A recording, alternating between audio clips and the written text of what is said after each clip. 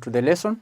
We will continue with the topic e-commerce. Today we want to study the impact of internet on business. And candidates, the internet has impacted all the aspects of a business, be it marketing, staffing, production, administration. All the aspects of a business have been impacted by the advent of the internet. Communication, take communication for example. Communication.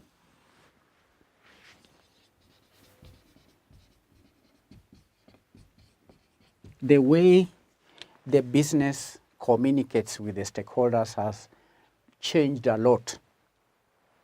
The ability to communicate with the employees, customers, associates, the suppliers has changed drastically because the internet has yielded new communications tools like the email, instant messaging, and so on.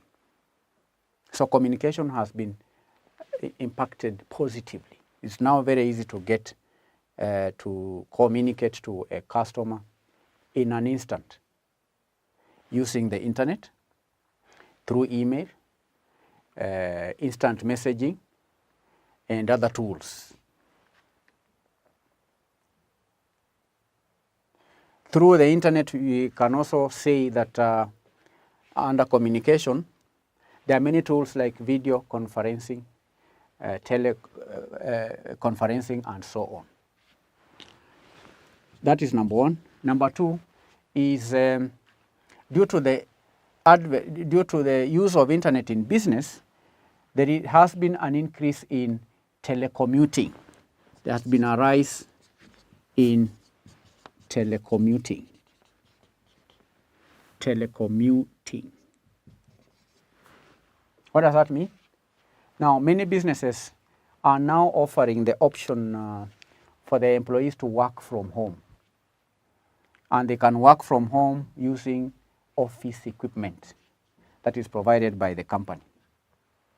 This is a process that is being referred to here as telecommuting. That allows the business to reduce its overhead costs by needing less office space and using less utilities for daily operations. There has been a rise in telecommuting. 3, marketing. Marketing. Because of the use of internet, marketing is no longer localized. With the advent of the internet marketing, a business must stay abreast of competition all over the world. And it is imperative that a business knows what its customers want and then deliver what the customers need.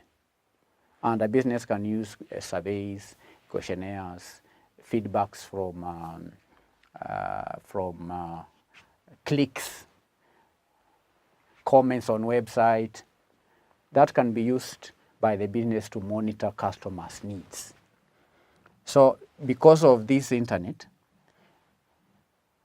businesses have enlarged their market. There is also digital marketing, digital advertising. Related to digital marketing, we have digital advertising. Businesses are now investing more in digital advertising than before. The budget has increased when it comes to digital advertising. We have websites being put up. There are many other tools that can be used. Banner placement, there is search engine optimization, and so on, that allows a business to have a presence on the web and reach millions of potential customers. That is digital advertising. Number 5, business collaboration.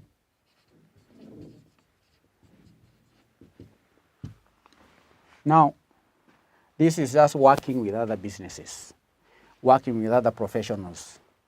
That has been simplified with the use of internet, because you have things like internet seminars, webinars, that make collaboration on projects with people all over the world as easy as logging into a website.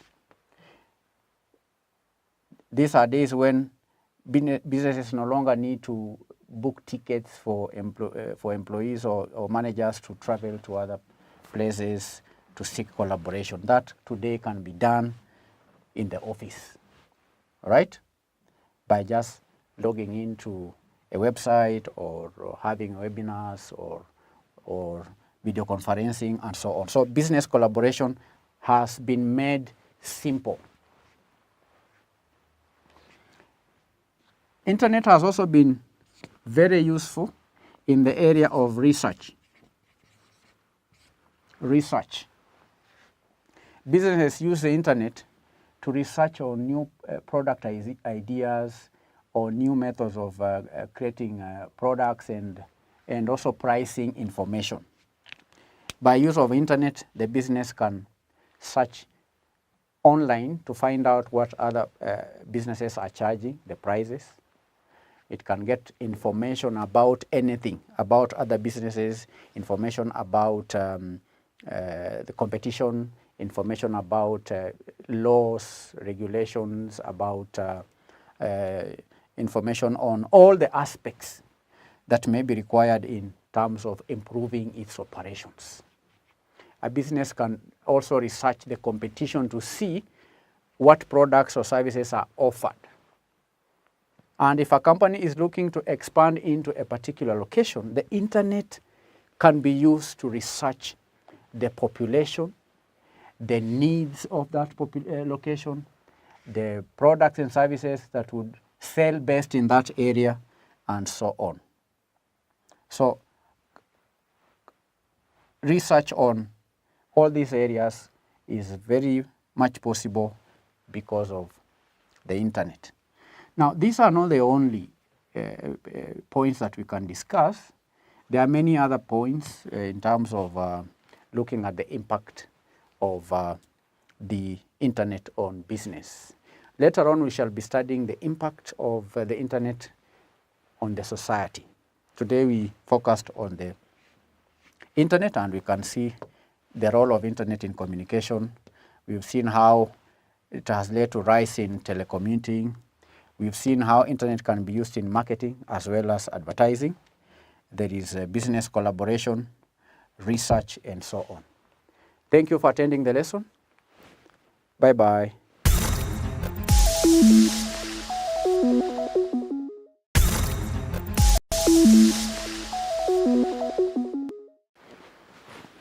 Greetings to you all, and welcome back to the study of the subject financial management. In today's lesson, we proceed with the subtopic Nairobi Securities Exchange. Today, our attention is on the Central Depository System, the CDS. The CDS, Central Depository System. Now,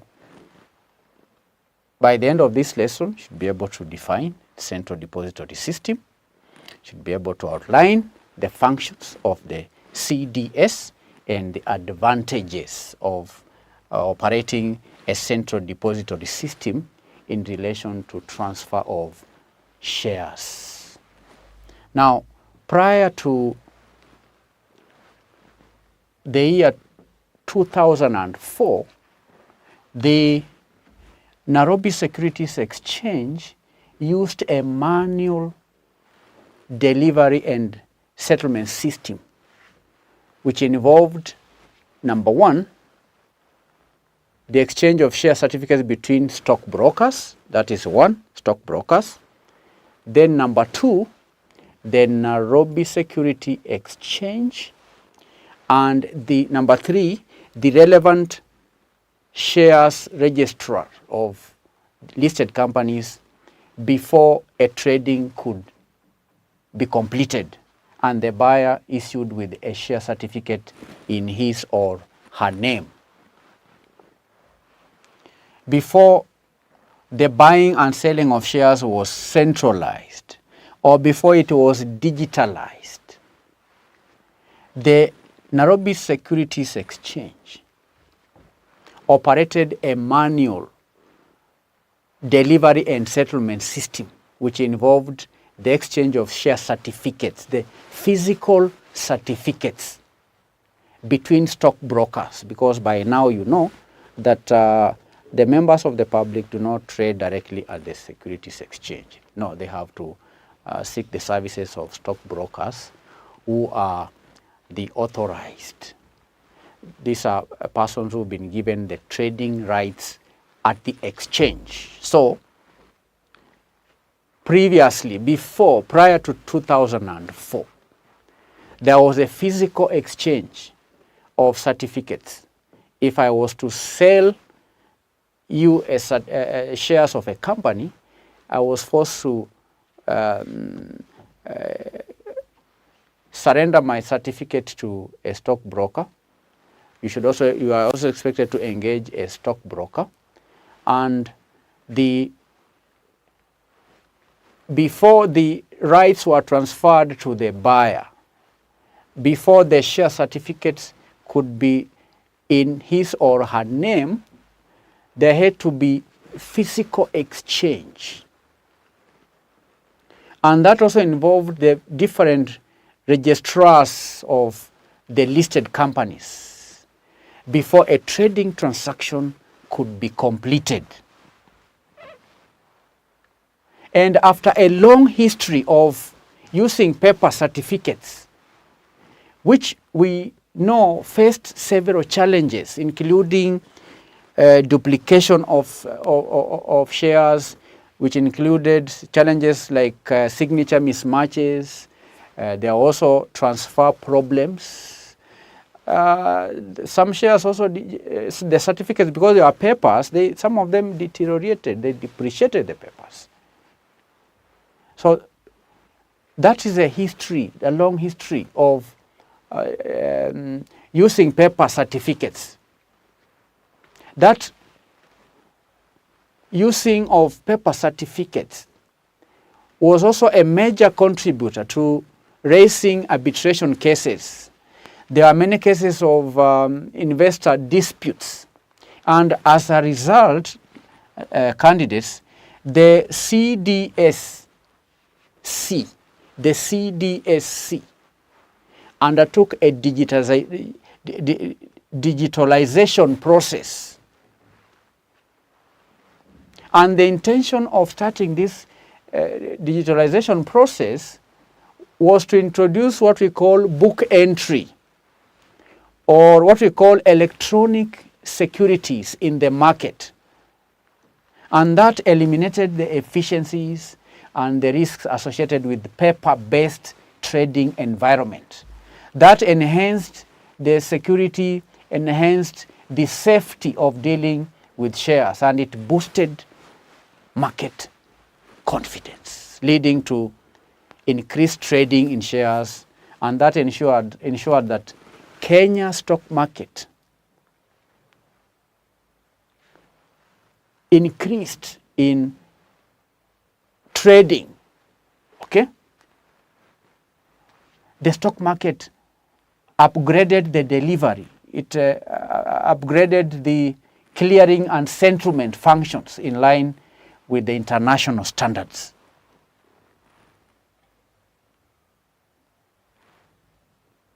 The digitalization process means the introduction of book entry or the electronic securities in the market. Because the country had had a long history of disputes, of challenges associated with the physical exchange of share certificates. So that is a small background on the CDS, the Central Depository System. The CDS is just a computer system that is operated by the CDSC. CDS is a computer system. The CDS is a computer system operated by the Central Depository System Corporation that facilitates holding of shares in electronic form. That facilitates the holding of shares in electronic form or in electronic accounts that are opened by shareholders, and it manages the process of transferring shares traded at the exchange. Traded at the exchange.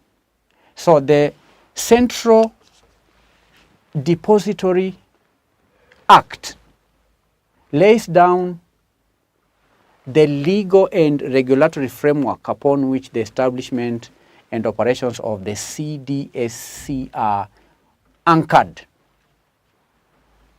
And this corporation operates under the regulatory oversight of the Capital Markets Authority.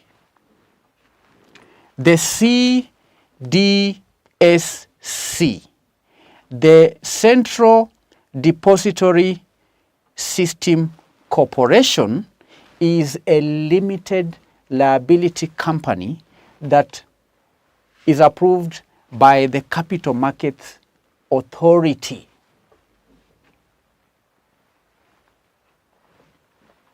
And it is mandated to ensure the effectiveness and the efficiency of the clearing, delivery, and settlement of securities in the Kenya capital markets. Do you understand? It is done what? It is mandated to do what? To ensure the effectiveness and the efficiency of clearing, number one, of delivery, number two, and of settlement of securities in the Kenya capital markets. And in that regard, the corporation, the CDS corporation, in that regard, the CDSC falls under the ambit of the Capital Markets Act and the regulations and rules under the Act. Now, therefore, the CDSC as an integral financial market infrastructure plays a critical role for the efficient functioning of the domestic and regional financial markets. And its day-to-day operations or management is guided by the CDS rules, the day-to-day operations guided by the CDS rules.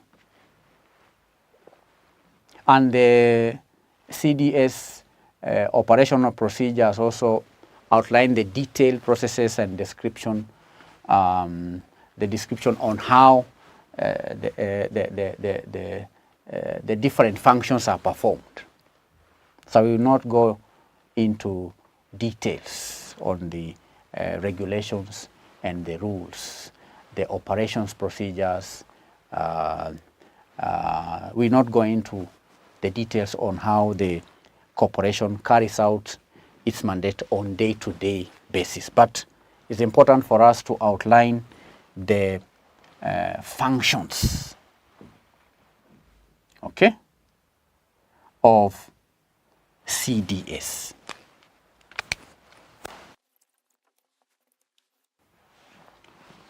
The first function is immobilization. Immobilization of securities. Immobilization of securities. This is simply the elimination of physical movement of securities. Number 2, dematerialization. Dematerialization. What is dematerialization?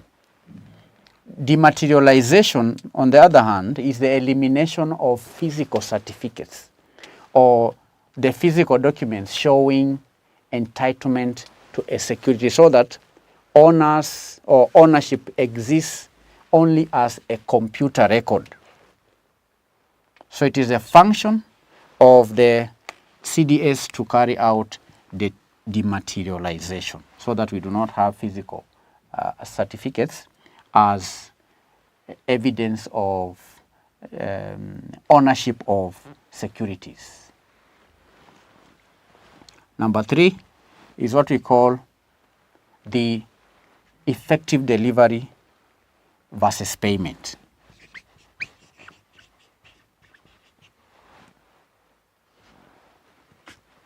Delivery versus payment. Effective delivery versus payment.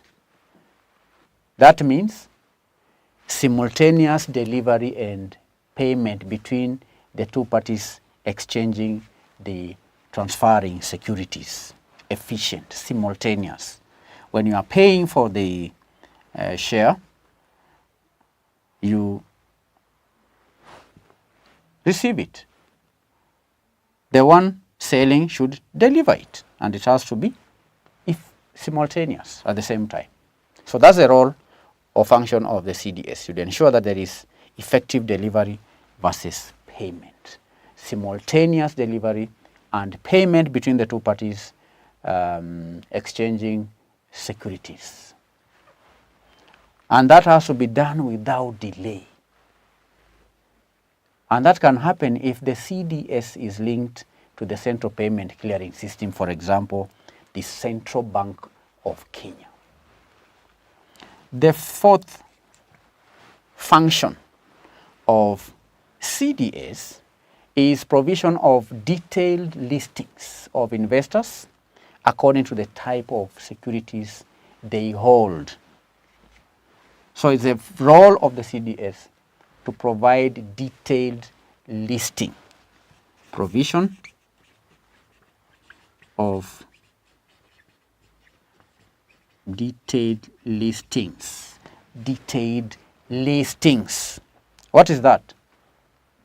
This is just record of investors according to the type of securities they hold.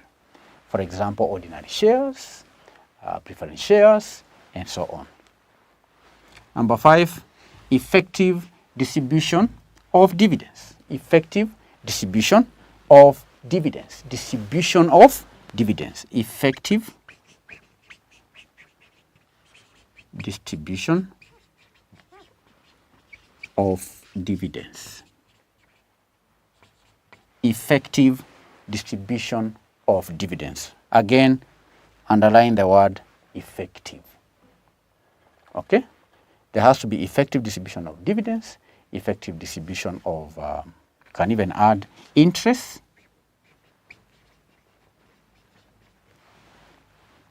dividends, interest, rights issues, bonus issues, and so on.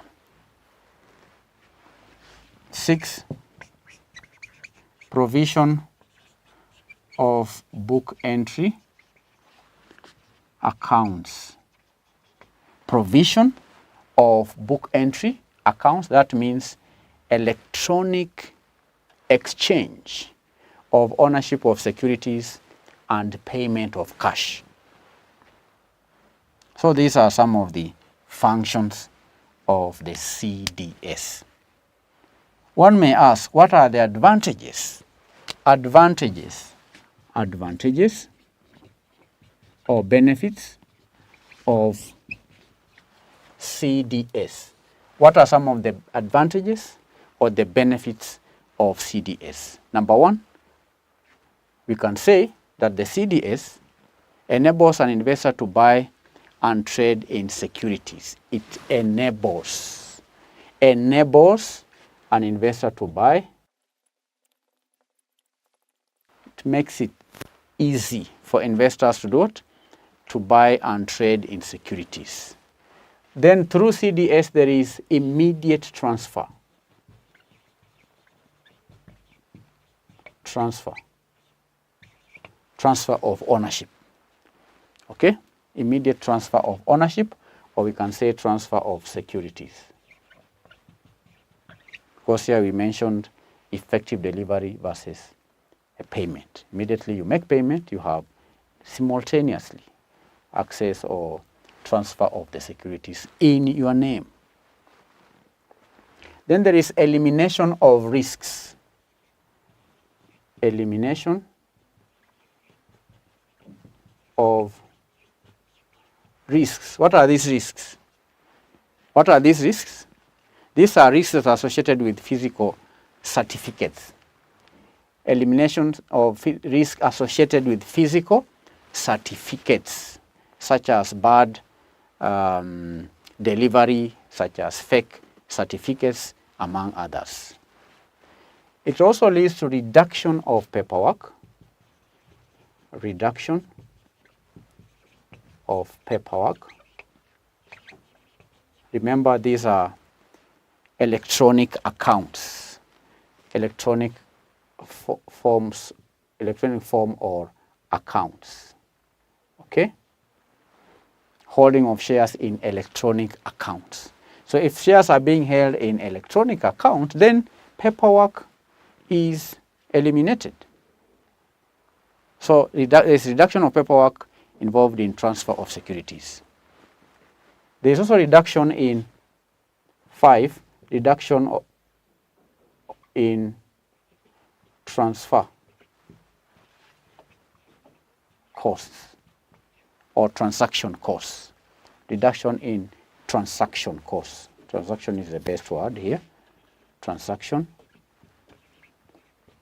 costs. Reduction in transaction costs. So there are many advantages. We can say that it provides a convenient method of consolidation of the CDA accounts. We can also say through CDAs there is ability to hold investments in equity, debt, instruments, and government securities in a single account. So it's possible to have investments in bonds, investments in shares, investment in debt instruments in one account, consolidation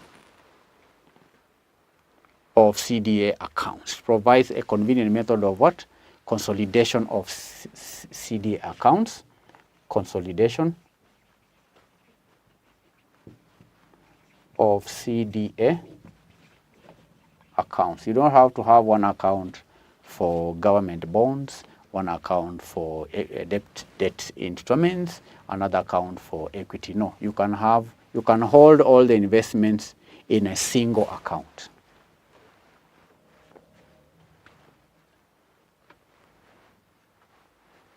So these are among the many advantages of CDS, Central Depository System. Now that will bring this lesson to an end.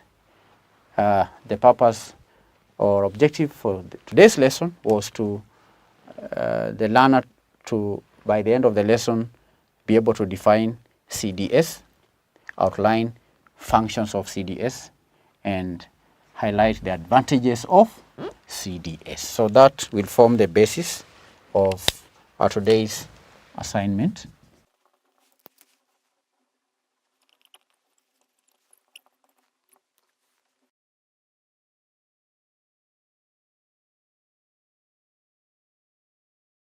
Assignment number 1, summarize 5 functions of the CDS. Number 2, highlight 7 benefits of operating a CDS. Thank you for your time. In our next lesson, we'll continue sharing knowledge in financial management. Bye-bye.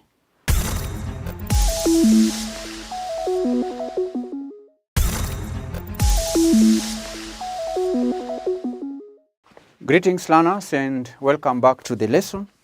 The subject is information communication technology. Today we are moving to another topic which is known as the internet.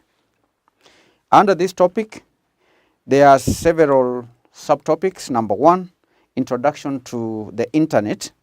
Number 2, applications of internet, that is using search engines, emails, and electronic communication.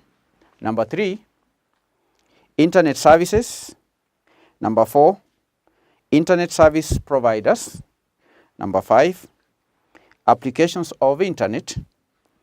Number 6, online collaborative tools. And then lastly, impact of internet on society. So these are 7 subtopics under the topic, the internet. But in our today's lesson, we're going to define the internet. What is the internet? Now, candidates, the internet is the global system of interconnected computer networks.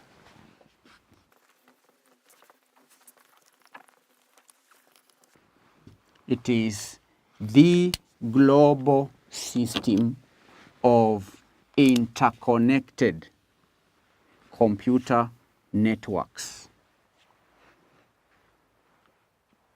And the internet uses what we call internet protocol suites,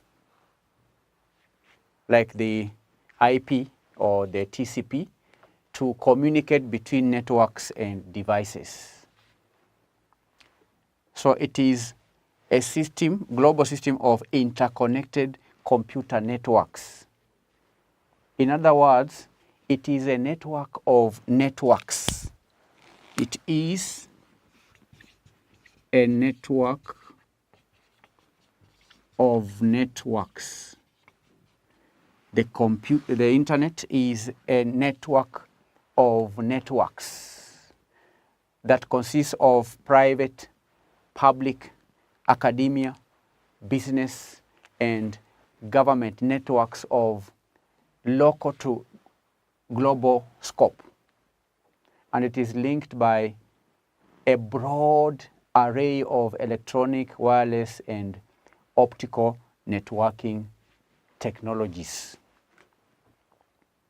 So these networks are not just local, but global.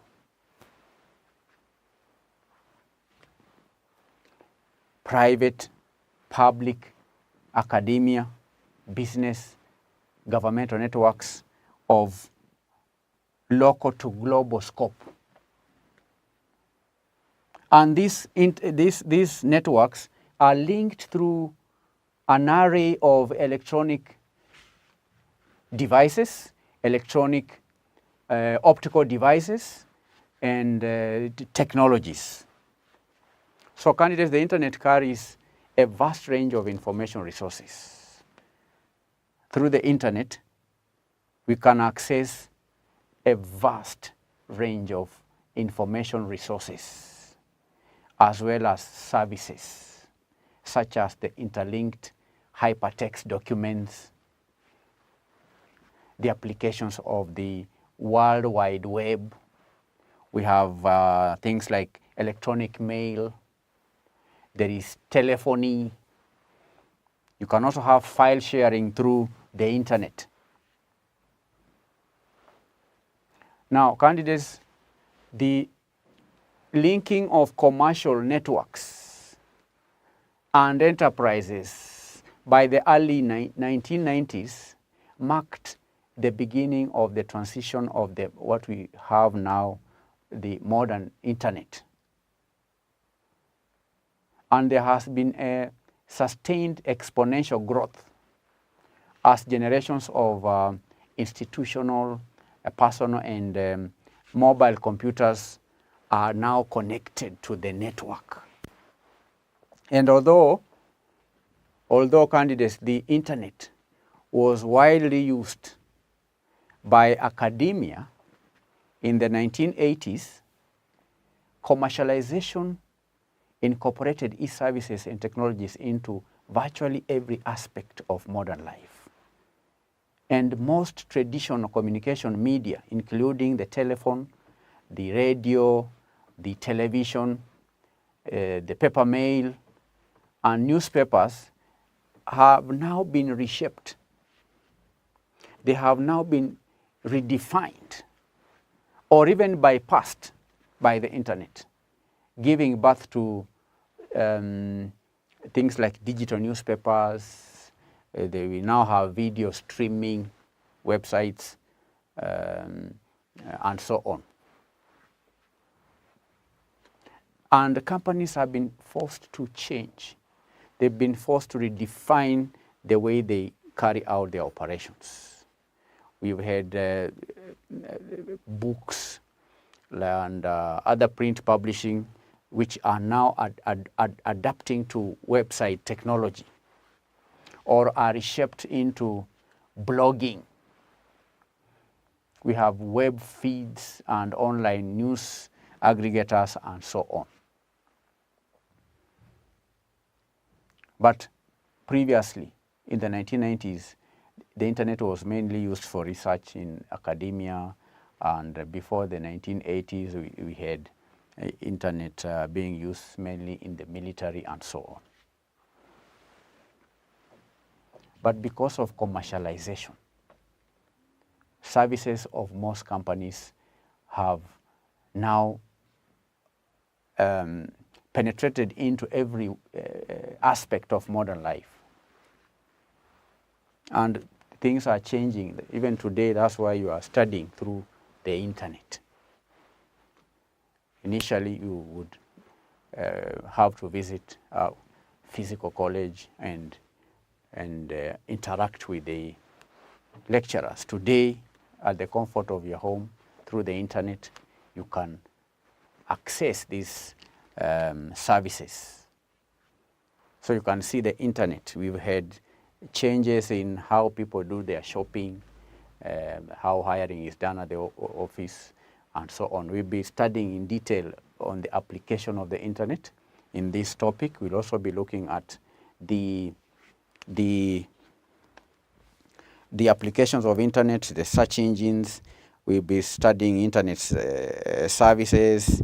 We'll look at the impact of internet on the society. In this segment, we'll look at both the negative and the positive impact of internet on the society. So candidates, the internet in this lesson, this is a takeaway. We've said that it is the global system of interconnected computer networks that uses the internet protocol suite. That is the TCP or IP to communicate between networks and devices. It is a network of networks, all right, that consists of the public, the private, the business, and government networks.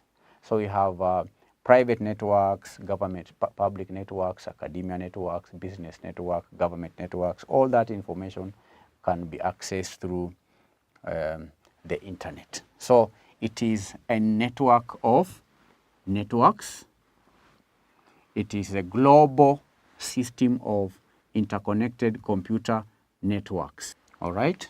So in this lesson, we also stated that the internet has totally revolutionized the way we do things. It has totally permeated every aspect of life. The internet has enabled and accelerated new forms of personal interactions through instant messaging.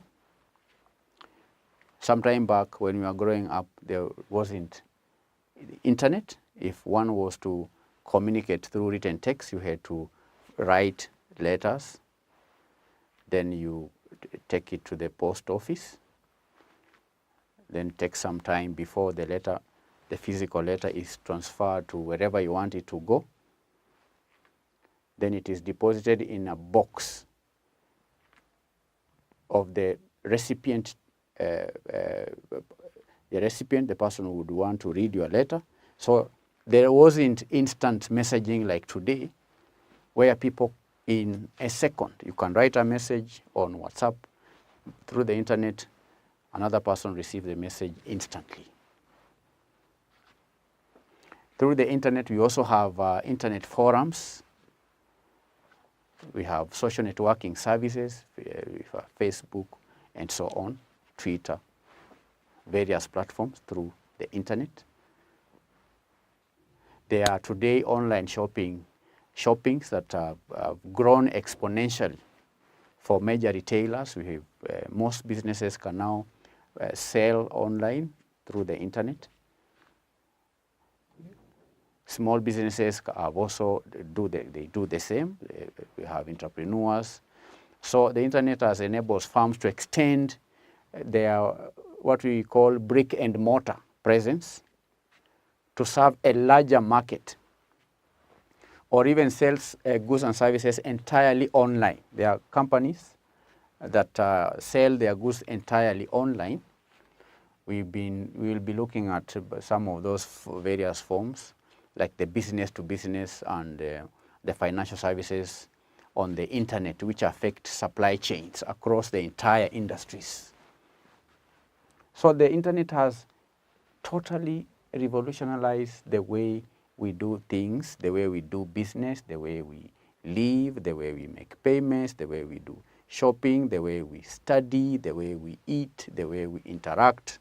That's why it is even a chapter in your syllabus, because the internet is a very critical aspect in information communication technology. So we'll stop at that, then we'll continue studying more about the internet in our subsequent sessions. Thank you. God bless you. Bye-bye.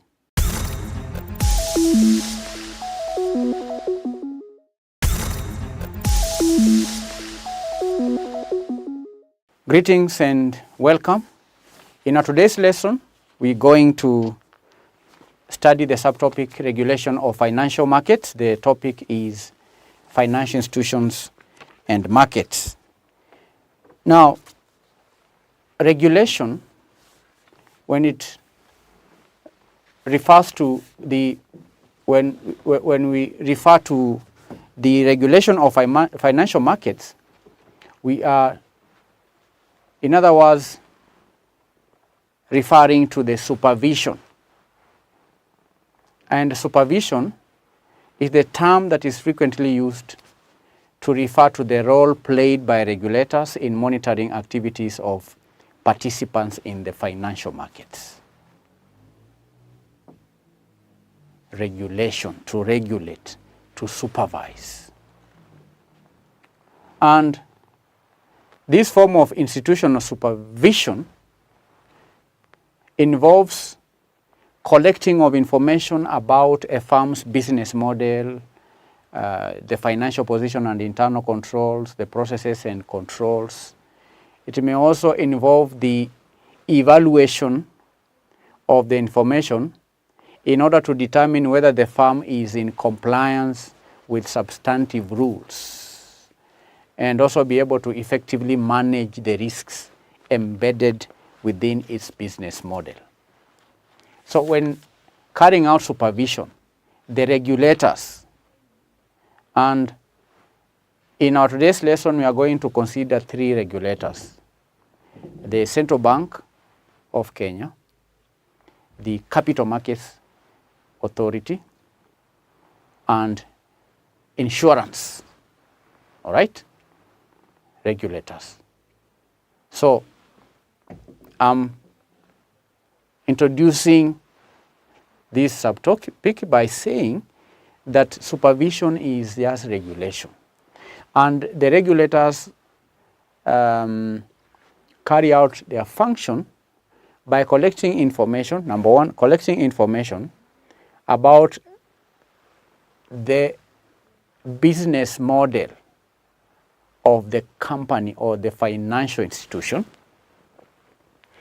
The regulators also look at the financial position and controls, the internal system, the processes. Then that information, that is the financial statements, the internal controls, the processes, they are then evaluated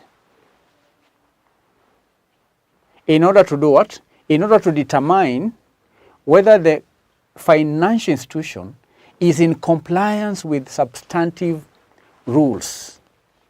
Because financial institutions operate within a certain environment, legal environment. There are rules that are set up by the Capital Markets Authority which are expected to be adhered to by the financial institutions. There are also regulations that are laid out by the Securities Exchange which are expected to be complied by the financial institutions. So the regulators evaluate the information gathered from these financial institutions to establish whether the financial institutions comply with the substantive rules. And they also check if the financial institutions effectively manage the risks embedded within their business models. Because every business model has inbuilt or embedded risks. Then, through supervision, the regulators are also expected to provide guidance. All right? To do what? To provide guidance, the provision of guidance regarding the ways in which the financial institutions should improve. Supervision can also be used to refer to the role played by regulators in policing activities within the financial markets, which is known as market surveillance. And that includes efforts to detect unusual trading patterns and also to detect price movements that might be indicative of insider trading or market manipulation. So the principal objective of both the institutional and the market supervision is to identify violations of substantive rules and other socially undesirable activities as a first step towards eliminating them.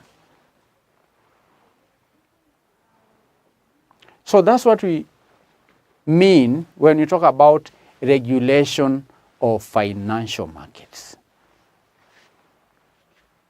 And we defined a financial market is a place where financial instruments are traded.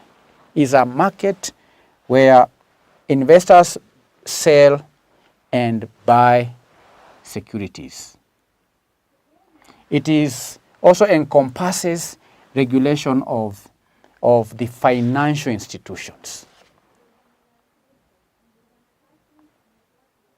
So let's now go ahead and discuss the roles that are played by the regulators. The first regulator is the central bank. Central Bank of Kenya. We also look at the Insurance Regulatory Authority. We also study the role of the Capital Markets Authority. Let's begin with the Central Bank of Kenya. Central Bank of Kenya, I can say, first of all, it was established or is established under Article 231 of the Constitution of Kenya, 2010. It's established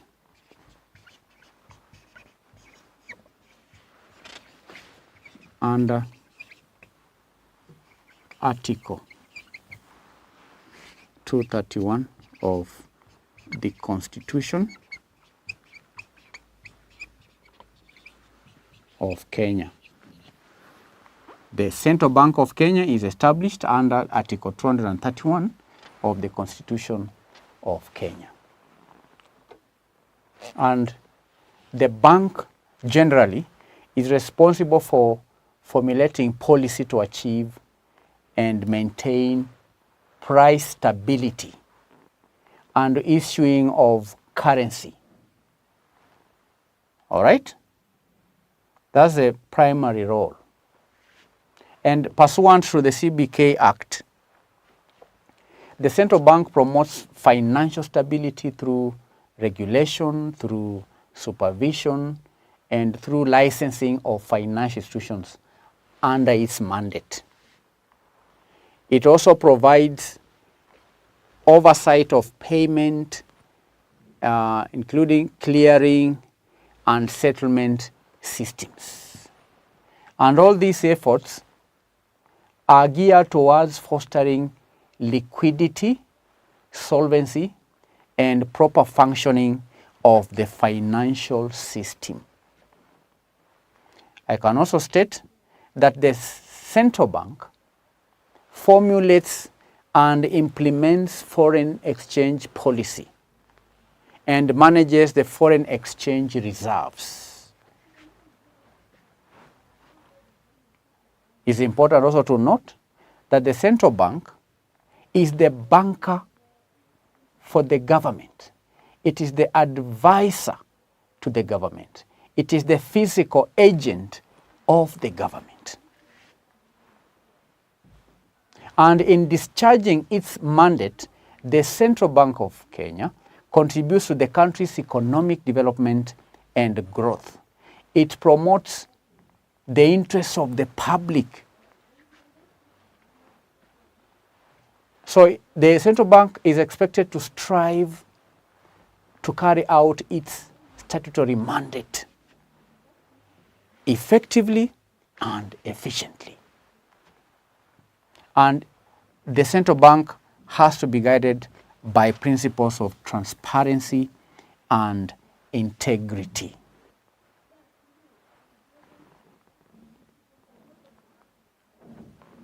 So do you understand, candidates? Let me put down a few roles. One role is in relation to monetary policy, which I just mentioned. Monetary policy. The central bank collects, the central bank analyzes economic and financial data and then undertakes research into micro and macro activities to inform the formulation of monetary policy that is geared towards achieving and maintaining stability in the general levels of prices. Monetary policy. The second role is that one of offering banking services. Banking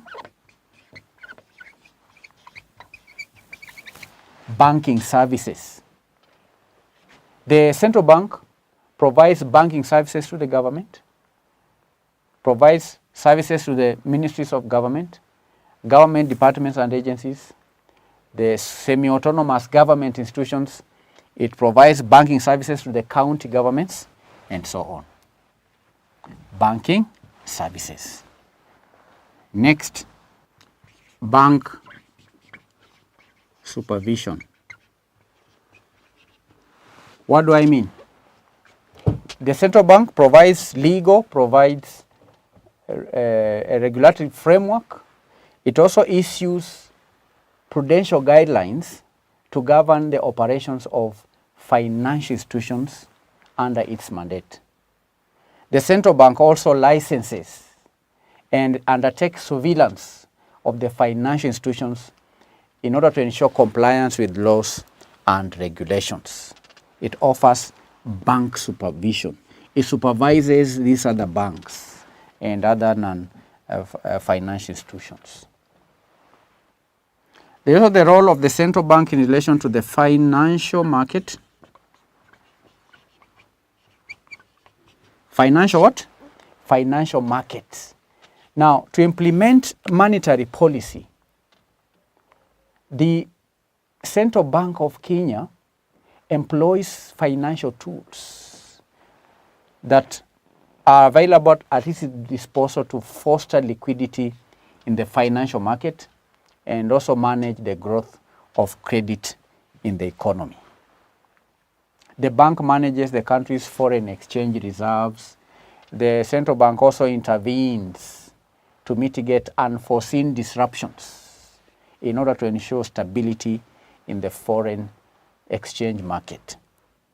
You recall during the pandemic, the central bank had to put in place certain measures in order to check inflation in the economy.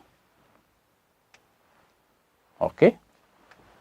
It discharges its agency role also to the national treasury as it manages the government domestic borrowing.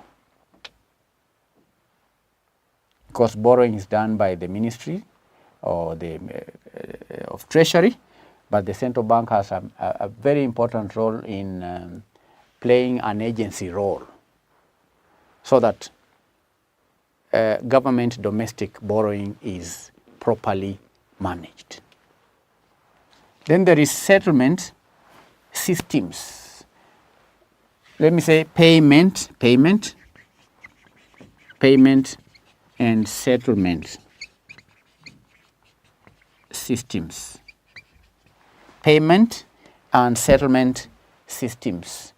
Now, the safe and efficient payment and settlement systems, these are very key components of an effective and efficient financial sector. So the bank, the central bank, formulates and implements such policies as best to promote the establishment, the regulation and supervision of an effective and an efficient payment, clearing and settlement systems that promote social and economic activities.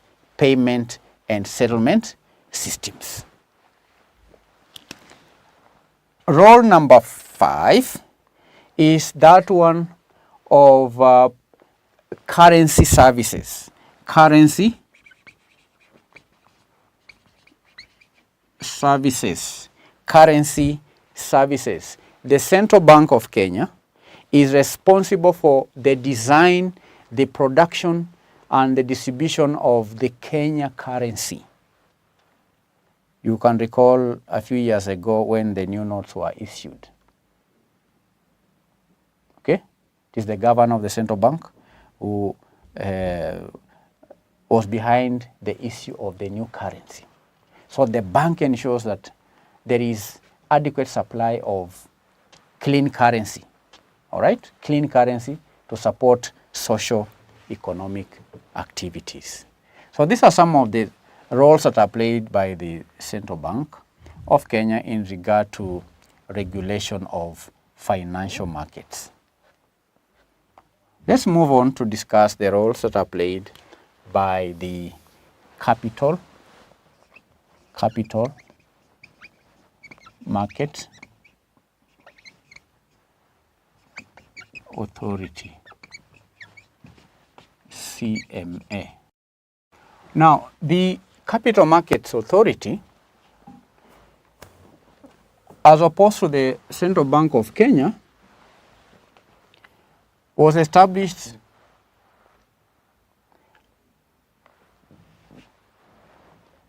by an act of parliament. You've seen the Central Bank of Kenya was established by an article of the Constitution, 231, Article 231 of the Constitution. The Capital Markets Authority was established in 1990 by an act of parliament. And the purpose for establishing the Capital Markets Authority was to assist in creation of a conducive environment for the growth and development of capital markets in Kenya. So these are the roles of the Capital Markets Authority. Number one is to remove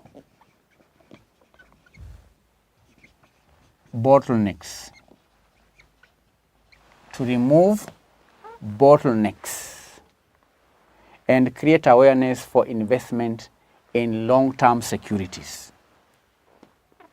The second role that is played by the Capital Markets Authority is to serve as an efficient bridge between the public and the private sector. Efficient bridge between the private sector and the public sector. Yet another role is to create an environment which will encourage local companies to go public. Create a conducive environment to encourage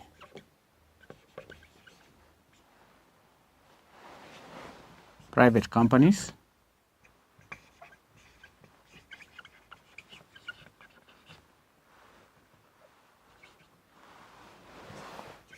to go public. To create a conducive environment to encourage private companies to go public. That's the role of the Capital Markets Authority, is to help have an environment where private companies can easily go public. They also play the role of approving. They approve brokers. The CMA also grants, like I can say, they grant approval. That's the right word. Grant approval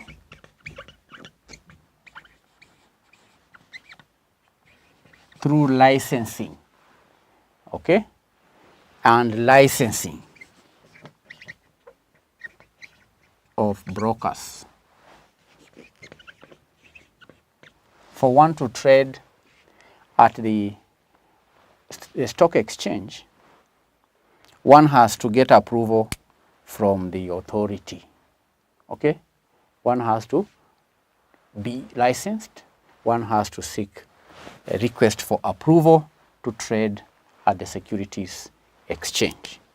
So the authority licenses, provides licenses, grants approval for those who would want to trade at the exchange. The fourth role played by the Capital Markets Authority is to operate a compensation fund in order to protect investors from financial losses, all right? To create a compensation fund. Create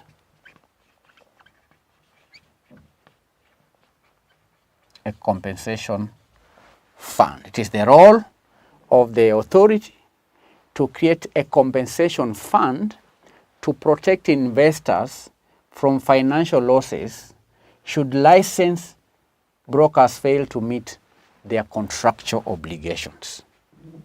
Now, when investors know that they are cushioned against financial losses, then that helps people to invest in long-term securities. Do you understand? It's like a form of an insurance cover where those who may lose their money are compensated through this fund that is created by the authority. The authority also acts as a watchdog. Acts as a watchdog. The CMA acts as a watchdog. for the entire capital market system. So when people or investors know that there is someone watching over the activities of the financial institutions, then that encourages investors to have faith in the market, because the activities of the major players in the market are under surveillance. That's the role of the authority. Another role is to implement government policies and also programs with respect to the capital markets. Implement government policies and programs. Implement government policies and programs in respect to the capital markets. To do what? To implement government policies.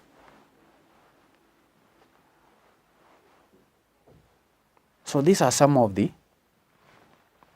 roles. Number one, to remove bottlenecks, an efficient bridge, create a conducive environment to encourage private companies to go public, grant approval and licenses to brokers.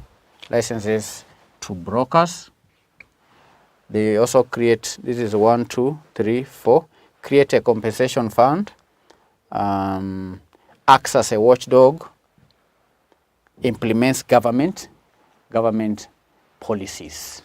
Implement government policies. Okay? So do you have any question on that? No. Now, candidates, apart from these roles, apart from the 6 roles that I've mentioned, it's important for me to note that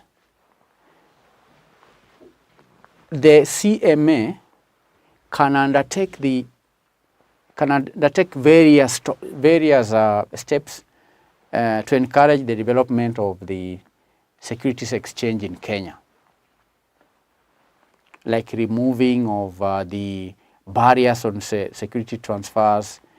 The CMA can also introduce wide range of instruments in the capital markets, like the derivative instruments. The authority can also decentralize its operations. The authority can encourage development of institutional investors, such as pension funds, such as insurance firms, and so on. Furthermore, the Capital Markets Authority can provide adequate information to players in the market in order to prevent insider trading. So those are additional roles that are played by the Capital Markets Authority in relation to the financial markets. I'm moving on to discuss the role played by the third regulator, that is Insurance Regulatory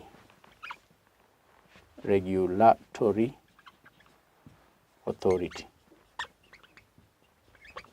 that is IRA. Now, the Insurance Regulatory Authority is a statutory government agency that is established under the Insurance Act. And this Insurance Regulatory Authority is established to regulate, it is established to supervise and also develop the insurance industry. This agency or this authority is governed by a board of directors, all right, which is vested with this board is vested with what we call fiduciary responsibility, overseeing the operations of the authority and ensuring that they are consistent with provisions of the Insurance Act.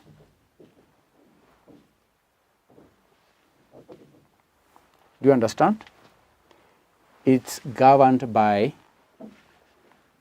a board of directors. This board is vested with a fiduciary responsibility, and this responsibility is that one of overseeing the operations of the Insurance Regulatory Authority. So what are the functions of this authority? Functions. Now, the first function of this authority is that this authority works collectively and individually with industry players in achieving various objectives.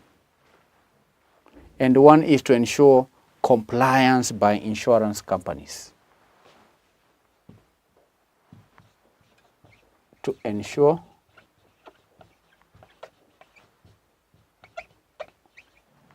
compliance, all right, by insurance companies.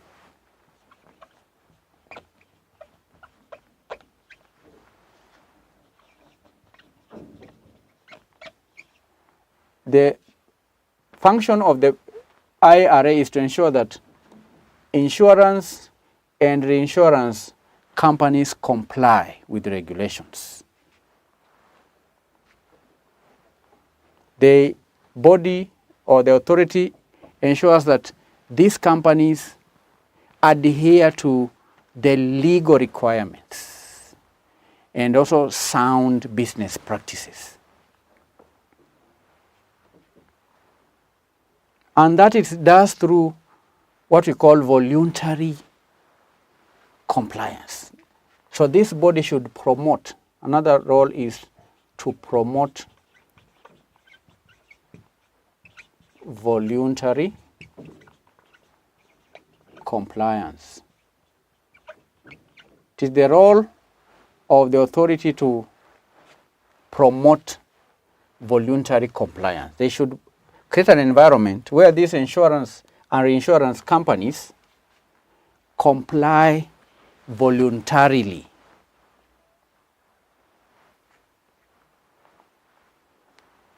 Number 3 is to set objectives, set clear objectives and standards. Set clear objectives and clear standards. What are these standards? These are standards of intervention for insurance companies. All right? It is also the role of this body to protect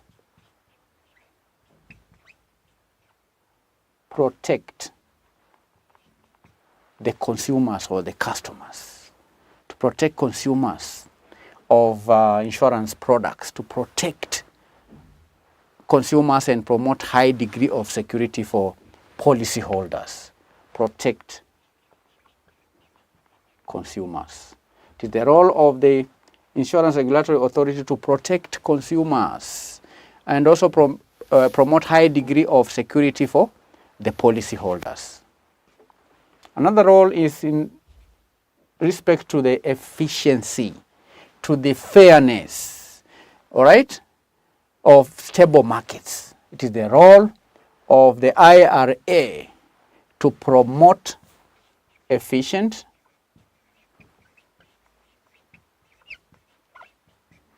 fair, and stable market.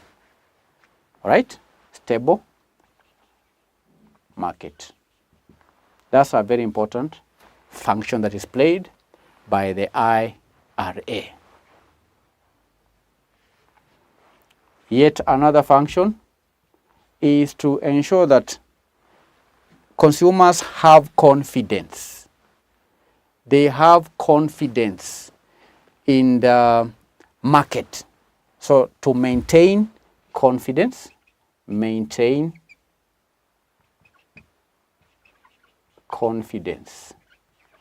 ensure that the policyholders have confidence, investors have confidence in the insurance industry.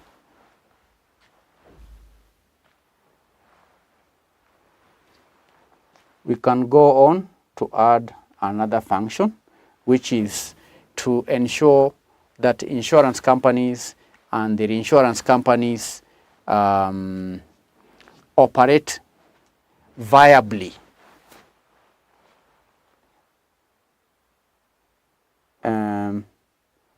To ensure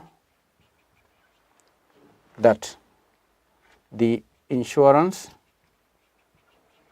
and reinsurance companies do what? Operate viably. Operate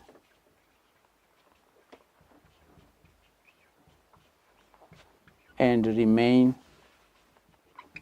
solvent. Okay. Then lastly, last but not least, is to establish a transparent basis for timely, appropriate, and consistent supervisory intervention. Consistent and timely supervisory intervention. It is the role of the Insurance Regulatory Authority to establish a transparent basis for timely, appropriate, and consistent supervisory intervention, including enforcement.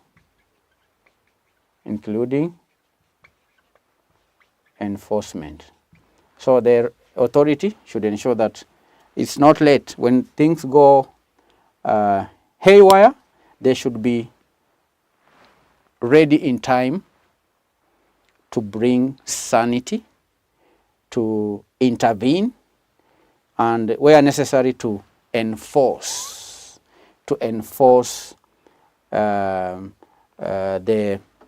laws, the regulations that should guide the insurance companies and the reinsurance companies. So these are 8 roles, the functions of the IRA, and that will mark the end of our today's lesson, where we've studied the regulation of financial markets. I explained at the beginning how that regulation is carried out. It's carried out through supervision, and there are 3 major regulators: the Central Bank of Kenya, the Capital Markets Authority, and the Insurance Regulatory Authority. We've outlined the roles or functions of these bodies: monetary policy, banking services, bank supervision. We've talked about the financial market, payment and settlement systems. It also offers currency services. We've outlined the roles that are played by the Capital Markets Authority. Number 1, we said to remove bottlenecks. We say that this authority is an efficient bridge between the private sector and the public sector. This body also creates a conducive environment for investment, to encourage private companies to go public. The body or the authority also grants approval and licenses to brokers. The body has been mandated to create a compensation fund. Then it also acts as a watchdog. And finally, it implements government policies and programs in respect to the capital markets. We've also outlined the functions of the Insurance Regulatory Authority. Number 1, you said, is to ensure compliance by insurance companies. The body promotes voluntary compliance. This authority sets clear objectives and standards. The authority promotes consumers' welfare. It promotes efficient and fair, stable market. It maintains confidence in the market. It ensures insurance and insurance companies operate viably, and it also ensures that they are solvent. We've said that the authority should consistently and timely offer supervision, including enforcement. So that is the end of the lesson. I'm going to give you an assignment here. Assignment.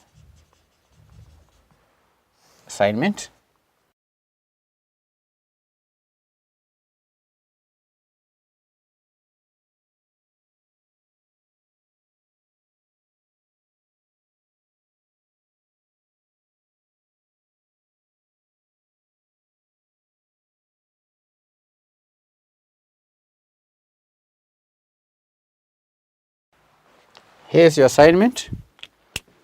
Outline the functions of the following financial market regulators. 1, Central Bank of Kenya. 2, Capital Markets Authority. And 3, Insurance Regulatory Authority. Thank you for attending the lesson.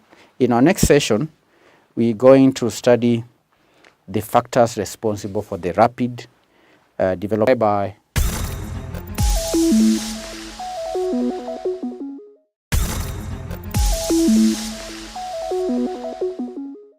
Hello candidates, and welcome back to the revision session for the subject auditing and assurance. This is advanced level. We've done question 1 up to question 4. Today we are going to answer the last question. Question 5A, I read, describe the circumstances that could lead to each of the following audit opinions and the applications of each opinion. Roman 1, adverse opinion, 2 marks. Roman 2, emphasis of matter, 2 marks. Roman 3, disclaimer of opinion, 2 marks. Roman 4, except for opinion, 2 marks. Let's first answer part A. April 2022, question 5A, Roman 1.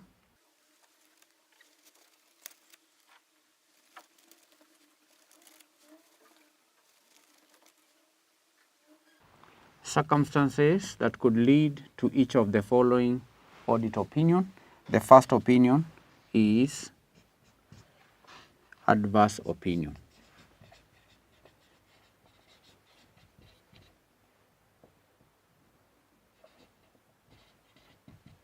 Adverse opinion. What are the circumstances that could lead to adverse opinion? But first of all, what is an adverse opinion? Now, adverse opinion is written when a disagreement is both pervasive and material.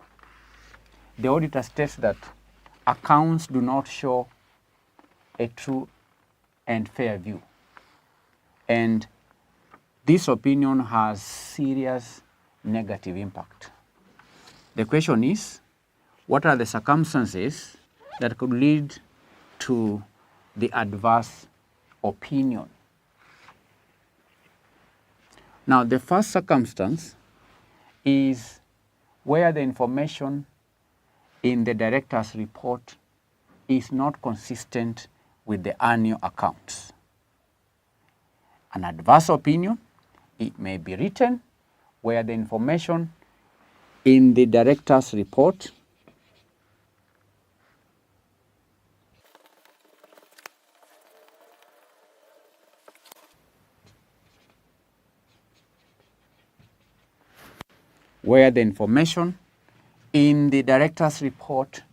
is not consistent with the annual accounts or the final accounts.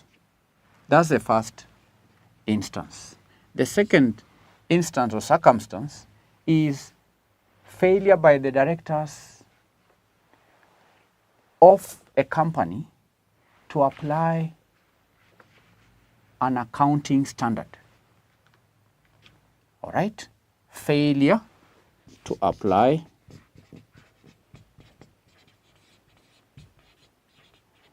an accounting standard where the financial statements are not prepared in accordance to the international financial reporting standards or international accounting standards. This opinion may also be expressed where the directors have refused to sign a representation letter, where directors or a director, where directors have refused to sign a representation letter, then the auditor can express an adverse opinion, which is both material and pervasive. So these are the circumstances. Number 2, emphasis of matter.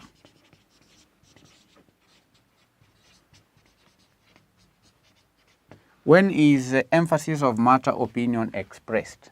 First of all, what is emphasis of matter? Now, emphasis of matter is an additional paragraph included below the opinion paragraph to bring to attention of the users fundamental matters to enhance understanding of the report, but without qualifying the report. And it highlights a matter affecting the financial statements and draws the reader's attention to a note that more fully explains the position. And this opinion has minimal impact. The adverse opinion, I said, has serious negative impact. So what are the circumstances that could give rise to this emphasis of matter?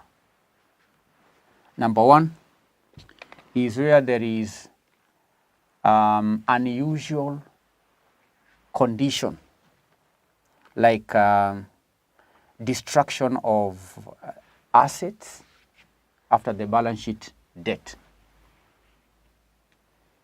Do you understand? Where there is unusual condition, an unusual condition like destruction of company assets after the balance sheet date. Where there is an unusual condition like destruction of company assets after the balance sheet date, but the company remains a going concern, the auditor can express an emphasis of matter opinion. We've said this is an additional paragraph included below the opinion paragraph, and this paragraph helps the users to understand the financial statements better. The second circumstance that could give rise or that could lead to emphasis of matter is contingencies. Contingencies. These are contingencies at the balance sheet date, which has not been resolved at the date of signing the auditor's report. Number 3, the third circumstance is negotiations. And what are these negotiations? These are negotiations for financing which have not been finalized by the date of signing, the date that the auditor's report is signed. So these are just examples of circumstances which can give rise to emphasis of matter. Disclaimer of opinion. Disclaimer of opinion. What is this? Opinion. Now, a disclaimer of opinion is written when limitation of scope is material and pervasive. In a disclaimer of opinion, the auditor says that he cannot express an opinion. And a disclaimer of opinion has a negative impact. The first circumstance where a disclaimer of opinion is expressed is when the auditor is unable to confirm the opening balances. For example, when the auditor is unable to confirm the opening balances, as they are unable to obtain sufficient evidence. Inability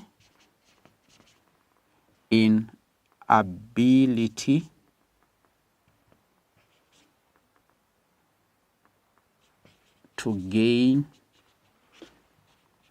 sufficient evidence. Where the auditor is unable to gain sufficient evidence, then the auditor can express disclaimer opinion. Disclaimer of opinion. That's the first circumstance. The second circumstance is where there are complexities. Complexities. Where there are what?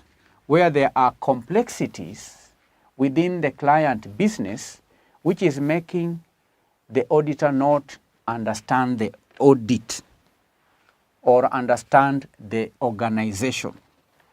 Where there are complexities and the auditor is not able to understand both the financial statements or the audit, then the auditor can give disclaimer of opinion. Then lastly we have except. Let me have it here. The next point, or this is number 4. Number 4 is except for opinion. Now, the except for opinion is written where there is disagreement or limitation of scope, which is material but not pervasive. And the except for opinion has moderate impact. And it's expressed in the following circumstances. Number 1, where the inherent uncertainty is not disclosed and is not material.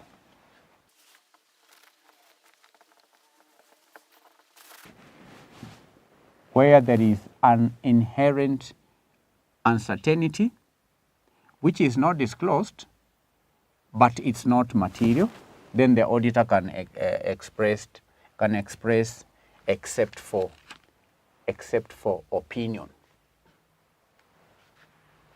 This opinion can also be expressed where there is sufficient evidence but adequate disclosures have not been made. Where there is sufficient evidence but disclosures have not been made. These are disclosures in the financial statements. So these are circumstances. Candidates were to give 2 circumstances for each opinion. This is 1, 2, 3. Any 2 marks. Any 2 points will earn the 2 marks. 1, 2, 3. Any 2 points, 2 marks. Disclaimer of opinion. 1, 2, 2 marks. Accept your opinion. 1, 2, 2 marks. That's part A. I'm going to answer part B, which reads, discuss the factors that could influence an auditor's decision in the following matters. Roman 1, whether to apply statistical or judgmental sampling technique, 2 marks. Roman 2, determine the size of the sample to be used for testing, 4 marks. So part B.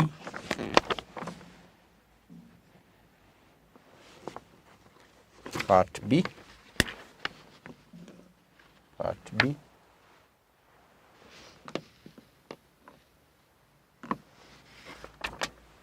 The question is, discuss the factors that could influence an auditor's decision.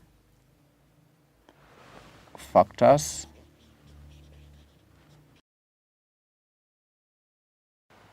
decision on the following matters. 1,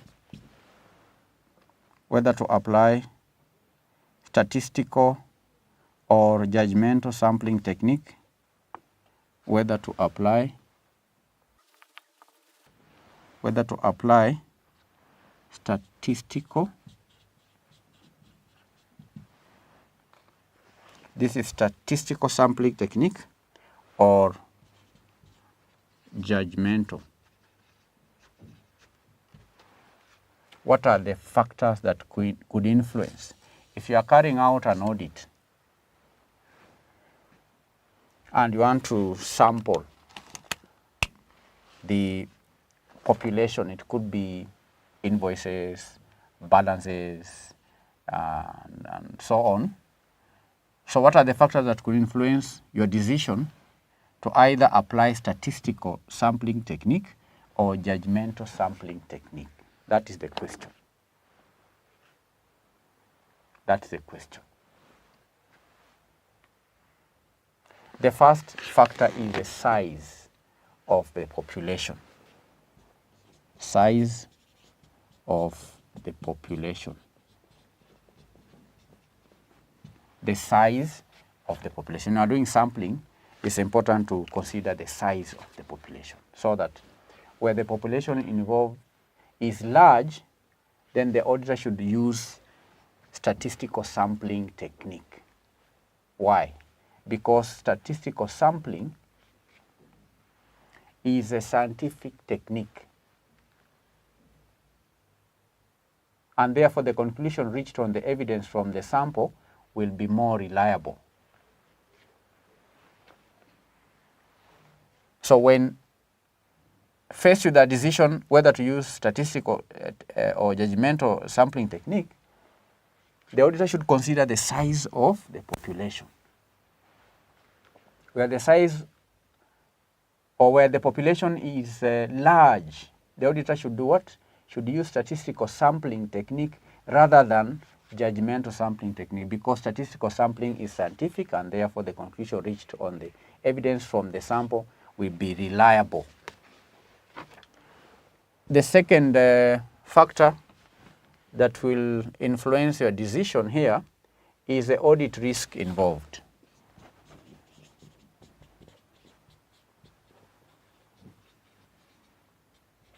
The audit risk involved is a factor to consider, because in high risk areas, the auditor need to apply more of statistical sampling technique rather than judgmental, which might be inaccurate. All right? The third point is materiality of the items involved. Materiality. Materiality of the items involved. That is, when balances are material, the auditor does not rely on judgmental sampling. However, the auditor may rely solely on statistical procedures for certain transactions, because statistical sampling technique provides precise mathematical results about sometimes probabilities and so on. Materiality.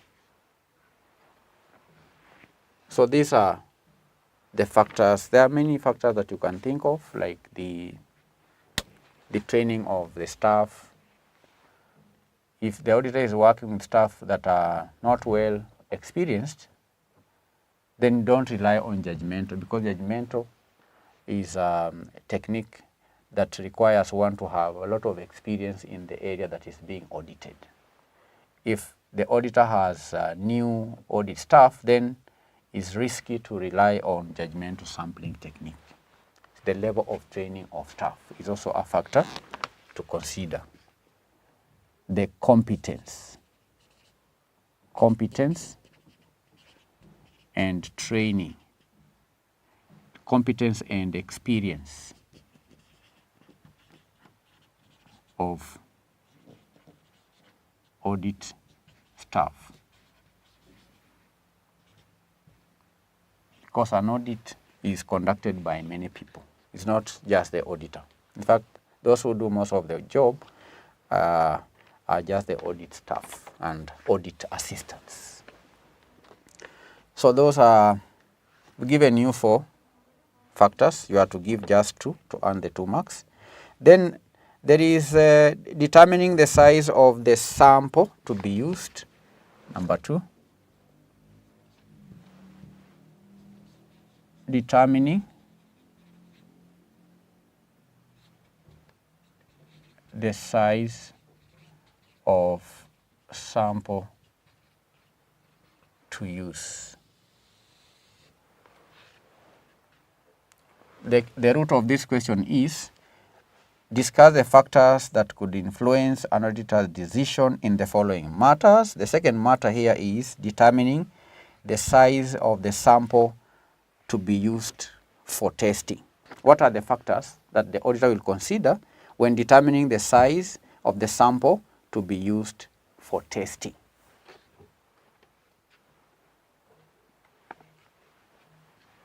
One is a confidence level. What is the confidence level that is needed? So the greater the degree of confidence that the auditor requires that the results of the sample are a representative of the actual amount of error in this population, the larger the sample needs to be. So if the degree of confidence is greater, then the sample needs to be large. So the confidence level needed is a factor to consider. But if the confidence level is small, then the sample size will also be small. That's factor number 1. Factor number 2 is the tolerable error rate.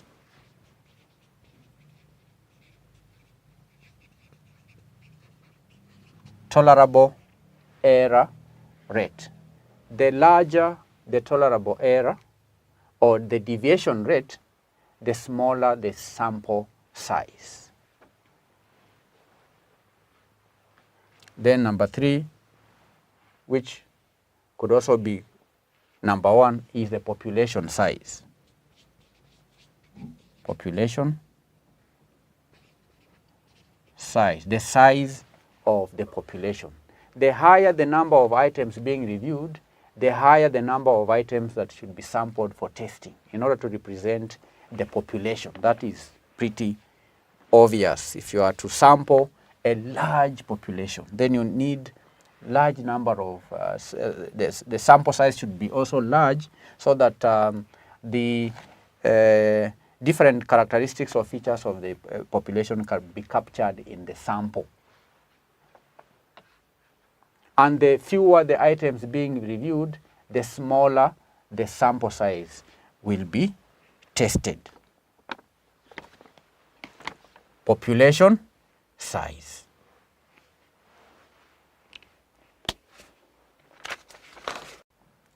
Number 4, expected error. The expected error. This refers to the total error that the auditor expects to find in the population. So that the greater the amount of error the auditor expects to find in the population, the larger the size of the sample needed in order to make a reasonable estimate of the actual amount of error in the population. For example, if the auditor is to audit, say, accounts receivable, and he expects error in the accounts receivable to be high, then you'll have to take a larger sample of invoices, all right? Because accounts receivable are debtors, so you'll need to take the a larger amount of a larger number of invoices, because the auditor expects to find a larger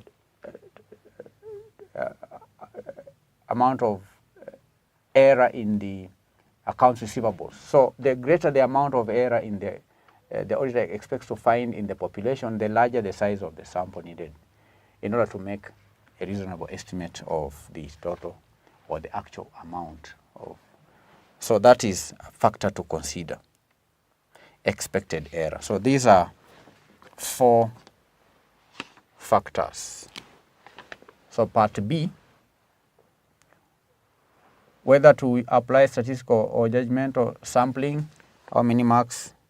These are 2 marks. 1, 2, 3, 4. I gave you 4 points. Out of the 4 points, you get 2 marks for any 2 points. Any 2 points will earn you the 2 marks. Then factors determining the size of the sample. These are 4 marks. 1, 2, 3, 4. 4 marks.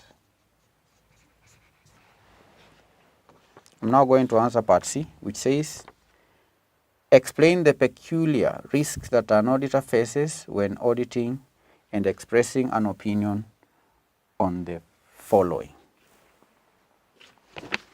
C.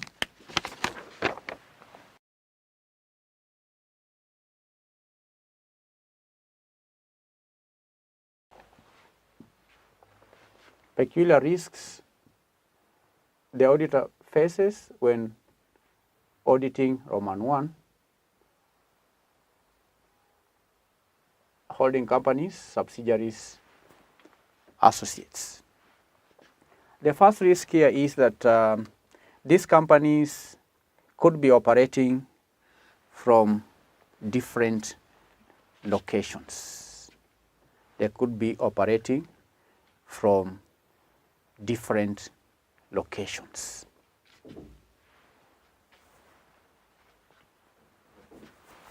One,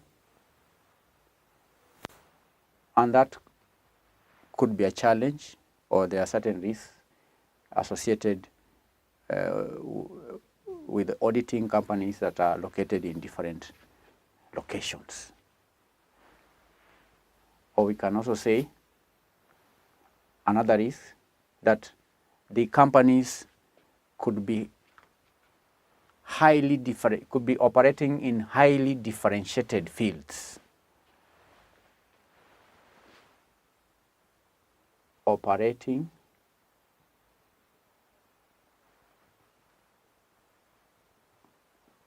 in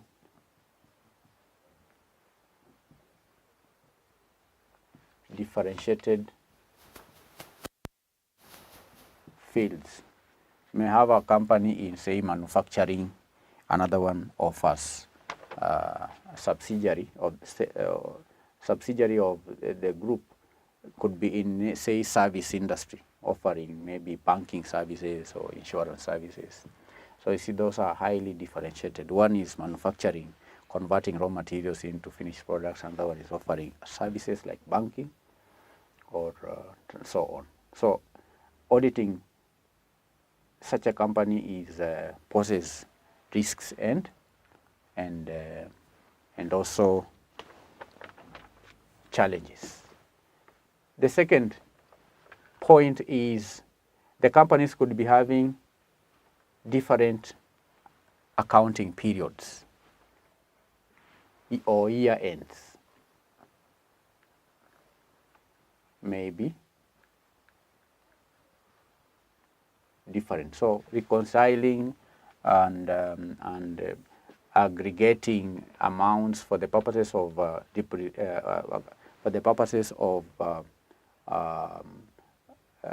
auditing or accounting can also be a challenge. Okay, the year ends may be different.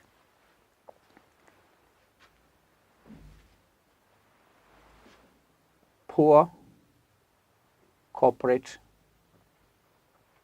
governance structures of these companies can pose a challenge to the auditor. Companies that do not adhere to corporate governance regulations, these are risky organizations to audit.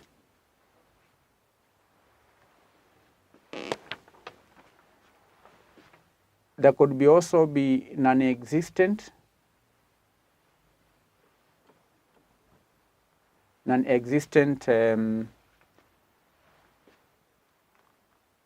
group-wide controls.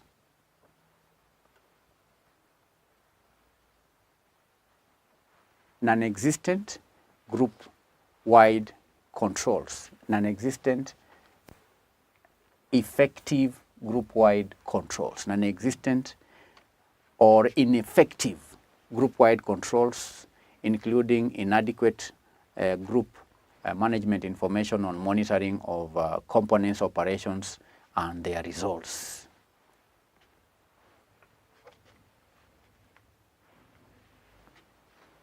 How many points are required here? Just two, but I can add another point in relation to business activities of components that involve high risk, such as long-term contracts or trading in innovative or complex financial instruments. So any 2 points will earn the 2 marks. Then Roman 2, related party transactions. Related party transactions. Related party transactions. One of the risks here may be that these transactions may not be at arm's length.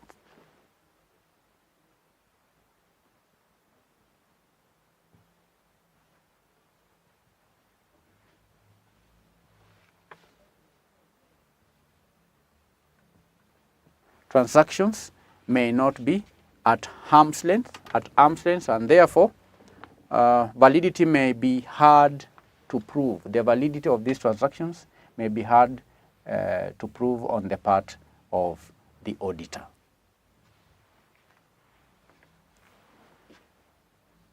Domination of management by a single person is also risky. Domination of management by a single person or a small group of persons without compensating controls may pose a fraud risk factor. For example, the related party, say, has vetoed significant business decisions that are taken by management or those charged with governance related party transactions. Then branches and segments. Branches and segments. What are the peculiar risks the auditor may face when auditing branches and segments? The first risk is in relation to location. Location.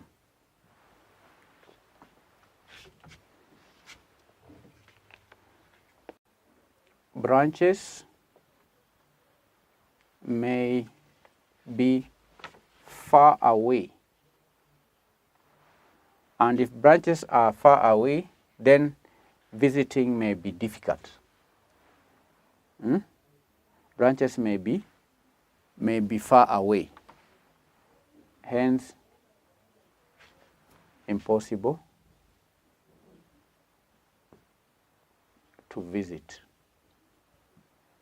Sometimes the auditor may require to observe. Observation is one of the techniques that the auditor uses to gather evidence. So if the auditor, the group, the company is, say, here in Kenya, and there are branches across different continents, visiting such branches may be impossible, and therefore that can negatively impact audit work. Another one is that branches may be operating in diverse fields, just like the holding companies and subsidiaries and associates. Branches could also be operating in diverse fields. Another challenge could be branches operating in foreign jurisdictions, operating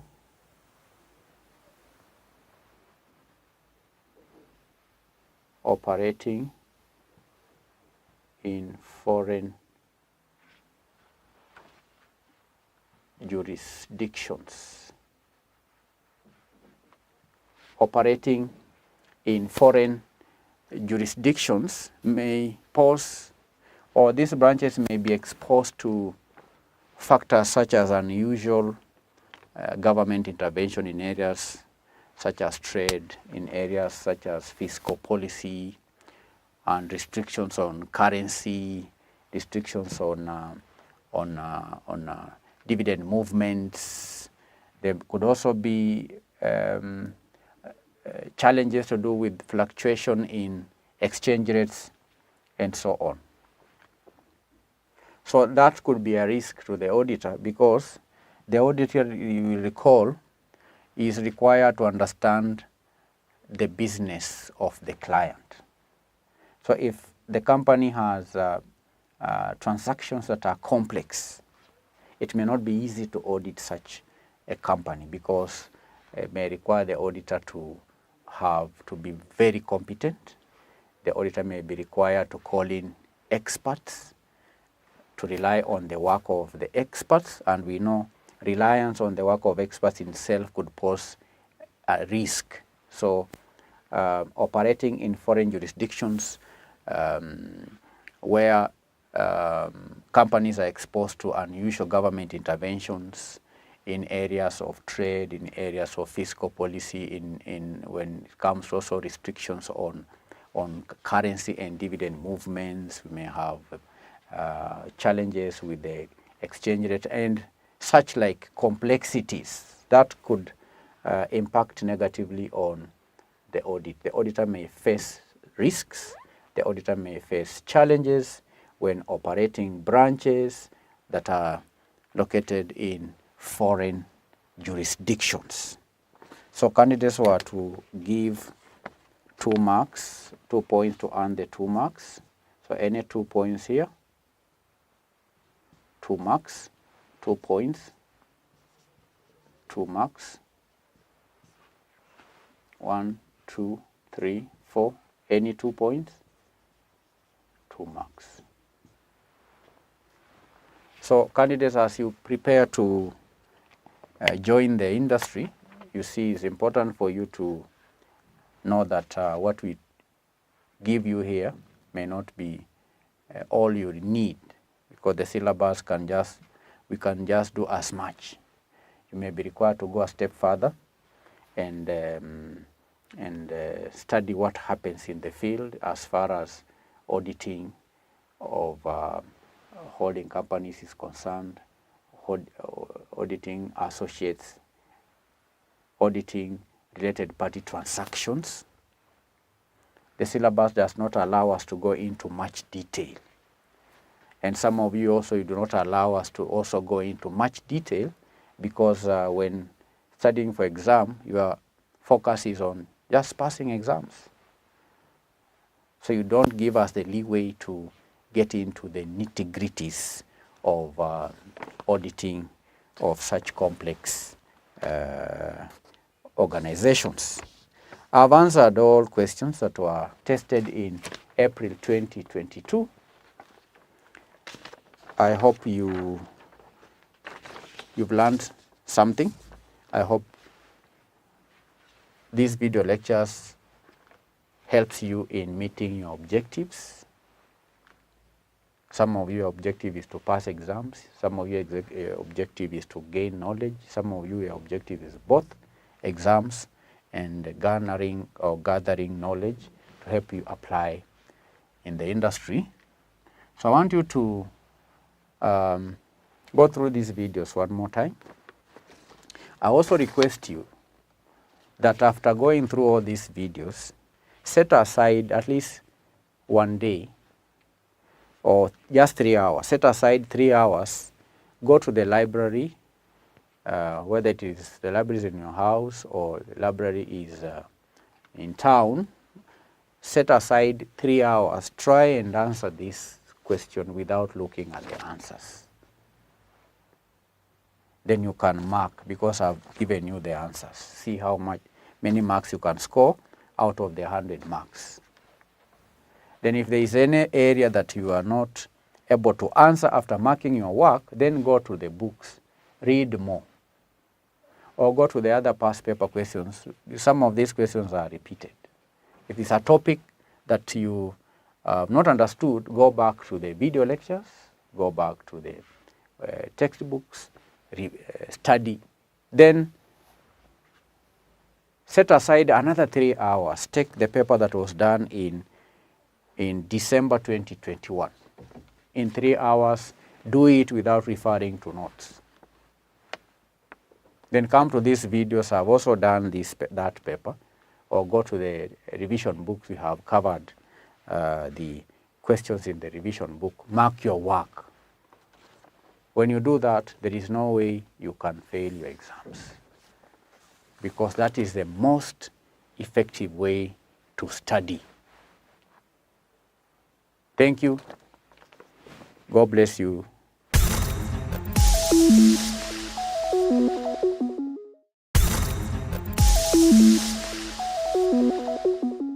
Greetings, ladies and gentlemen, and welcome back to the lesson. The subject is Information Communication Technology. In our last session, we introduced the chapter, the Internet, and we defined the Internet as a global system of interconnected computer networks that uses what we call Internet Protocol Suite to communicate between networks and devices. It is a network of networks that consists of public networks, government networks, private networks, academic, and all that. Today we want to proceed to the next subtopic, which is applications of Internet. And in studying applications of Internet, the syllabus restricts us to focus on 3 areas. That is using search engines, emails, and electronic communication. Applications of Internet. There are many applications, but we are required, first of all, to study the search engines. Now, candidates, the web as we know it has become a huge repository of information on a variety of topics. There is plenty of information on the web, and that information cuts across all areas. And this makes it a preferred mode to research. The search engines makes it a preferred mode to research on large number of topics. The search engine mode helps us to look for information that we need out of the large volume or huge repository of information on the web. Now, candidates, however, the volume of information is so large that it makes the access to right information difficult and slow. Do you understand? Due to the voluminous amount of information online, it's not easy to access the right information. It may take quite a long period of time to get what one wants on the web. And that is the reason for the popularity of the search engines. Search engines help web users to find information quickly. And if you go to, say, Google, you find that Google has a search engine. If you go to this website, the Manifested Publishers website, there is a search engine because there is also a lot of information on that website cutting across different courses, the primary school, the secondary school, the university education, we have colleges, we have counseling, and so on. And each and every course has subjects, each subject has chapters, each chapter has topics, so there is quite a large number of information which it may take a student to access were it not for the availability of search engine on that website. And usually search engines have a text box. If you're on this website, if you're on our website, if you are listening to me from the website, you will see there is a text box where you can enter the information that you want to search on the website. Now, if you type there, say, information communication technology in the text box, then you press enter, the search engine looks for a match to the words entered in the text box. And after a few moments, a list of such results is displayed on the screen. And that is usually consists of a listing of links to various websites containing a brief description of each link. If you are to go to Google, you will have, if you type there, say, internet. Or you can even type your name on the search engine. Then you will have a list of results displayed on the screen. All right, with a brief description of each. So if your name is Saningo, if you go to the Google search engine and type Isaac Saningo, then Google will give you a list of links that have the name Saningo with a brief description of each. And the results will be displayed or arranged according to their accuracy.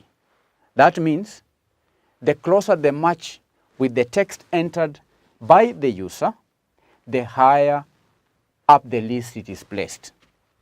So if you type Isaiah Saningo in the text box,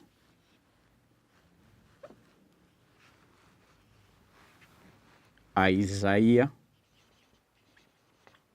Saningo, then you press enter. Displayed on the screen will be a list of results that are similar to Isaiah Saningo. And the accuracy on this list, the list is displayed depending on the accuracy or similarity of the results with what was typed. You may find Isaiah exactly the way it is. So all links with Isaiah Saningo will be displayed. Then you may have Isaiah Sani, all right? Or Isaiah Seme, Isaiah Sembe, Isaiah Soni. So depending on the accuracy, the results are arranged according to their accuracy. That means the closer the match with the text entered by the user, the higher up it will be placed on the list. So if there is Isaiah Saningo, then it will come number 1 on the list. So the user has then to browse through the list to find which results are relevant, and then open the links by pressing enter on them. So when you are searching for Isaiah Saningo, then you click on this link, you understand? And so on. So I know most of you must have used the Google search engine. If you've not, then you can try our search engine on this website, and so on.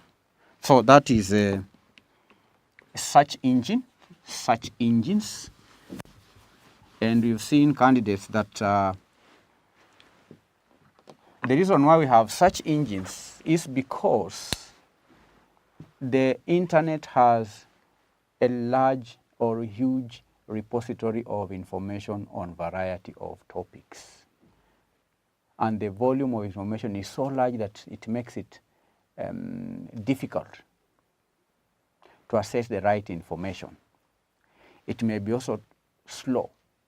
And it is for that reason that search engines have become very popular, because they help web users to find information quickly. And Google search engine is not the only one. There are many more. There are many engines available on the web.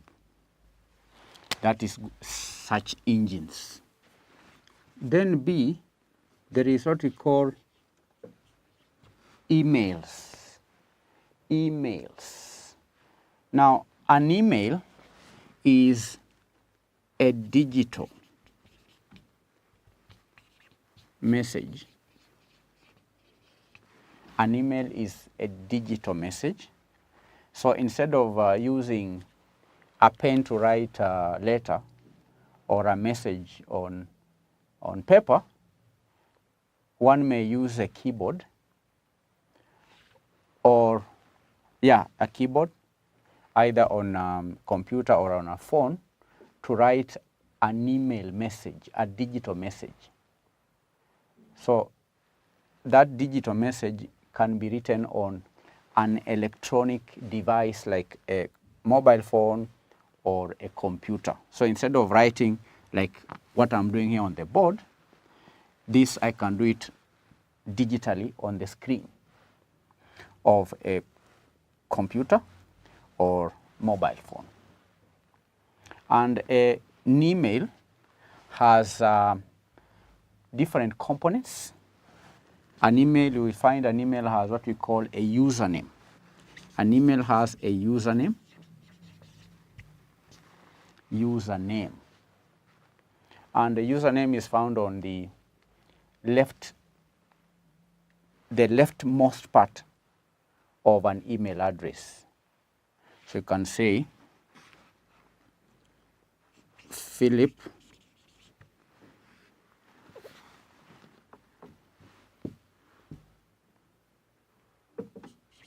Nivan, Philip Nivan at gmail.com.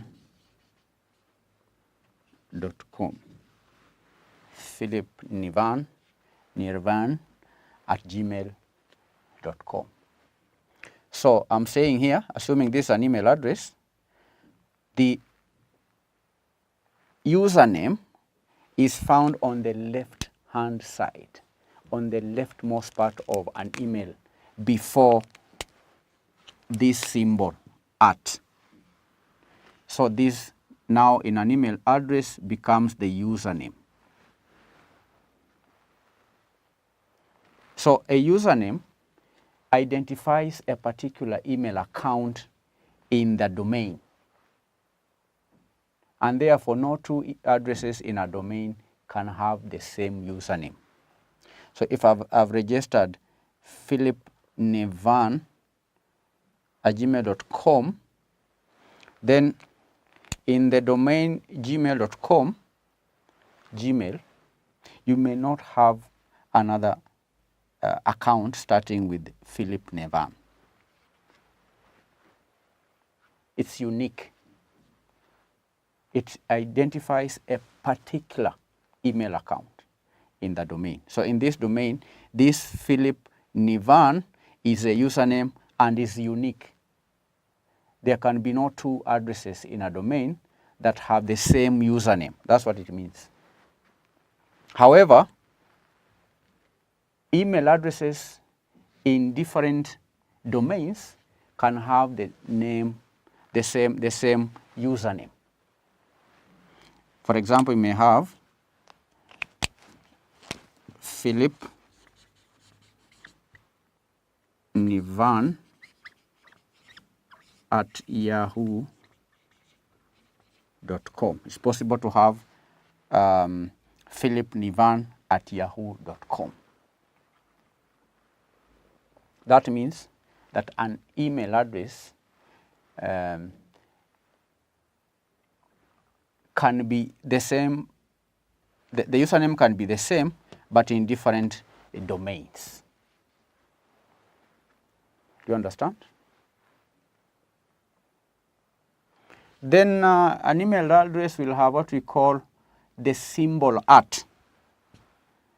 The symbol, an email address will have the symbol at, pronounced as at.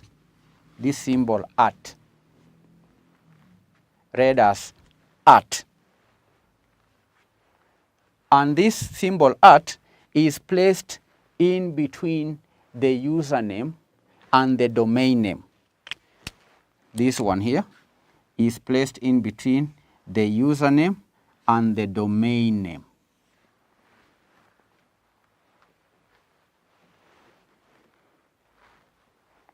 It's placed in between. And there ought to be no spaces between, before and after. There are no spaces before the username and after. That is before the at and after the at. There are no spaces or quotes. And candidates, when publishing an email address on the web, the symbol at should be disguised to prevent spammers or software that could spam. So it's important to be very careful when publishing an email address on the web.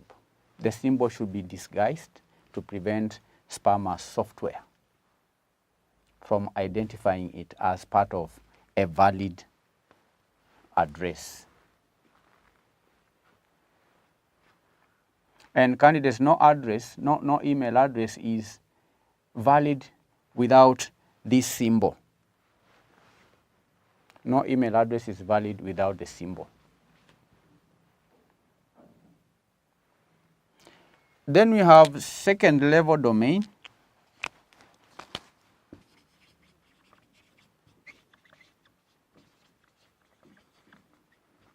The second level domain. Candidates, an email address domain,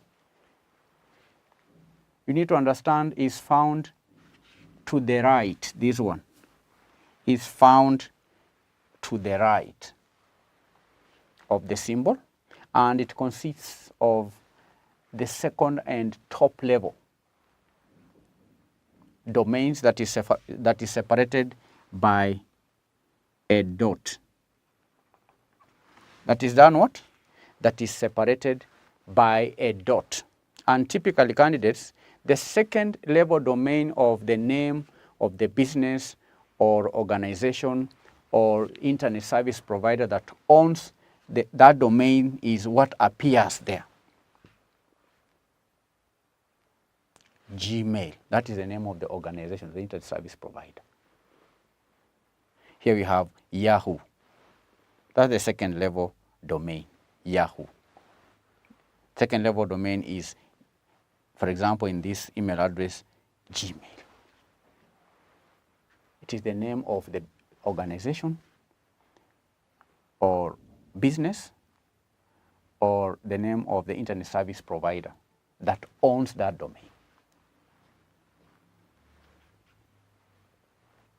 And sometimes you will see a third level or fourth level domain values. E.g., you may have Philip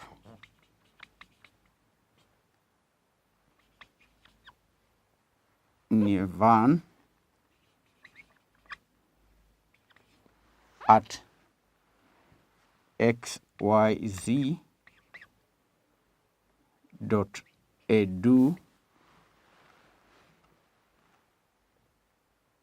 All right? So that is what I'm talking about.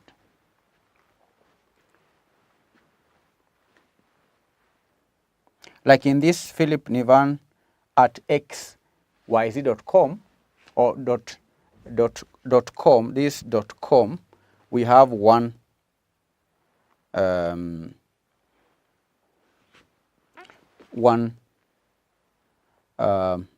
we have only the second level, but here you see we have the second level and the third level. You understand?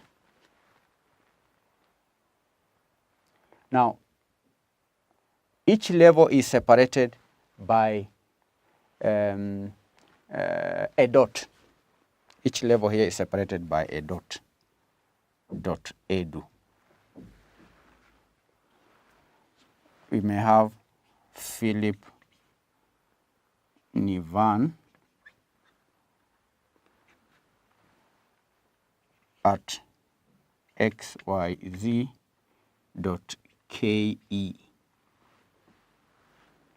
Right? And again, candidates, you may have what we call a subject.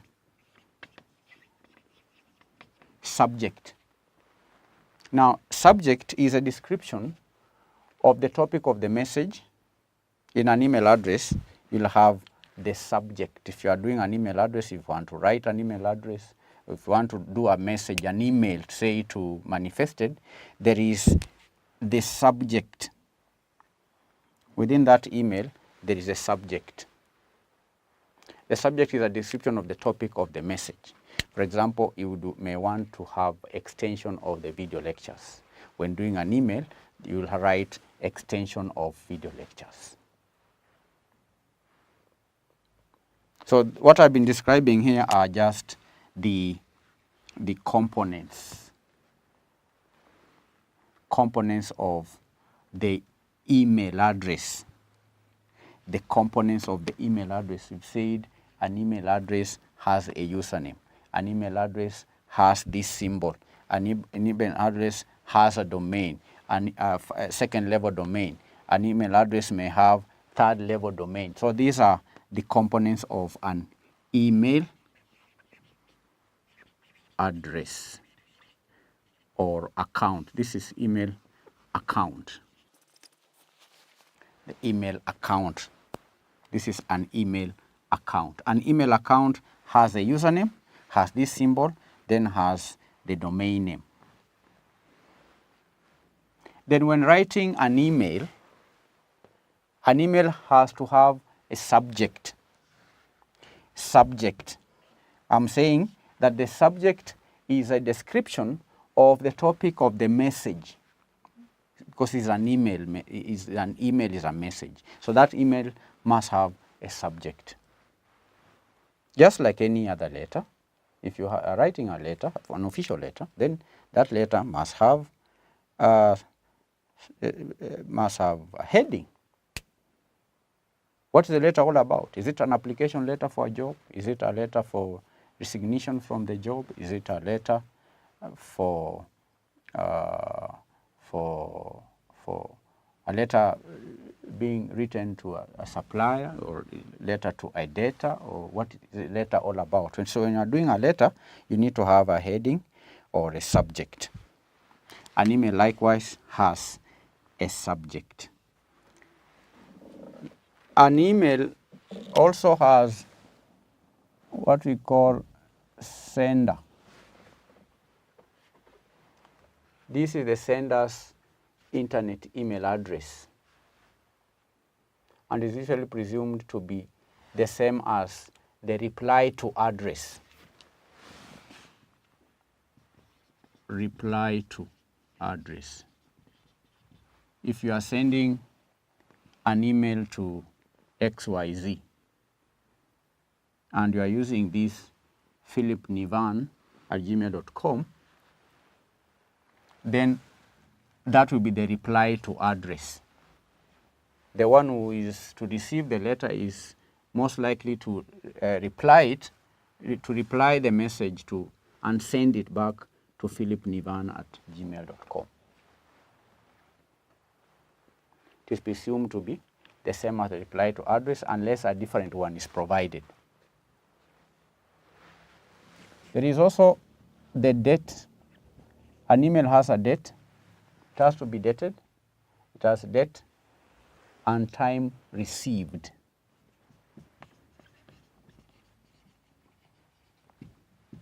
This is auto-generated. You don't need to write the date. The system generates the date and the time the email is received. The date and the time the message was received. Recipient. Recipient email address. There is a recipient email address. The recipient email address.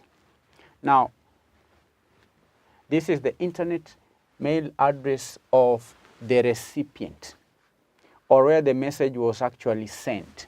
So when you're sending a message, you need to provide the email address of the recipient. You first log into the account, your own account, if it's the Gmail account or the Yahoo account.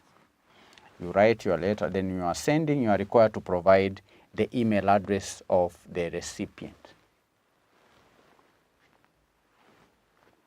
Then you send. Click on, after inserting the subject and the content, the body of that email, then you send it. When sending, you provide the email address of the recipient. An email may also have attachments. Attachments. Now, files that are attached, these are files that are attached to the email. Below the letter, there is where you can click on attachments. You click on attachments. Then if you have a file on your computer or in your phone, it could be on your desktop, you can attach it. If you have any document, you are writing something to someone, you want someone maybe to get you a job, you click on attachment, then you attach your, for example, your certificates. Click on attach, takes you to where the attachments are. Click on them, then they are attached to the email. It could be a curriculum, vitae or certificates and so on. So the email addresses are written with a custom username at the beginning, followed by the email service provider's domain with an @ sign separating the two, and so on.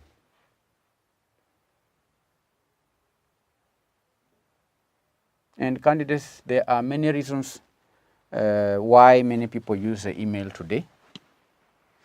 There are so many reasons why you and me or another person would prefer to use an email. And one reason is the speed. Okay? Speed reasons why people prefer emails. Speed.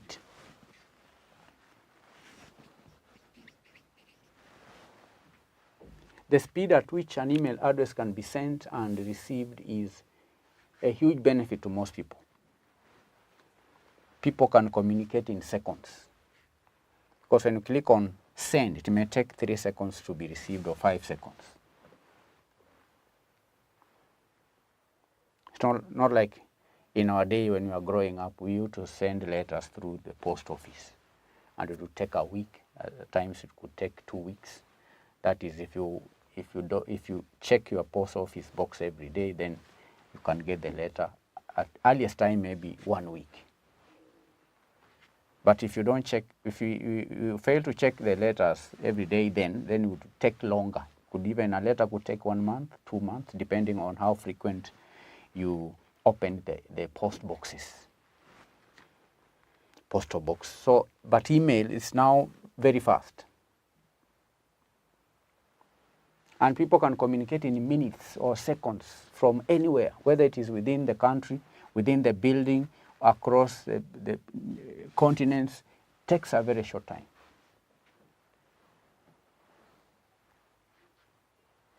And sometimes, candidates, even emails can be quicker than making a phone call. Because sometimes a phone call, you may be put on hold for an extended period of time. Or you may be forced to be engaged in lengthy conversations. Instead, if you have a quick question for someone, sometimes it's easier to shoot off an email that can be answered at a speedy pace. There's also that question on attachments. I've talked about attachments here in attachments. Now, candidates, it's simple to attach any file to an email message. It's just as easy to email a teacher, easy as it is to send someone a group of vacation pictures and so on. You can attach assignments to your instructors or your lecturers. You can attach photographs. You can attach all manner of documents, spreadsheets. That's an advantage. If you are to compare it with maybe a phone call, it's not easy to attach documents when making a call. But when you are sending an email, you can attach pictures, you can attach images, you can attach files, you can attach all manner of things, documents. attachments. Another advantage is accessibility. Accessibility.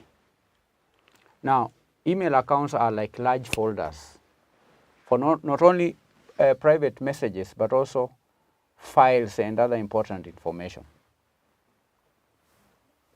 And good email clients make it easy to organize,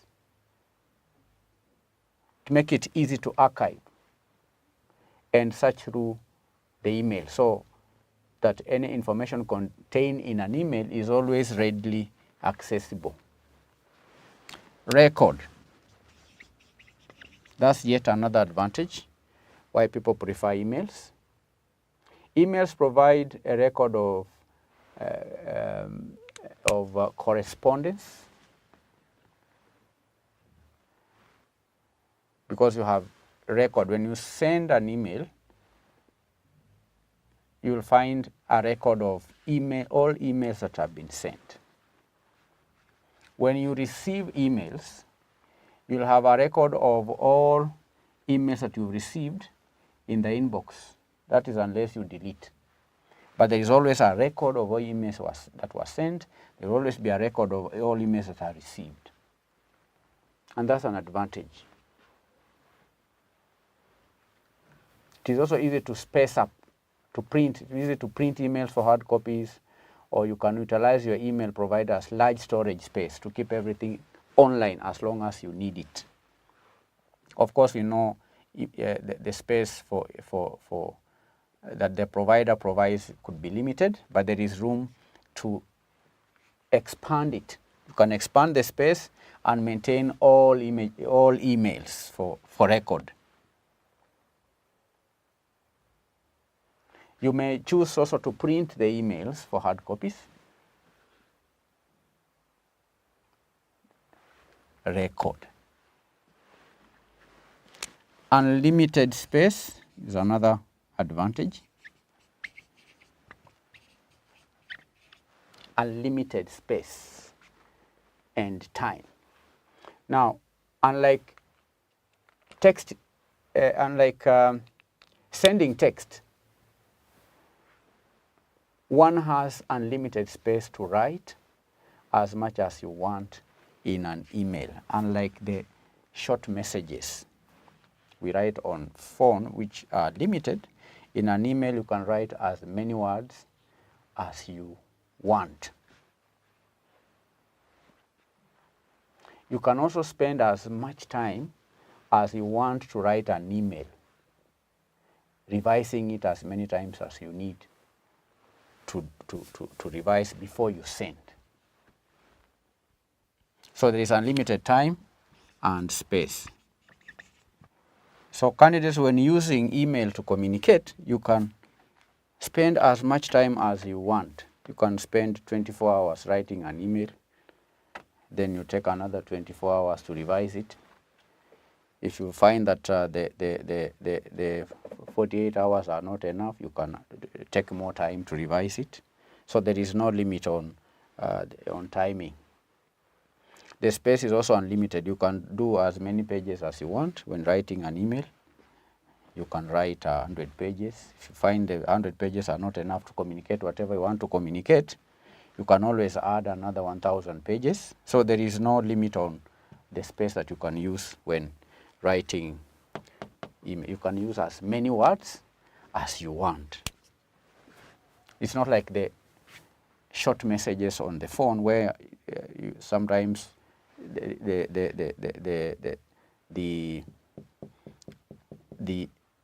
number of words are limited. Okay, the number of words or characters are limited. Then there is the advantage of security. That's another reason. Some email services are built specifically for privacy and security. So users can be confident that messages and files are hidden from everyone but the intended recipients. So that's all for today, candidates. We've been studying the applications of internet. we've looked at in our today's lesson the search engines. You said when beginning that there is a lot of information, huge repository of information, voluminous information on the web. And at times it may not be easy or quick to find whatever information that one seeks on the internet, and therefore the search engines have become very popular in terms of, for the reason that through search engines one is able to get the information that one is looking for quickly. We've then gone through emails. We've say that an email is a digital message. We've gone through the components of the digital message. The syllabus restricts us to only study a few areas on applications of internet. There are more applications of internet, and we'll be studying more as we move along. Thank you for attending this lesson. Bye-bye.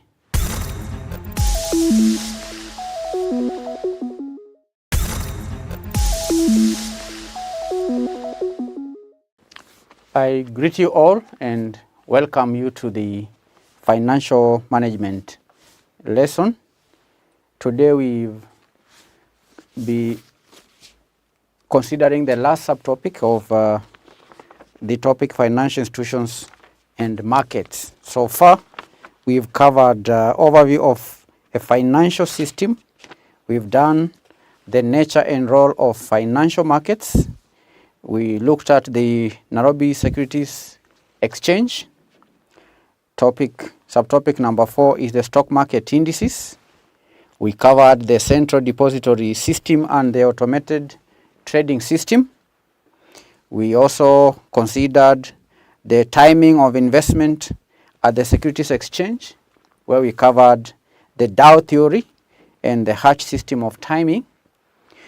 Subtopic number 7, the financial institutions and intermediaries. I remember we studied the functions of the commercial banks, the savings and loans associations, cooperative societies, foreign exchange bureaus. We did the unit trusts, the mutual funds, the insurance companies, pension funds, insurance agencies. We studied the role of the brokerage firms, the investment companies, investment banks, and stock brokerage firms. We also looked at the microfinance institutions and the small and medium enterprises. Topic number 8, we covered the regulation of financial markets, where we studied the role of the Central Bank of Kenya and the role of the Capital Markets Authority, the Insurance Regulatory Authority.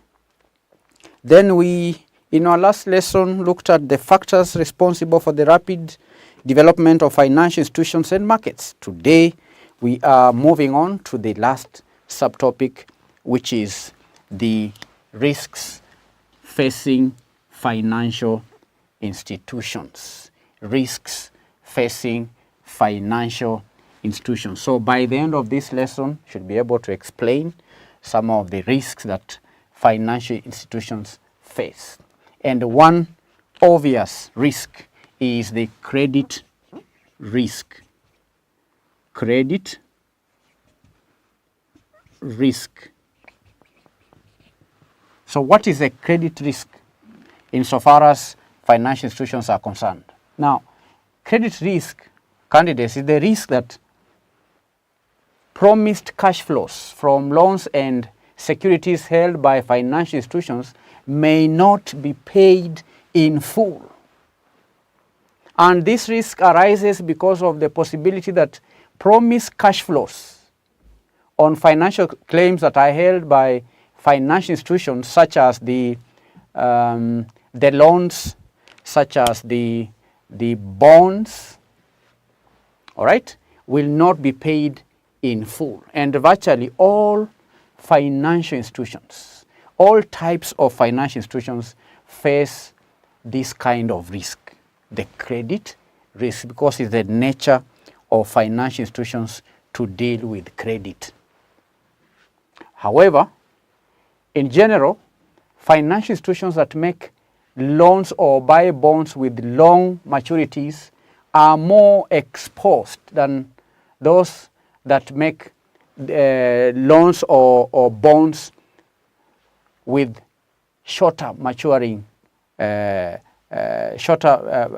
maturities. Okay, those who make long-term, who have long-term maturities on bonds and loans are exposed to a higher risk than those with short maturities. So that is a credit risk.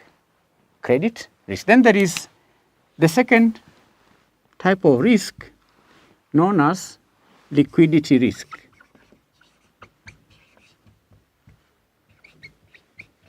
Liquidity risk. Now, what is liquidity risk? From the word liquid. Now, liquidity risk is the risk that a sudden and unexpected increase in liability withdrawals may require a financial institution to liquidate assets in a very short period of time and at low prices. So, liquidity risk arises when a financial institution's liability holders, such as the depositors or insurance policy holders, demand immediate cash from the financial claims they hold with a financial institution. So when that happens, that means that the financial institution is expected to pay large sums of money at short notice, and that exposes the financial institution to what we are referring to as liquidity risk. The third risk, interest rate risk. Interest rate risk. What is interest rate risk? Now, this risk is incurred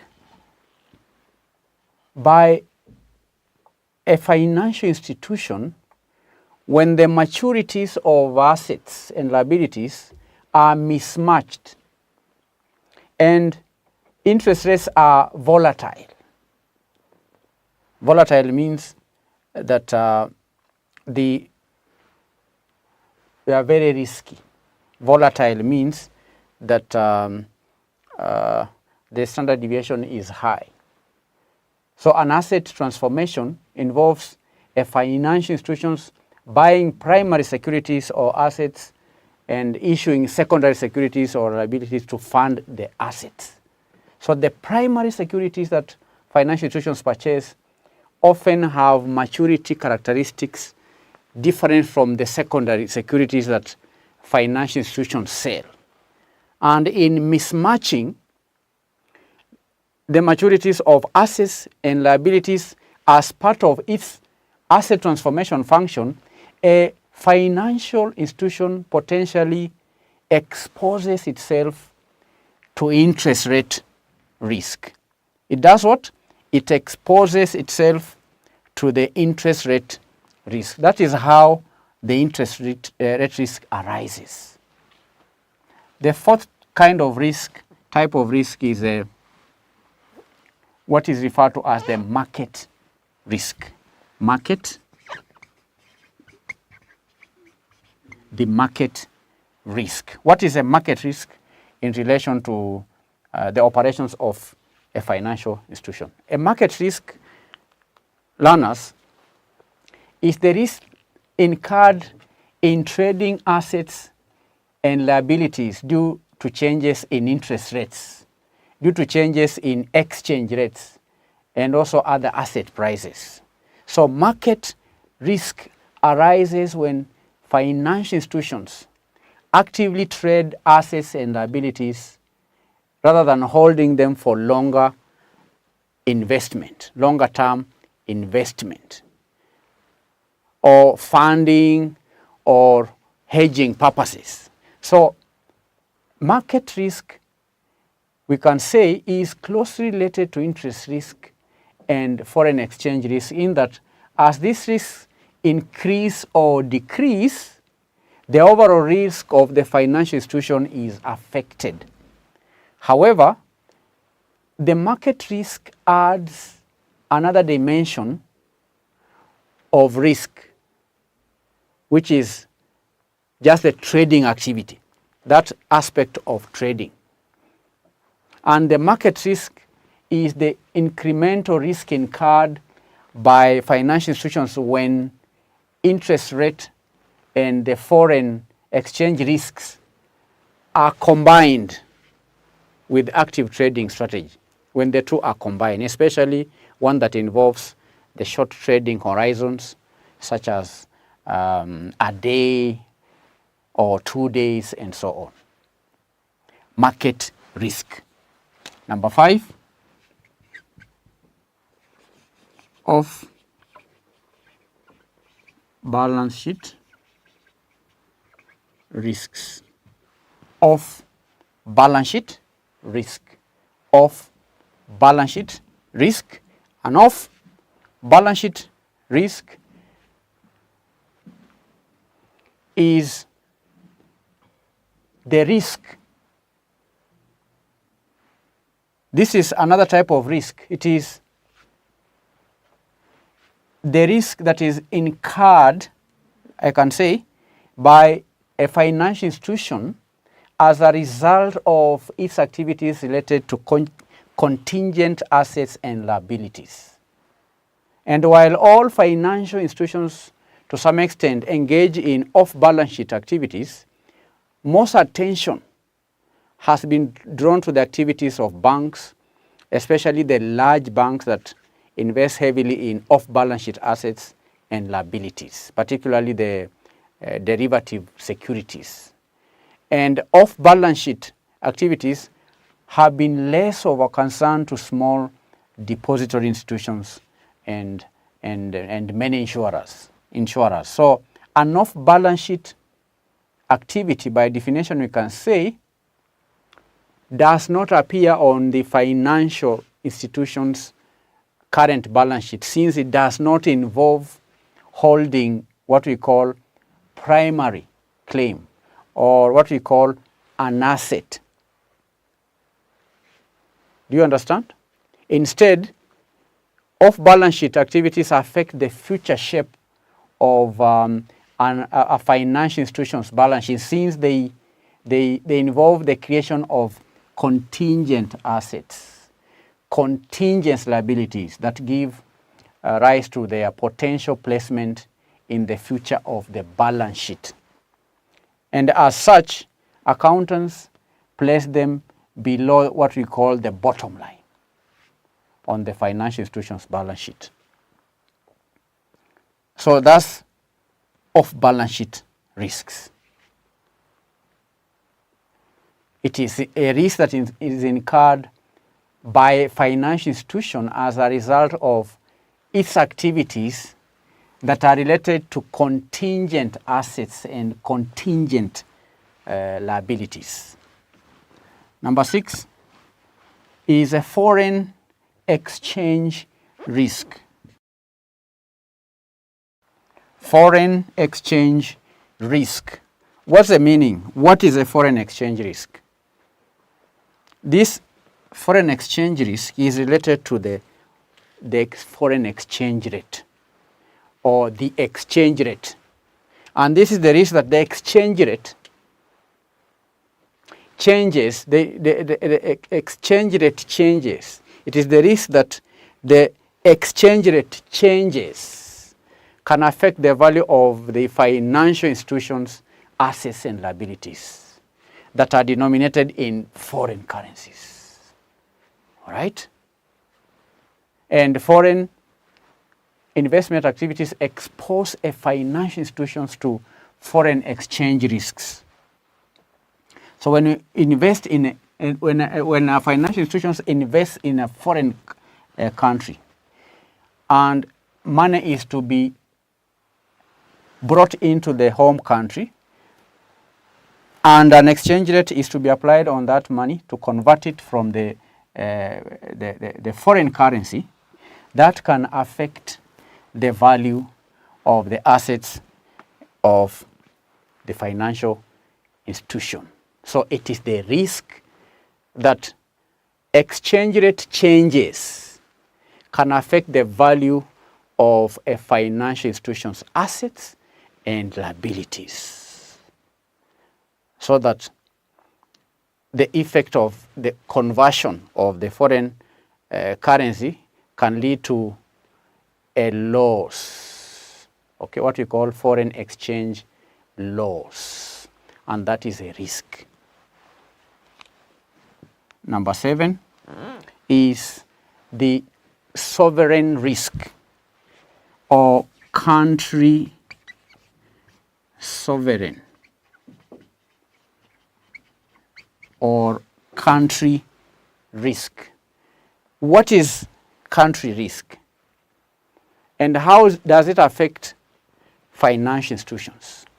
Now, a country risk is the risk that repayments by foreign borrowers may be interrupted because of interference from foreign governments or other political entities.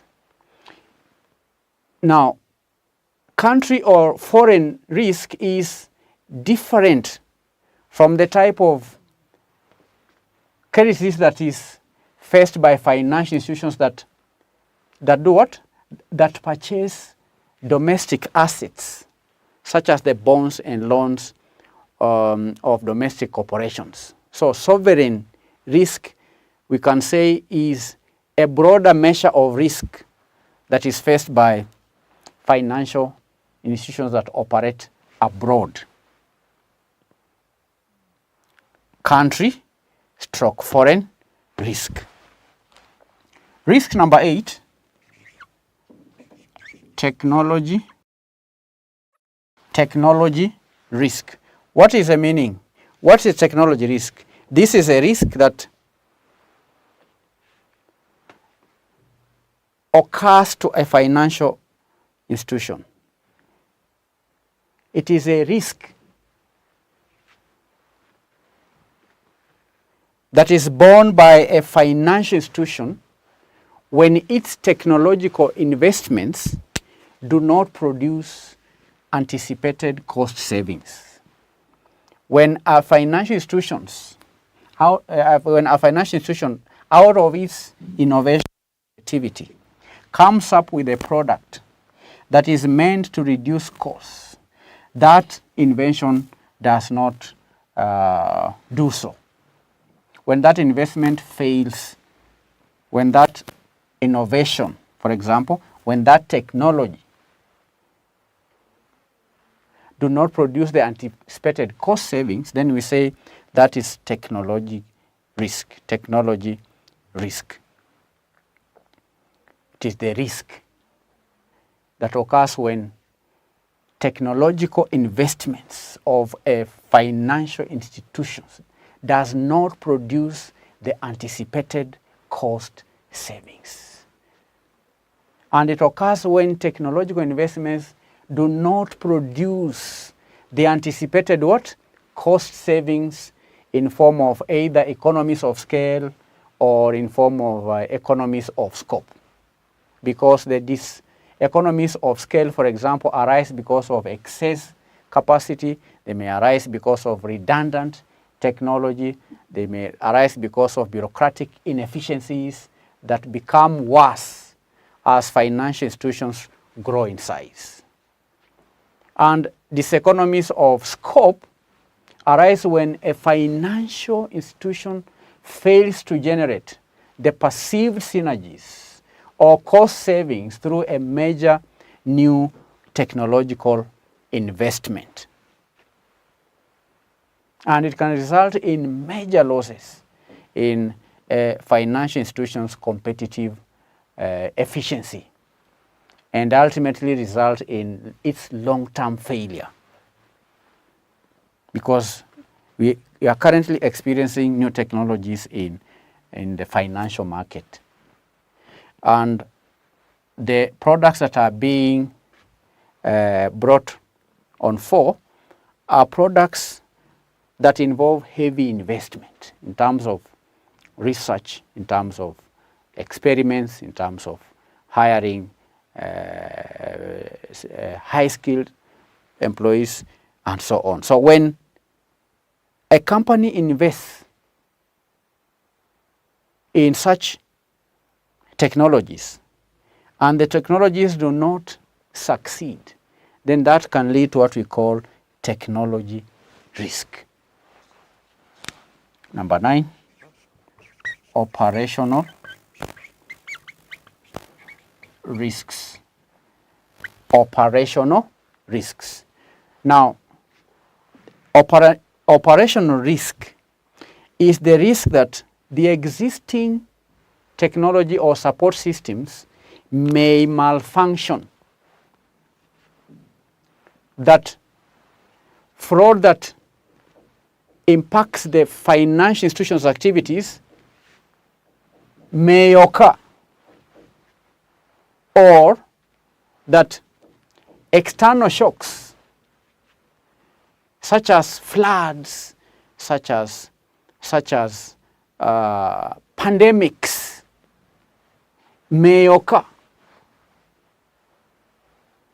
So operational risk is not exclusively the result of technological failure, no.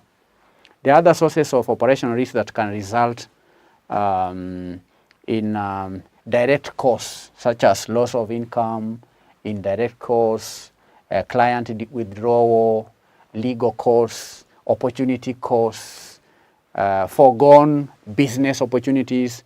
All that can reduce a financial institution's profitability and market value. Operational risks.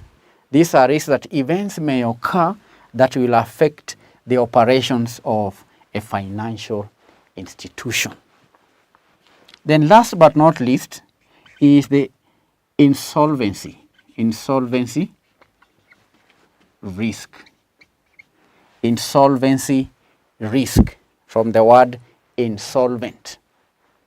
And this is the risk that a financial institution may not have enough capital to offset a sudden decline in the value of its assets relative to its liabilities. And technically, insolvency occurs when the capital or equity resources of a financial institution are driven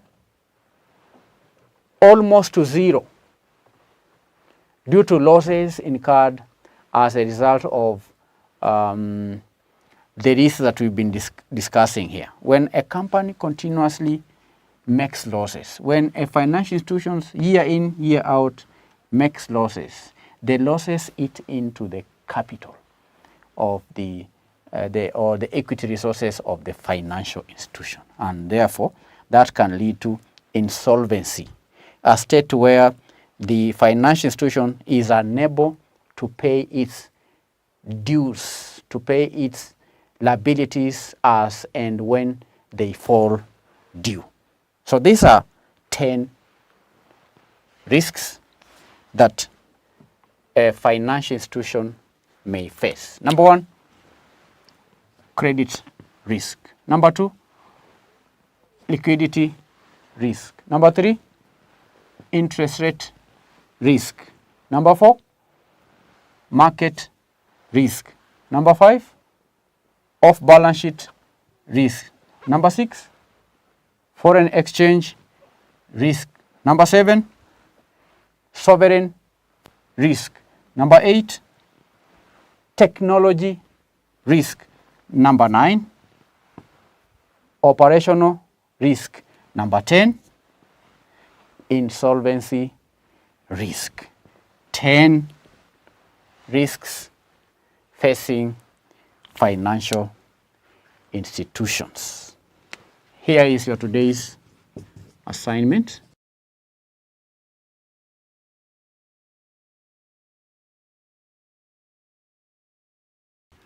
Summarize 10 risks that financial institutions, financial institutions face in your country? Now, candidates, when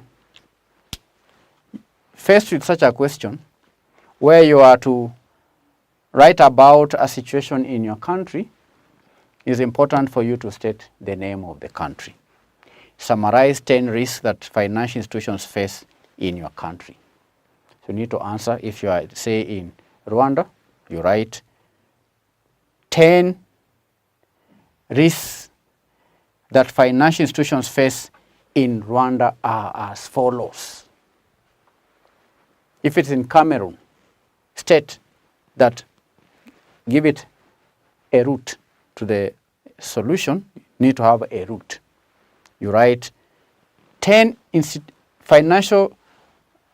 10 risks that financial institutions face in Cameroon are as follows.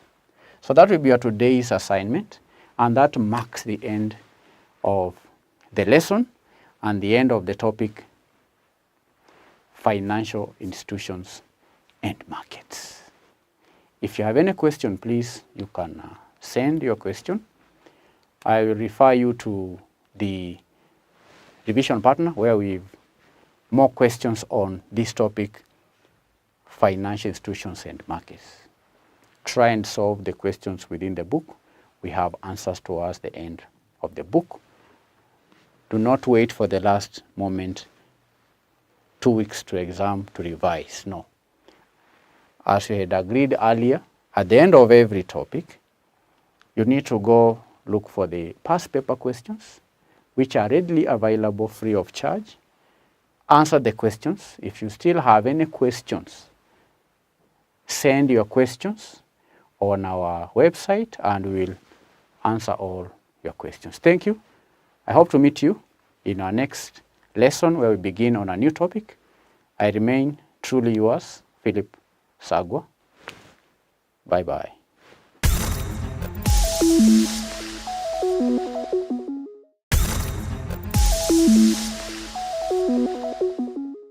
Hello to you all and welcome to the lesson. The subject is financial management. We are going to continue with the topic financial institutions and markets.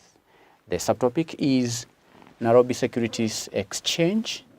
In our today's lesson, we're going to outline the Securities Exchange listing procedure. Nairobi Security Exchange listing. Security Exchange listing.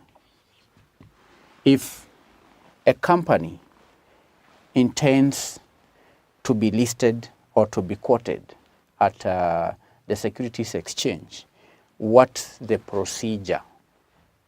What are the steps that the company has to undertake in order to be listed at the Securities Exchange? That's what we intend to study in our today's lesson. Now I'm going to summarize the steps in 5 points. The first one being application. Application.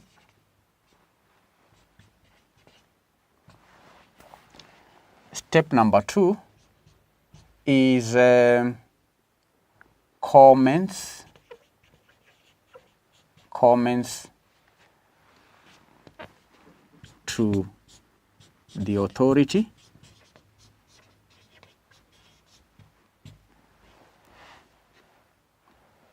Number 3,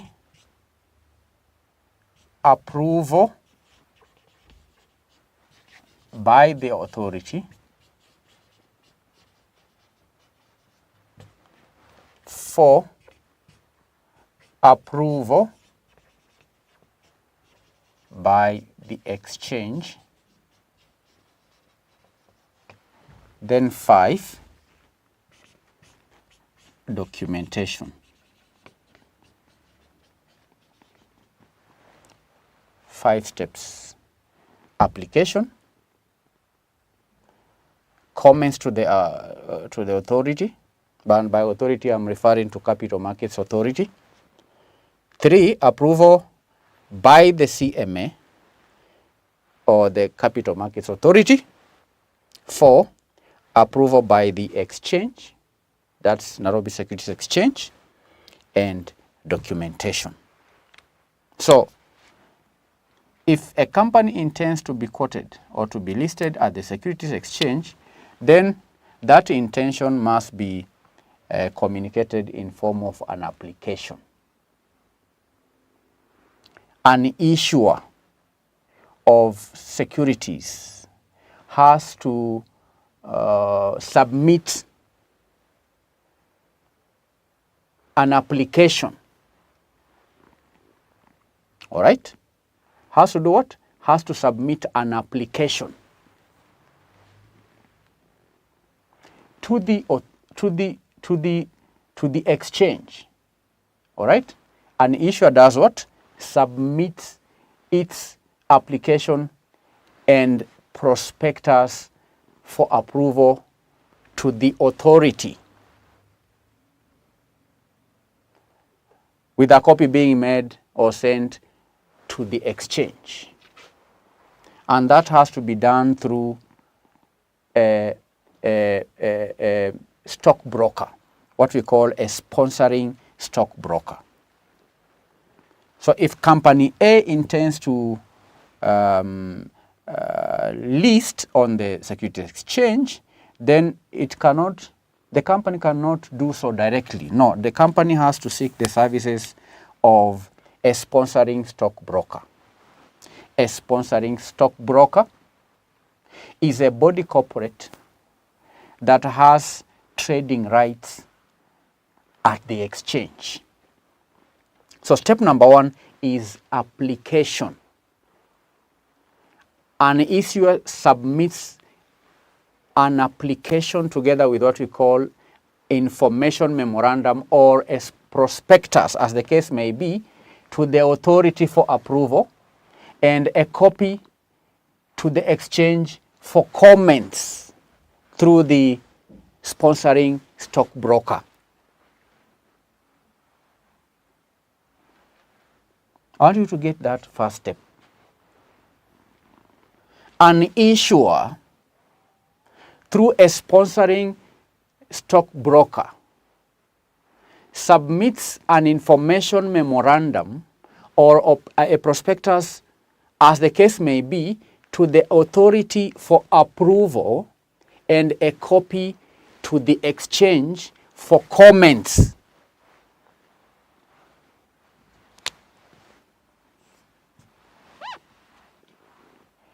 Information, this application should contain an information memorandum or a prospectus, all right? Information memorandum or a prospectus, as the case may be, for approval to the authority. Application is made to the Capital Markets Authority. An application is made to the Capital Markets Authority with a copy sent to the exchange, NSE. A copy is sent to the Nairobi Securities Exchange for comments. That's why in step number 2, we have comments to the authority. These are comments from the NSE to the CMA. When applying, the company, through a sponsoring stockbroker, makes application to the CMA, and a copy sent to the Nairobi Securities Exchange for comments. So in step number 2, the NSE, the exchange, forwards its comments to the CMA.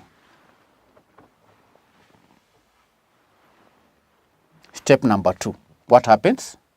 The exchange submits its comments, if any, to the authority within 10 working days. Within 10 working days, if any.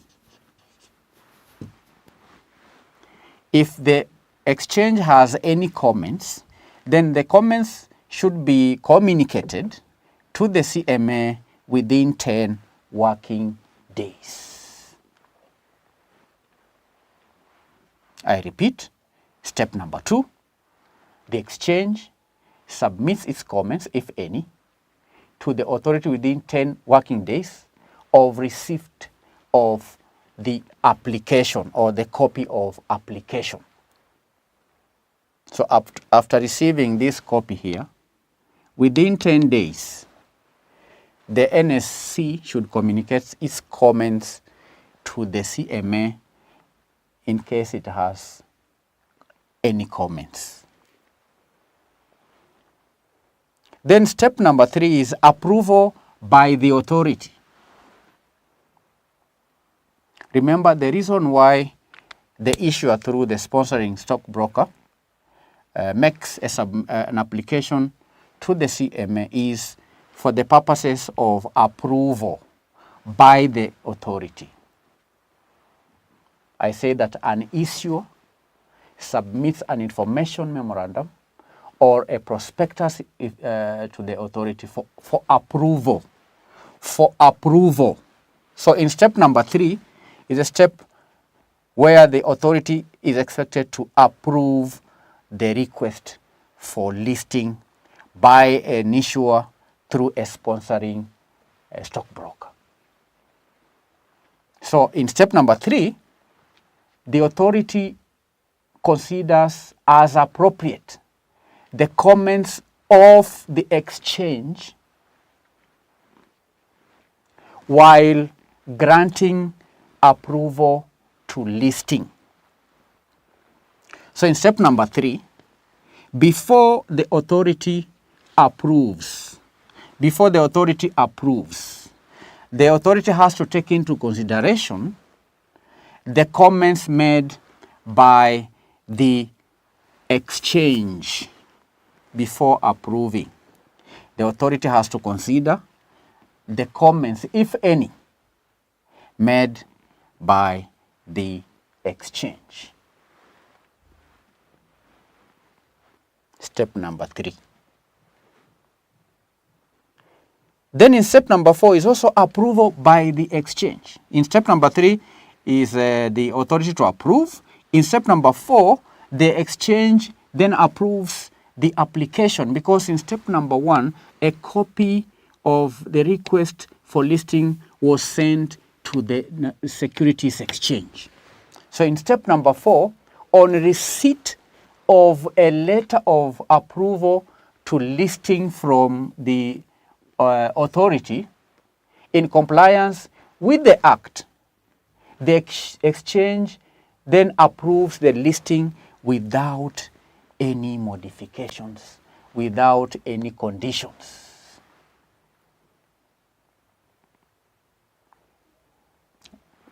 Learners, are you following the procedure? Step number 3, the authority approves based on comments from the NSC. Step number 4, the exchange. Step number 4, receives the approval. First of all, the receipt. There is the receipt of approval from the authority. Now, after approving, after the authority approves, that approval has to be submitted to the exchange. So on the receipt of approval from the authority and in compliance with the Act, the exchange then approves the listing without any conditions, apart from the attainment of what we call a prescribed minimum subscription. So there are no conditions apart from a prescribed minimum subscription. There is also the matter on the fees for listing.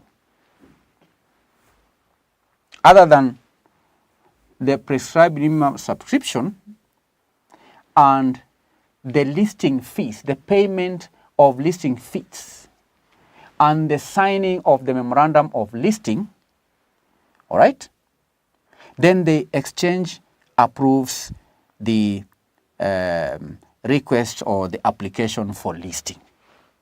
So before approving, in other words, what the exchange does is to ensure that the issuer pays the listing fees. The issuer should also ensure that there is the subscribed minimum shareholding, okay, the minimum subscription. So number one is the listing fees. Number two is the attainment of the prescribed minimum subscription. Number three is the signing of the memorandum, information memorandum, or the prospectus, as the case may be. That's step number 4. Then step number 5 is in relation to documentation. Documentation. Now, the sponsoring stockbroker should ensure that the issuer complies with documentation.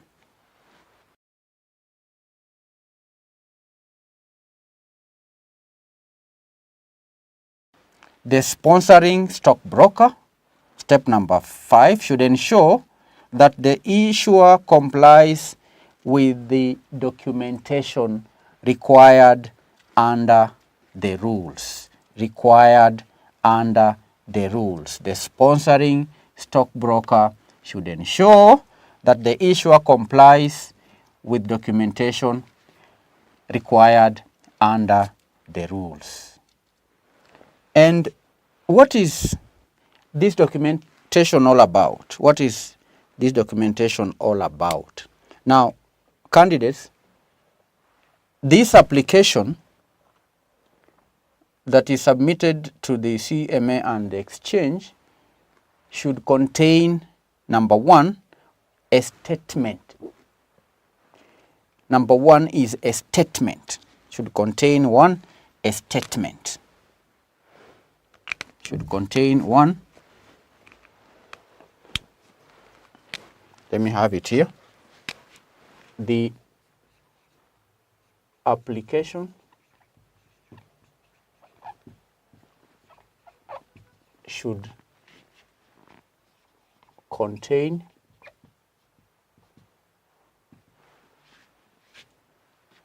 a statement. And what is this statement? This is the statement that it is understood, it has understood that granting of listing, the granting of a listing, there should be a statement to the effect that the granting of a listing pursuant to the application constitutes a contract between the issuer and the exchange. That's part of the documentation. There has to be a statement indicating that the issuer has understood that he or she or the company is entering into a contract between the company and the exchange. There has to be a statement to that effect, that the issuer understands that the company is entering into a contract with the issuer and the exchange. That's the implication of the application. there has to be a statement depicting that the issuer understands that the impact, the effect of applying for listing is in itself a contract. If approved, it is a contract between the issuer and the exchange. Next is the name of the issuer. C, the registered office, the registered office of the issuer, okay? To be precise, we can say the address of the registered office. The address, let me put it precisely, the address of the registered office. The address of the registered office, then there has to be the issue or documentation on the share capital or the issuer's share capital. Issuer's share capital. So the sponsoring stockbroker should ensure that there is a statement that the issuer has understood that is entering into a contract with the exchange. The documentation should also contain the name of the issuer, the address of the registered office, and the issuer's share capital. So learners, that's the procedure for securities exchange listing. If a company intends or desires to be listed at the exchange, then step number 1, such a company has to apply to the authority and send a copy to the securities exchange. And the purpose for sending a copy to the securities exchange is so that the securities exchange can make comments to the authority, because the authority, when granting approval in step number 3, has to consider any comments from the securities exchange. Then after the authority approves the request for listing, then the authority sends the approval to the exchange. Because in step number 4, we saw that on receipt of the approval from the authority, then the exchange will then also grant or approve the request without any conditions. But before granting, other conditions, it has to ensure that the issuer has paid the listing fees and so on. Then step number 5, there is a procedure on documentation. I said when I began that the issuer does not deal directly with the exchange, but through a sponsoring stockbroker, the issuer should ensure that the company has complied with documentation in relation to the statement. There has to be a statement. The documents should also have the name of the issuer, the address of the registered office, and the issuer's share capital. The issuer's share capital has things to do with the classes, the amount of the authorized share capital of each class of share, and the nominal value and number of securities in each class.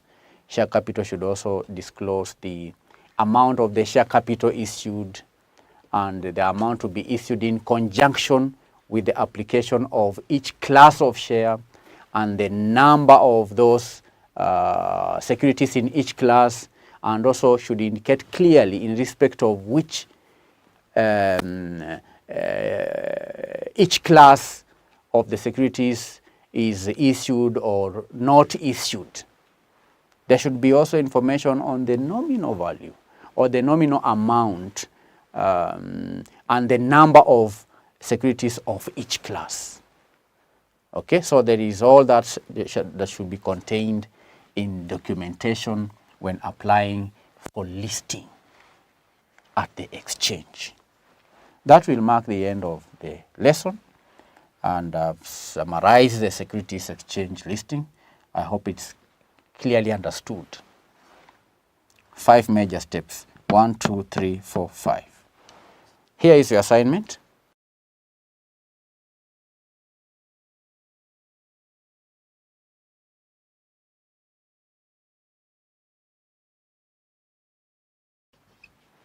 One question, outline the procedure for listing at the securities exchange. Thank you for attending today's learning session. Hope to meet you in our next session. Remember, the topic is financial institutions and markets. We are studying the Nairobi Securities Exchange. Bye-bye.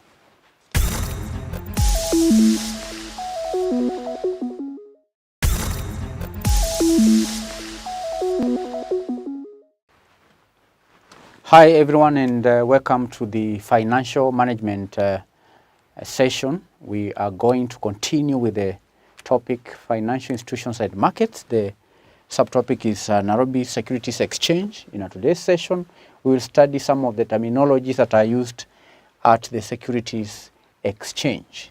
Securities Exchange terminologies. Securities Exchange terminologies. There are some terminologies that are unique to the Securities Exchange.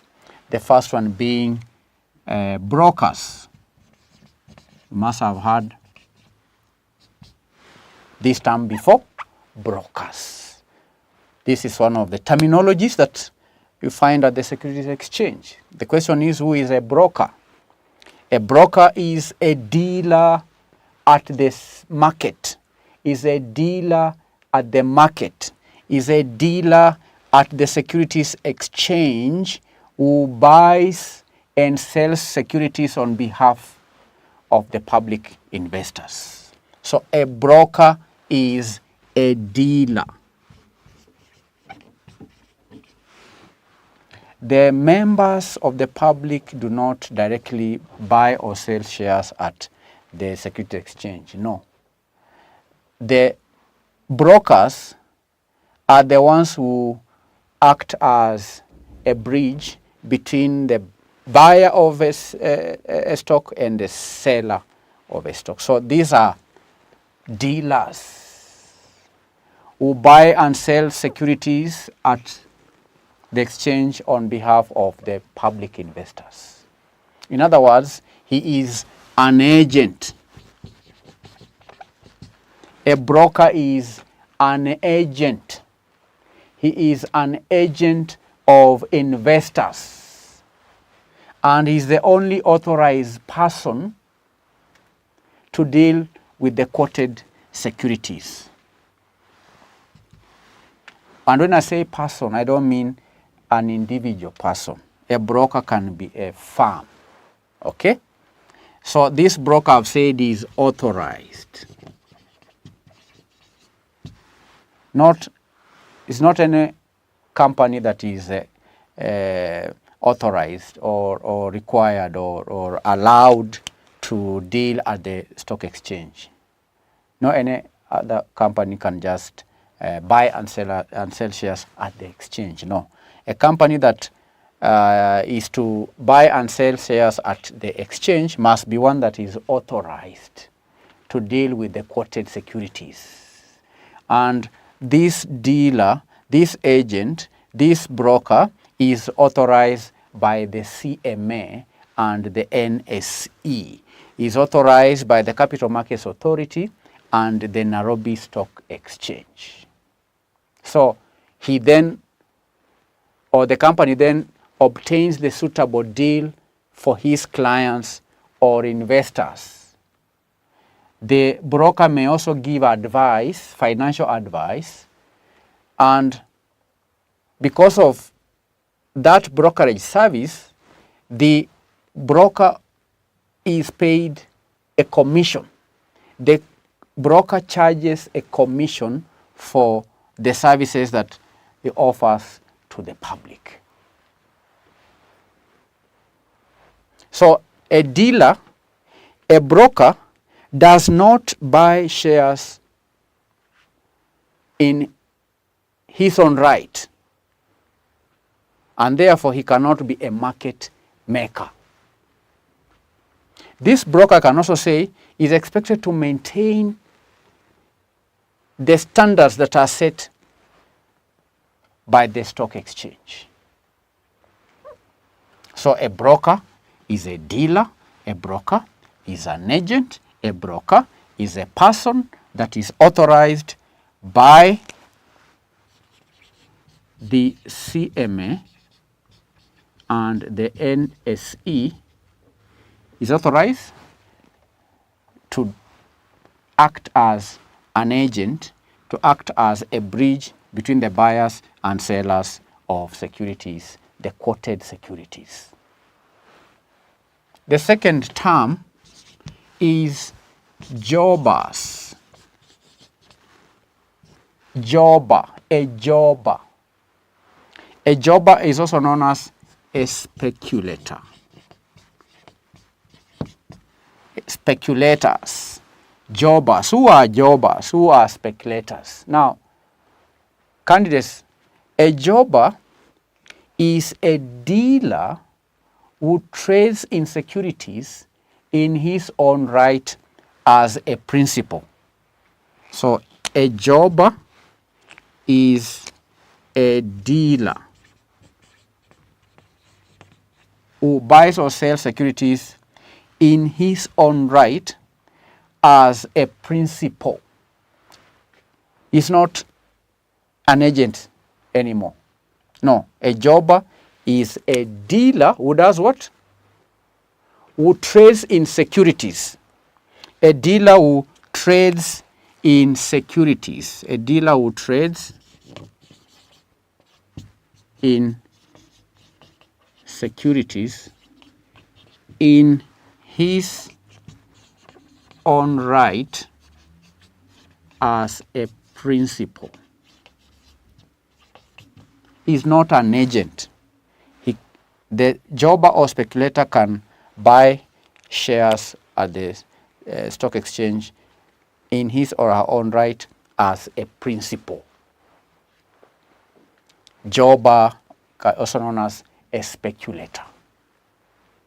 In other words, candidates, if he can buy securities in his own right, that means he can set prices. A speculator can set prices. He can set prices and activate the market through his own buying and selling, and therefore he's a market maker. Can set prices. He can set prices and therefore a market maker.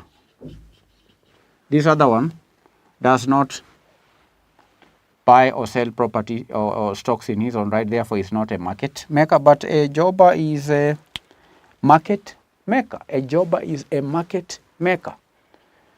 And we can also say that a jobber is one who engages in speculation and earns a profit that is called the jobber's turn. Do you understand? He's a speculator. He engages in speculation. And the jobber earns a profit called the jobber's turn. The broker, on the other hand, charges commission for the services that he or she provides to the investors at the stock exchange. This one earns a profit, which is known as the jobber's turn. Earns a profit known as jobber's turn.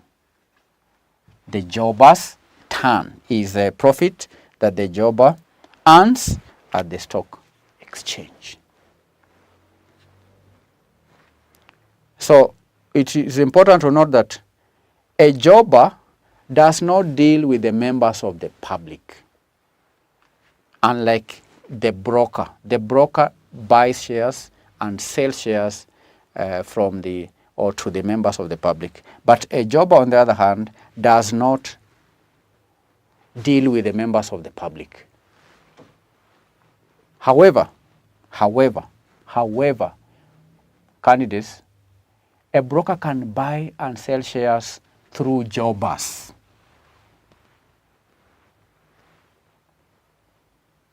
So this one, the broker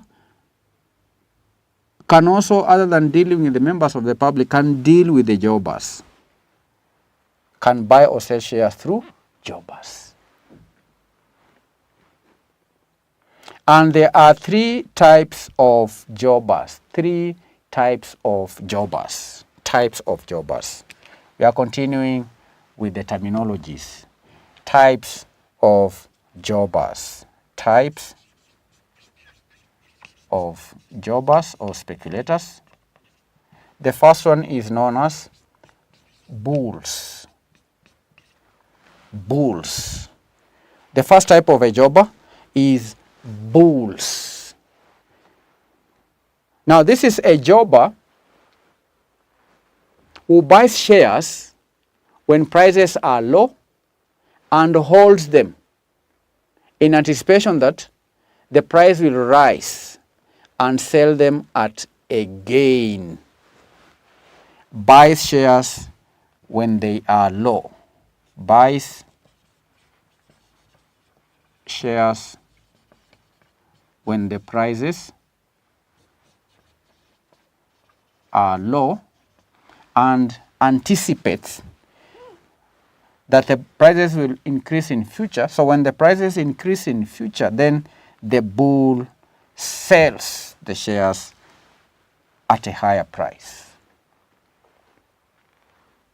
or at a gain, and sells them at a higher price and gains, because high minus low, that will give you a gain. When you buy a share at 100 shillings and sell at 200 shillings, then you've gained. So bulls are jobbers who buy shares when the prices are low and sell them when prices are what? Are high. Now, candidates, when a market is dominated by bulls, in other words, when buyers dominate sellers, when there are many buyers than sellers on the stock exchange, it is said to be a bullish market. When buyers are many, because they are buying when prices are low, that is a bullish market.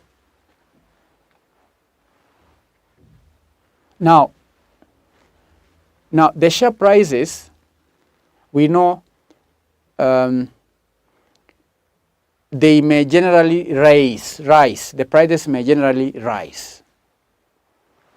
So we can then say that the market is characterized by an upward trend in security prices. Upward trend, when there is a general rise in the prices. And that signifies investors' confidence or optimism in the future of the economy. So when the market is bullish, you have people buying or your jobbers or buying the price, the shares of a company, and generally the prices will be on an upward trend. When shares are on an share prices are on an upward trend, then there is hope. There is optimism in the future of the market or the economy. Bulls. Do you understand? Bulls. Another type of jobber is known as bears. These are names of animals, learners. Bears. Now, a bear is a spectator or a jobber who sells securities on expectation of decline in prices. If you are a jobber and you expect that the prices of the shares that you are holding are likely to reduce, and you sell them when the prices are still high, then you are a bear. Is a spectator who sells securities on expectation of decline in prices in future. And the intention of these bears is to still buy the same shares at lower prices in future, thereby making a gain. Let me take it again. A bear is a jobber. A bear is a spectator who sells shares when prices are high, all right, with the expectation that the prices of the same shares are likely to decline in the future. And the intention is to buy the same securities at lower prices in future, because the bear expects the prices to go down, then he will buy the same prices in future when the shares prices are low. All right? And when a market is dominated by bears, in other words, when sellers dominate buyers, when sellers dominate buyers, when sellers dominate buyers, when sellers do what? Dominate buyers, it's said to be a bearish. It's said to be a bearish market. Bearish. This was bullish. This is bearish. When sellers dominate the market is said to be bearish. When buyers dominate the market, then it's said to be bullish. All right? It's said to be bullish. When buyers dominate sellers, it's bullish. When sellers dominate buyers, then it is bearish. When market is dominated by sellers, it is said to be bearish. And it is characterized by the general downward trend. The general downward trend in share prices. And that signifies pessimism.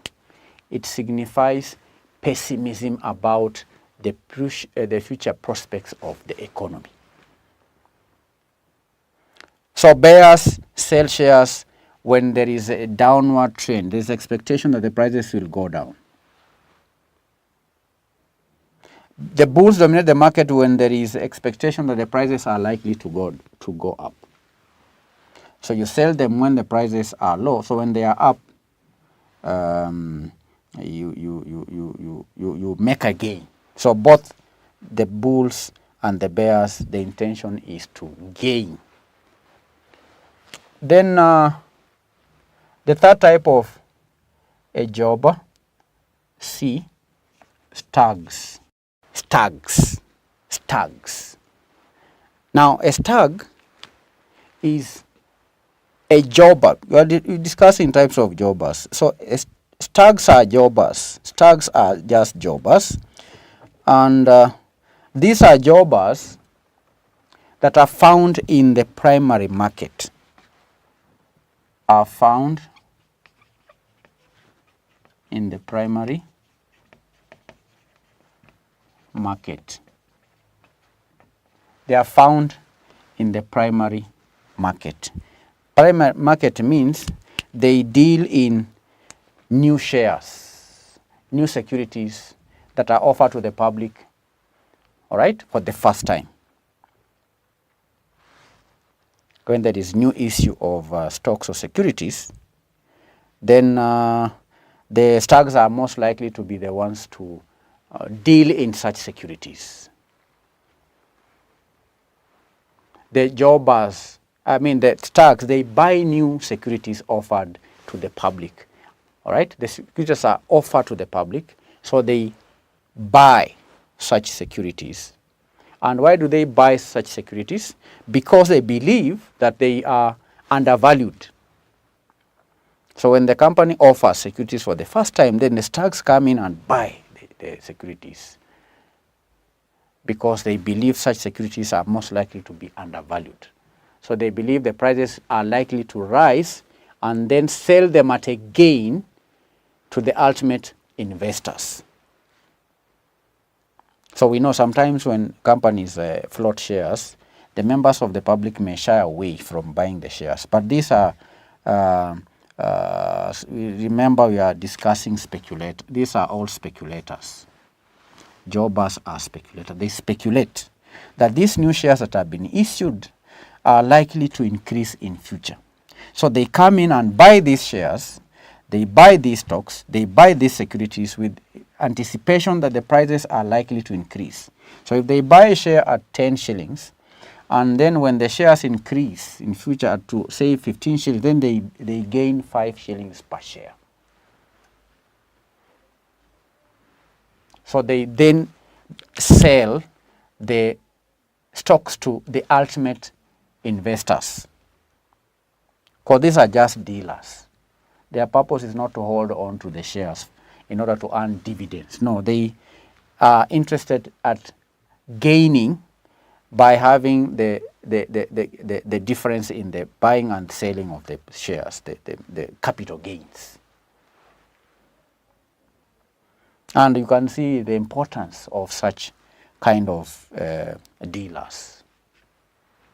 They are vital because they ensure full subscription of the share issue.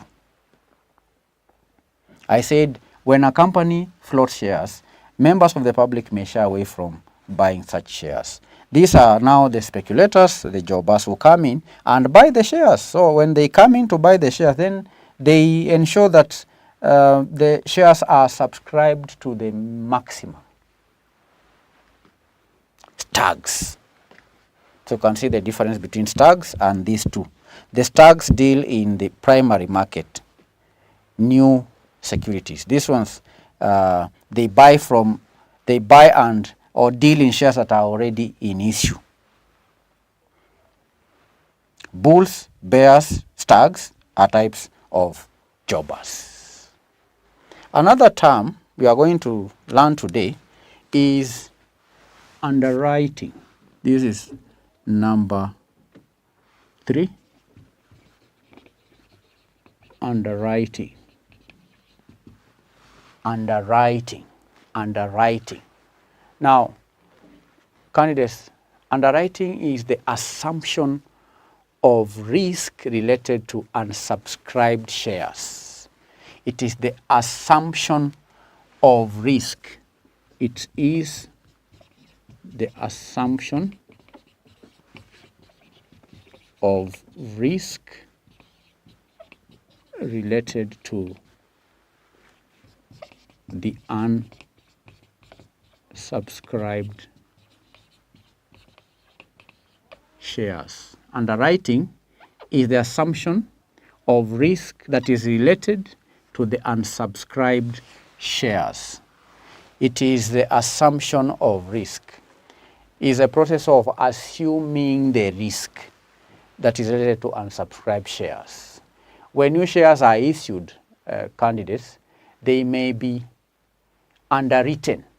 In other words, they may be unsubscribed, so that you may find a person like a merchant banker who then agrees under a commission to take up any shares that are not bought by the members of the public.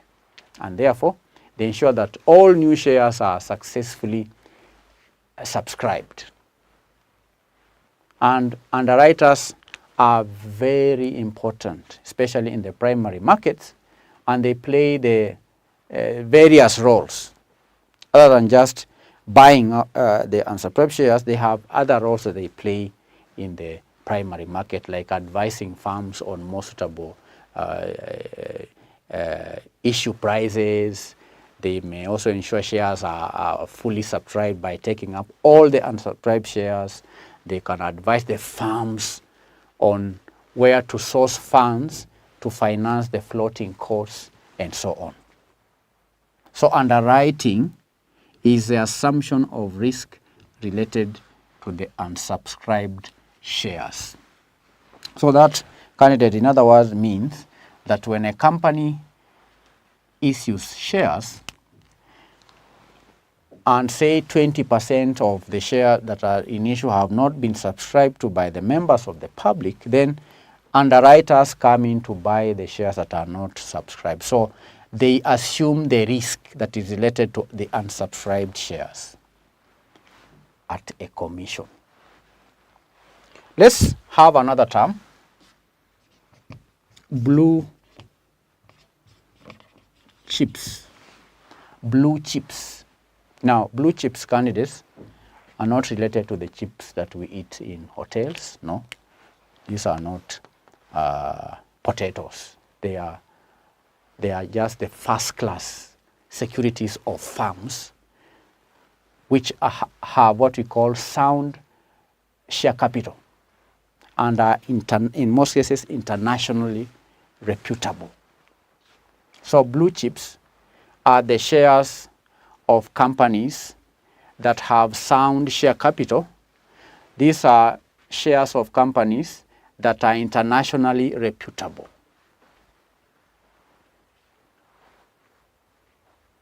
They have very good or sound share capital. They have very good dividend record and are highly demanded. These are companies that pay high dividends.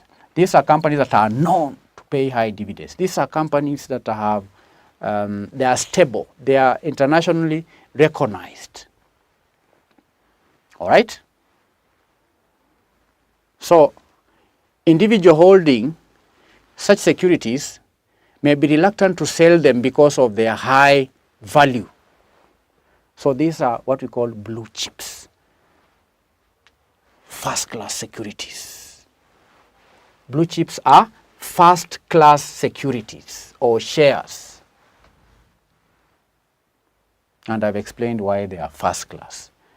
When you pay high dividends, then you attract the members of the public. You attract investors. You attract institutional investors. When that happens, then the shares price goes up. Why? Because these companies pay high dividends. These companies are reputable. They have sound capital base, and they are demanded highly. All right? Blue chips. Another term related to securities exchange is going long or short on a share. Going short or long on a share. These are two things. Going short on a share or going long on a share.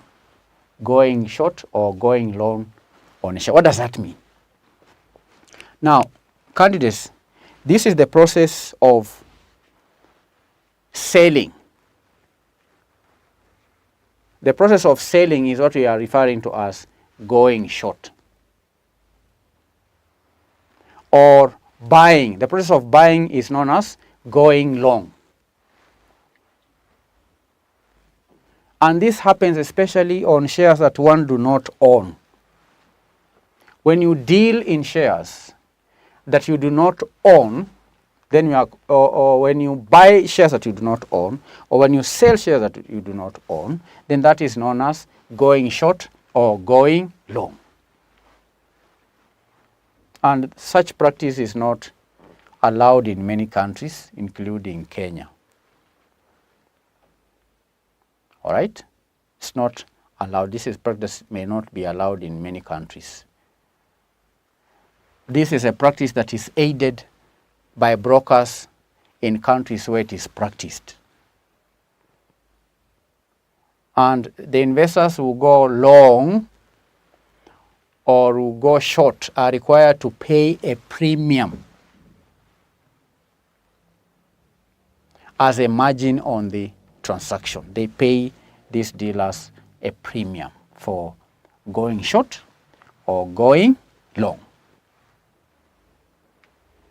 So going long or going short on a share means selling or buying share that one does not own, and it is mainly aided by brokers at the stock exchange who charge a premium on the transaction, whether it is the transaction of buying or selling.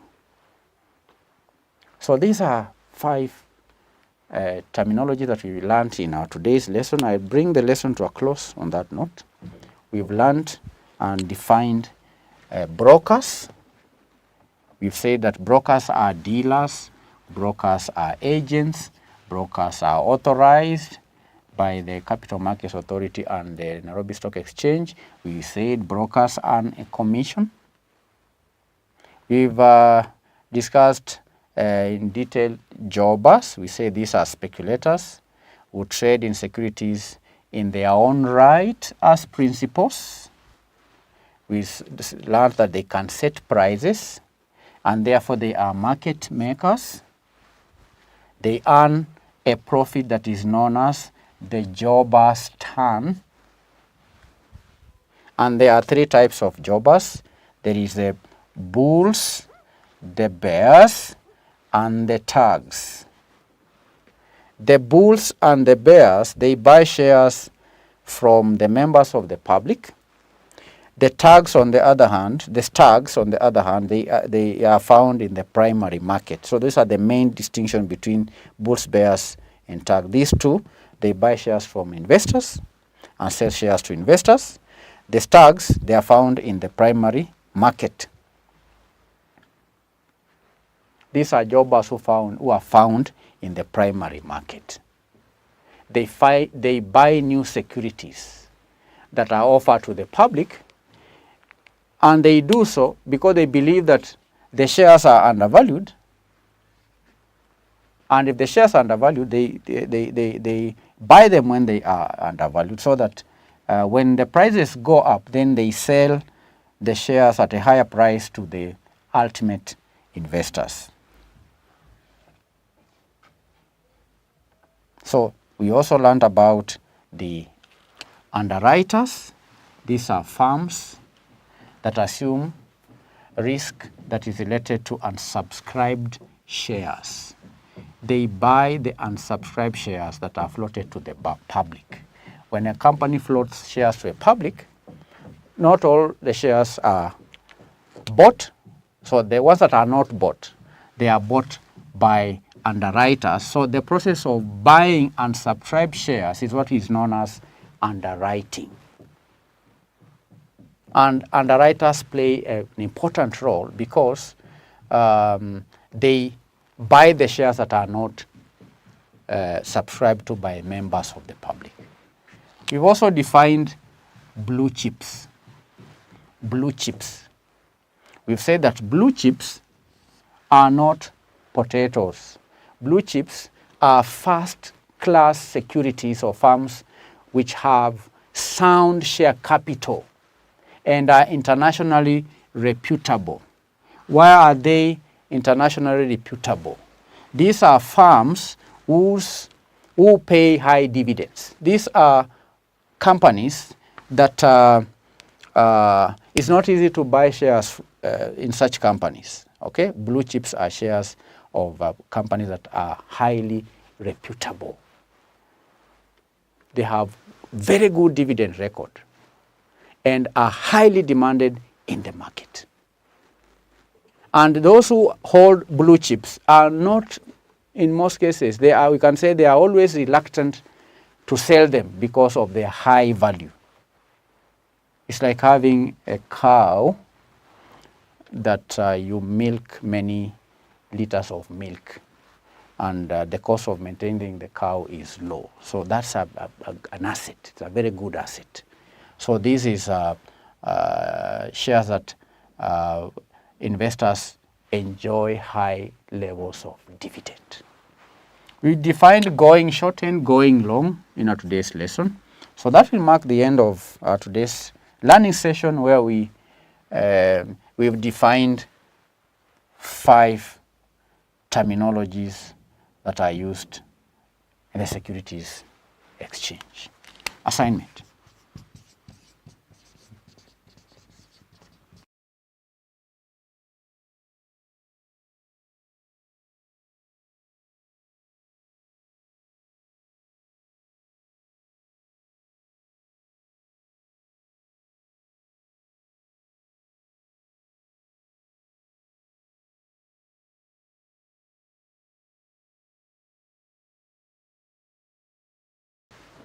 Assignment number 1, summarize the distinguishing features between brokers and jobbers at the securities exchange.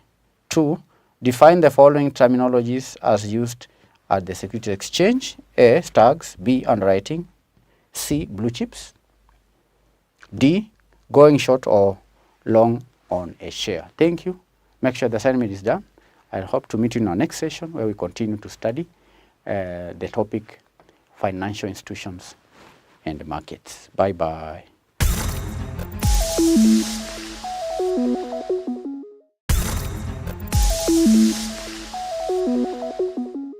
Greetings and welcome back to the lesson. In our today's session, we continue with the topic, the internet.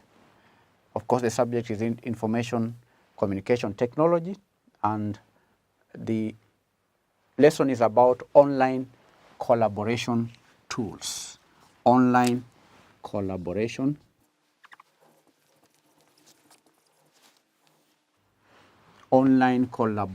tools. Online collaboration tools. Now, in studying online collaboration tools, we will focus our attention on cloud sheets and cloud documents. That's what is required of you to study as far as the syllabus is concerned: cloud sheets and cloud tools. But first of all, what are online collaboration tools? What are they? Now, these are web-based applications that offer basic services such as instant messaging for groups. We may also have mechanisms for file sharing and collaborative search engines.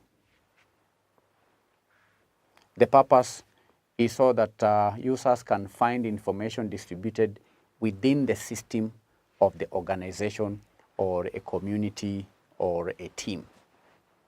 So it's a web-based application that does what?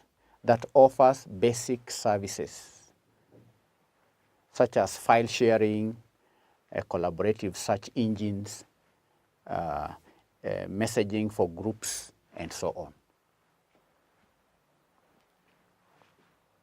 Now, these online collaboration tools have some characteristics. Let's look at the characteristics of online collaboration collaboration tools. Number one, they have intuitive interface. Intuitive interface. Now, candidates, a product can still be deemed worthless if it is not user-friendly. So the best online collaboration tools are ones that can be learned even by the least tech-savvy members of the team. So the more intuitive the platform is, the better. Number two, these online collaboration tools are web-based, or I can say are cloud-based. They are based in the cloud. All right?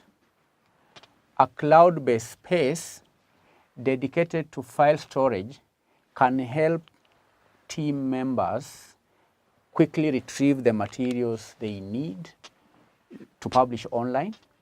They also may need to send to marketing, for example, marketing campaigns, or they may need to send a forward along sales and support teams and so on.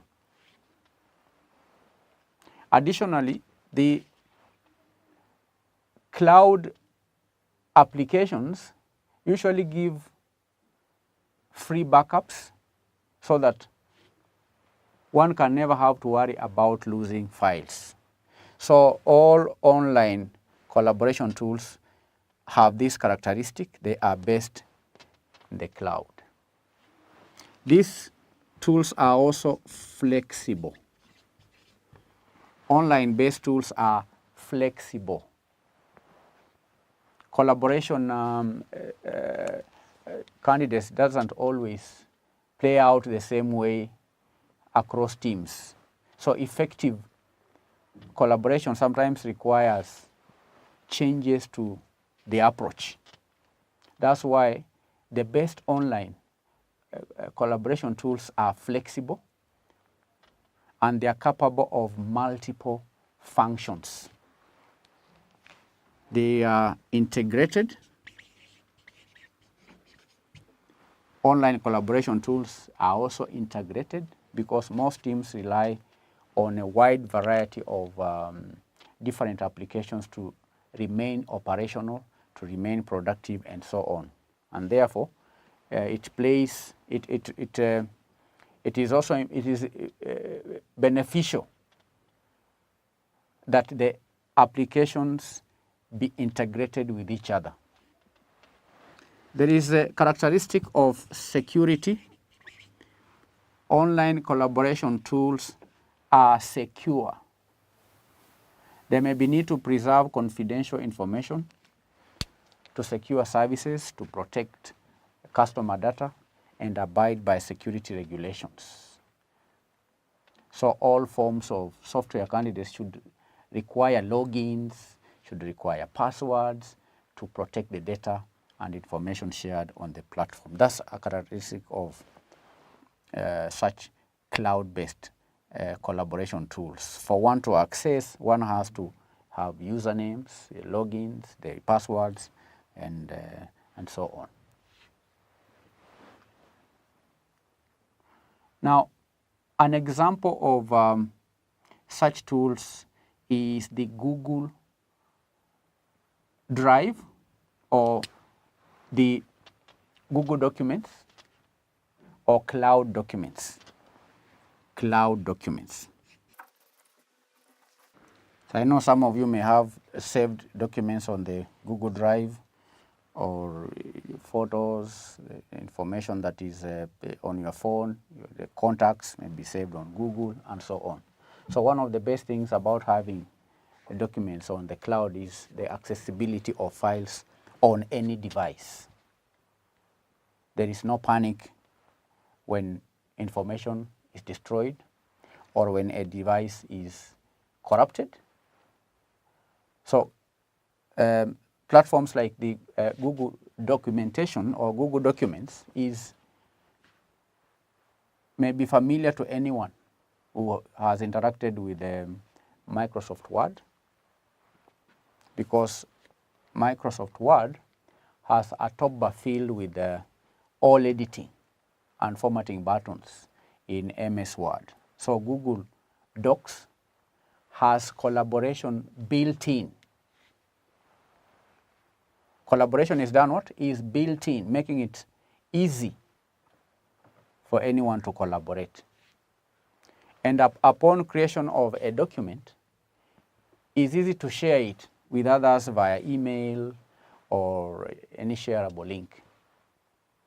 And at the moment, Google provides, I think, about 50 GBs of cloud storage on their free platform. And one can always upgrade to a paid account if there is need of more storage. So Google gives out free 15 GB, but if one needs more, then one is required to make some payment for additional storage on Google Cloud. And one can work on a document simultaneously with teammates over the cloud. They may be given access to edit and to make it as a view-only document and leave comments in real time. So Google Docs is a great collaborative document tool for small teams. But with the larger teams, sharing permissions on a document and folder level become difficult to manage as the team grows. So if it's a small team, then Google Docs can become very helpful. So that's all we can study for now as far as online collaboration tools is concerned. I hope to meet you in our next session where we continue to learn more in information communication technology. Bye-bye.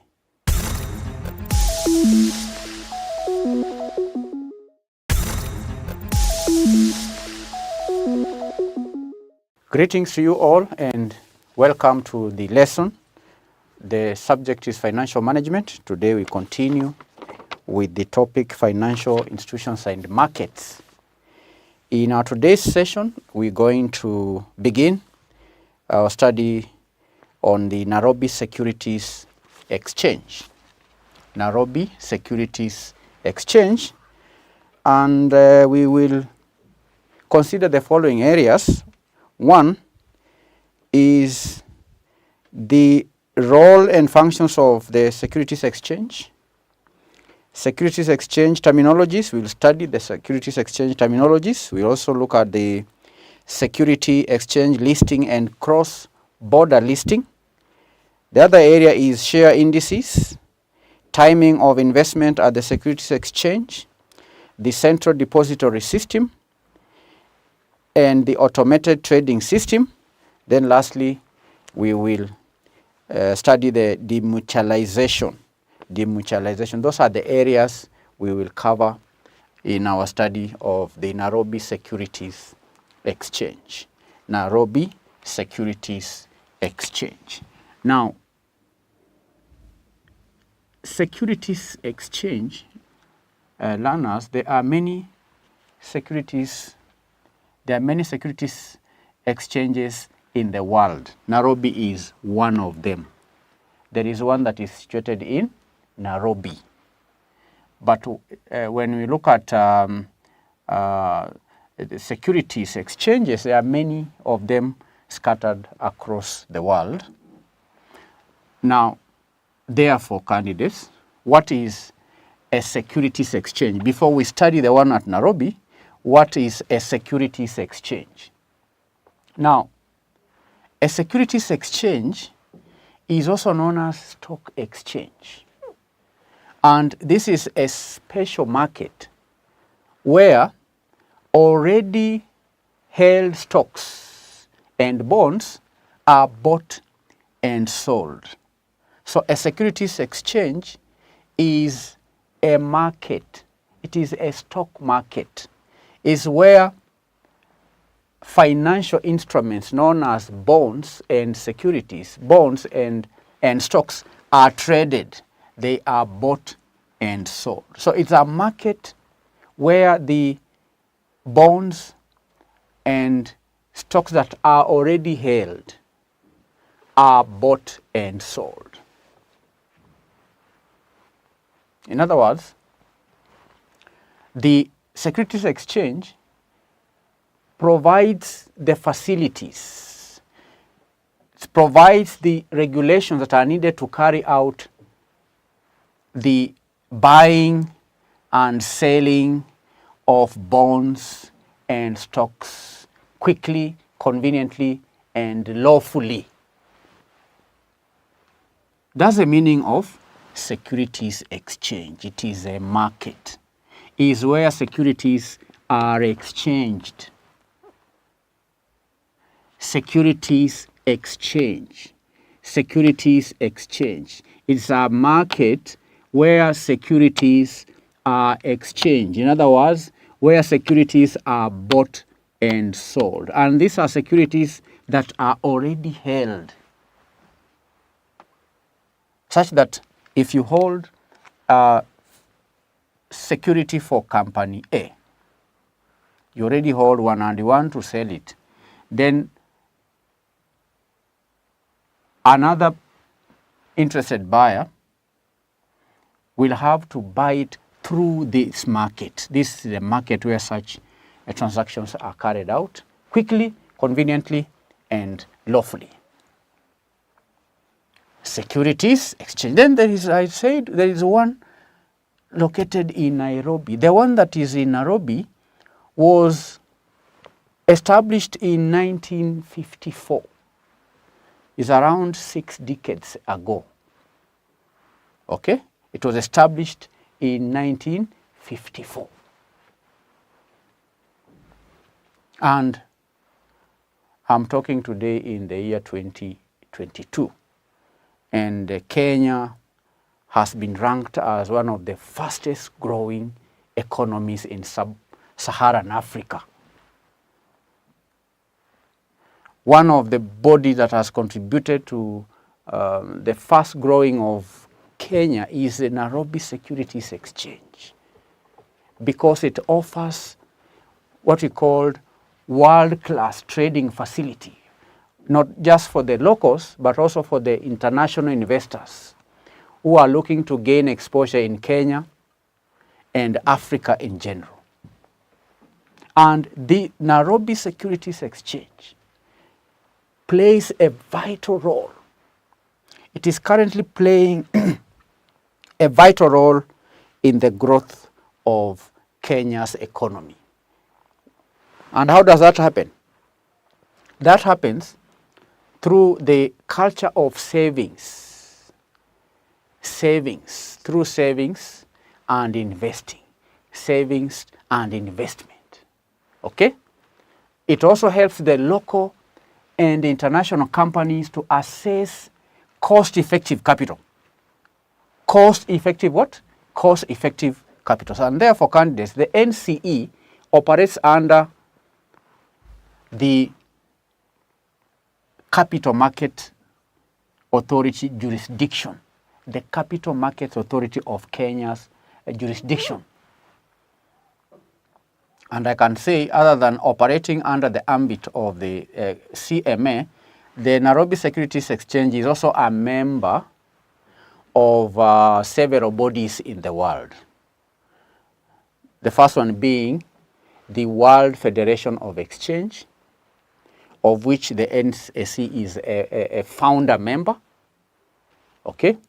It is also a member of the African Securities Exchange Association, as well as the East African Securities Exchanges. East Africa Securities Exchanges. It is also a member of the Association of Futures and Markets and a partner exchange in the United Nations. So you can see, candidates, the NCE is a major player, not only in the Kenyan economy, but also in the provision of facilities for the international community. Now, allow me also to say that the idea, or what I can say, we can say, what is the idea behind a stock exchange? What is the idea, and how is the development of a stock exchange? How is it developed? The Nairobi Securities Exchange operates under the jurisdiction of the Capital Markets Authority. It is also a full member of the World Federation of Exchange, and also a founder member of the African Securities Exchange Association. Furthermore, the Nairobi Securities Exchange is the member of the Association of Futures Market, and also a partner exchange in the United Nations. Now, learners, we are studying the Nairobi Securities Exchange. All right?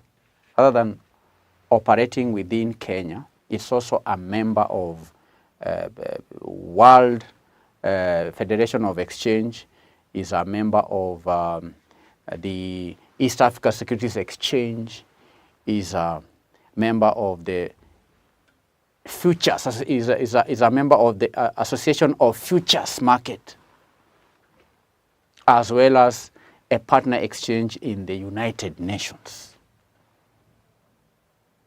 So that's what, in brief, you can talk about the Nairobi Securities Exchange. Firstly, I said it was founded in 1954. It has played a major role in the growth of Kenya as an economy in the sub-Saharan Africa. Now, having that background information, we're now going to study the functions of the Securities Exchange. In this lesson, by the end of this lesson, we should be able to outline the functions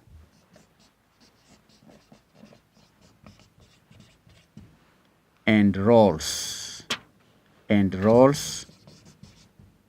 the functions and the roles of Securities Exchange. And one thing that candidates need to appreciate and understand is that the stock exchanges over the time developed due to what we call the free market enterprises or capitalism, and the need for this kind of market came about as a result of two major characteristics of joint stock companies, or what we call the public limited companies. Number one is that the shares of such companies are irredeemable, meaning that once it has sold them, once the company has sold or issued its shares, the company can never be compelled by the shareholders to take back its shares and give back what we call a cash refund, unless the company is winding up or unless the company is being liquidated. So that's a very major characteristic of the stocks that are sold at the Securities Exchange. The second feature is that these shares are, however, very transferable, and they can be bought and be resolved by other individuals or organizations. And that can be done freely. So the securities exchanges over the time have developed as a result of the two major characteristics. Number one, that the shares or the stocks that are sold at this market are not redeemable, and number two, they can be sold freely. Do you understand? This is a market where stocks are exchanged. And this market has developed because of two important characteristics of the financial instruments that are traded at the exchange. Now, what is the role or functions? We want now to look at the roles and functions. Let's begin with functions of securities exchange. One, mobilization of savings for investment. Mobilization of savings for investment. That's one function that the securities exchange plays.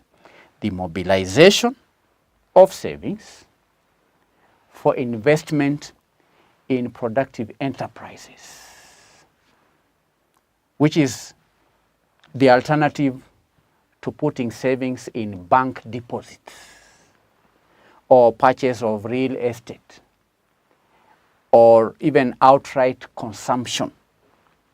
So instead of outrightly consuming money, that money can be saved for investment in stocks and bonds. The second function of securities exchange is the growth of related financial services. It has led to the growth of related financial services. Okay? Growth of related financial services sectors, like the insurance, like the pension, like the provident fund schemes, which nurture the spirit of savings. The third function of securities exchange is the check against flight of capital. Securities exchange helps check against the flight of capital, helps check the flight, okay, the flight of the capital. It helps check the flight of capital, which take place because of local inflation and currency depreciation. Flight of capital. So where the currency of a country depreciates, or where there is high levels of inflation, then the citizens are most likely to invest elsewhere. They are most likely to buy bonds and shares in other jurisdictions. So the one way to guard against such flight of capital, individuals are most likely or can be encouraged to, this market offers an opportunity to such individuals, instead of taking money to other jurisdictions or countries, such money can be invested in shares, can be invested in stocks, can be invested in bonds. Number 4 is the encouragement of the divorcement of the owners of capital. Encourages divorcement of owners, divorcement of the owners of capital from the managers of capital.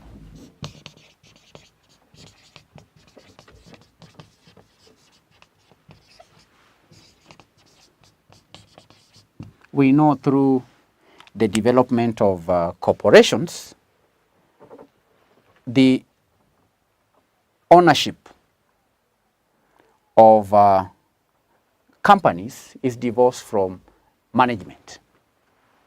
Those who own shares in companies are not ones who manage the companies. And that has been made possible through the securities exchange. You don't need to be a manager for you to own a company. That encouragement is important, because you may find in the society where the owners of capital do not have management skills.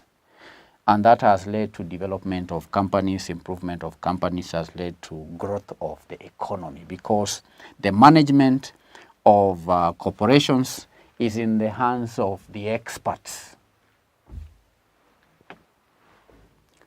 So it encourages, securities exchange encourages the divorce, the divorcement of owners of capital from the management or from the managers of capital.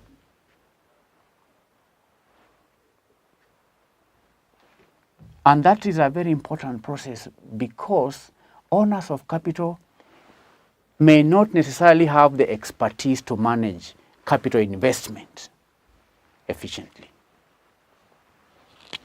Number 5, the fifth function of securities exchange is that it encourages higher standards of accounting.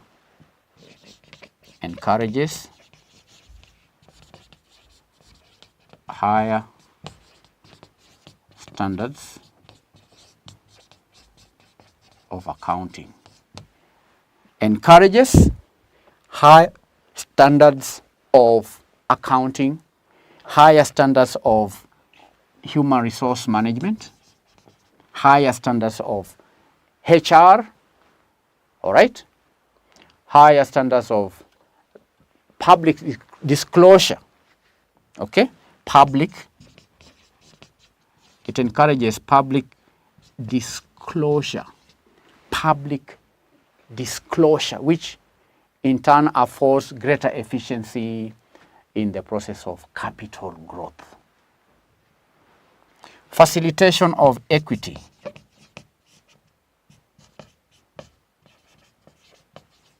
Is another function that securities exchange play, facilitation of equity financing as opposed to debt financing, because we know debt financing has been the undoing of many enterprises in both the developed and the developing economies. But through securities exchange, companies can get access to equity capital. Equity capital. I've said debt financing or debt capital has been the undoing of many enterprises in both the developed and the developing countries, especially in periods of recession, what we call the recessionary periods. Redistribution of wealth. How is redistribution of wealth a function that the securities exchange plays? Now, by giving a wide spectrum of people a chance to buy shares and therefore become part owners of profitable entities, the stock market helps to reduce the large income inequalities, because many people get a chance to share in the profits of such businesses.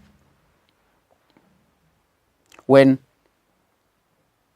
I buy shares of a large company when you buy shares of the same company, when people of less means buy shares of such companies, they, by so doing, have an opportunity to share in the profits of such companies, because by the end of the accounting period, they are likely to get some dividends. So you can see that is now distribution of wealth.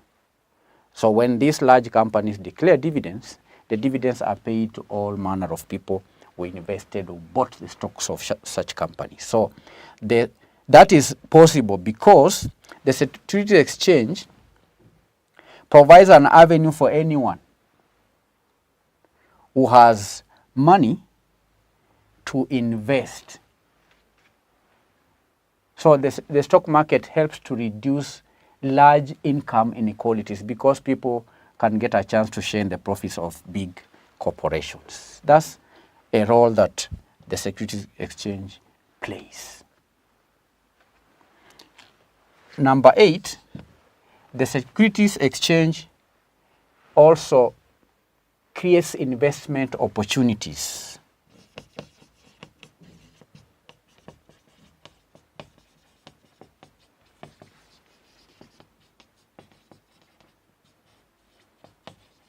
For smaller, it creates investment opportunities for smaller investors.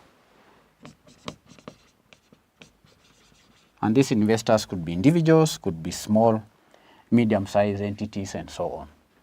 Because as opposed to other businesses that require huge capital outlay, if you are to begin a business, you may require huge capital outlay.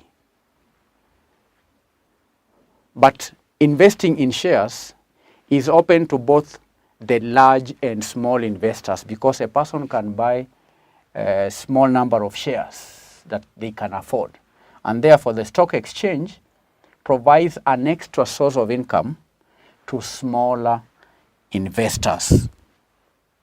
You don't need to have large capital to buy shares in through the stock exchange. No, you just need what you can afford, as opposed to starting certain ventures which require huge capital investment.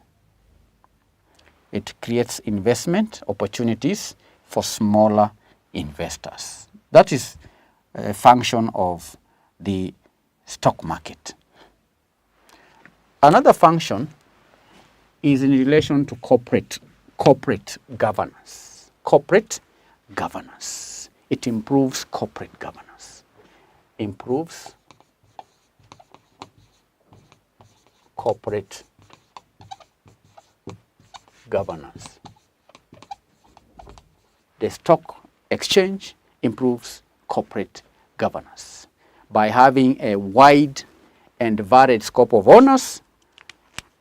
Companies generally tend to improve on their management standards, to improve on efficiency in order to satisfy the demands of such stakeholders. And it is evident that generally public companies tend to have better management records, to have better management teams than private companies, because the companies that are listed on the stock exchange are expected to meet certain corporate governance standards. So the general management of the companies listed on the stock exchange is better as opposed to companies that are private in nature. Then the next function is related to the government. The government can raise capital to finance projects through the capital market. The government can raise capital. The government can raise capital for development projects. Capital.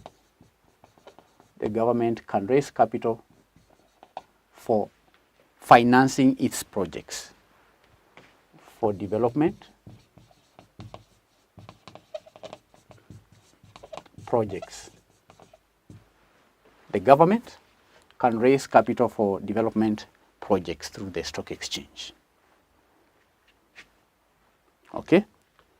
The government can borrow money in order to finance huge infrastructure projects such as building roads, such as providing services, housing projects. And it can do so by selling different categories of bonds. And these bonds can be raised through the stock exchange, whereby the members of the public, members of the public can buy them through the stock exchange. And when government gets this alternative source of funds, it doesn't need to overtax the people in order to finance development. In order to do what? To finance development. Then lastly, another function of the securities exchange is that this securities exchange can be used as a parameter of the economy. Parameter of the economy. Because at the stock exchange, share prices rise and fall depending largely on the market forces. And the share prices can also tend to remain stable when companies and the economy generally shows a level of stability. So the stock exchange can be used as a parameter of the economy, because the movement of shares, the up and down, the stability of the shares can be an indicator of the general trend in the economy. Where the shares are on a downfall, or when the share prices are on the increase, that we can tell by looking at the business at the stock exchange. So the securities exchange can be used as a parameter for the economy, parameter. And I've explained. So these are some of the functions, or you can call them roles, function or roles or functions of the securities exchange. One, mobilization of savings for investment. I've explained that instead of consuming their income, investors can buy shares or bonds of companies through the securities exchange. The securities exchange can also lead to growth of related financial services sector, like insurance sector. The securities exchange also checks the flight of capital, where the citizens are confident, where the citizens have access, or they can buy shares and bonds at the securities exchange, then that can help to check the flight of capital. Instead of investing outside the country, then capital can be retained within the country. Then we also said in this lesson that the securities exchange encourages the divorce of ownership and management of companies, where the shareholders are not necessarily the ones who manage the companies, the public limited companies. It encourages high standards of accounting, human resource, public disclosure, and so on. So this point is related to the corporate governance, because companies that are listed at the stock exchange are expected to adhere to certain standards accounting standards, and so on. Facilitation of equity, redistribution of wealth. It creates investment opportunities for smaller entities or investors. We also said that stock exchanges improves corporate governance. The government can raise capital for development projects by floating bonds, special bonds at the stock exchange, whereby members of the public can buy them.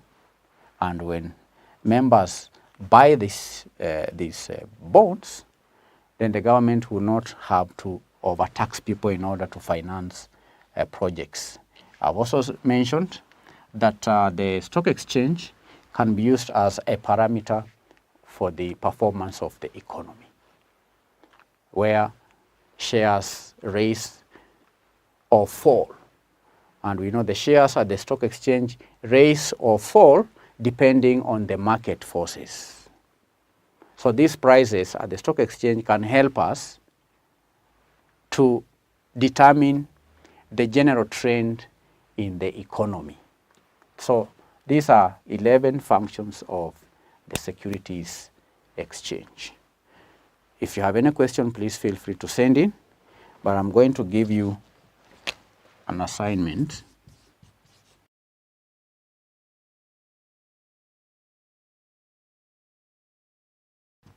Highlight 10 functions of the securities exchange in your country. Thank you for attending today's session. I'll meet you in our next session where we will study the securities exchange terminologies. Thank you. God bless you. Bye-bye.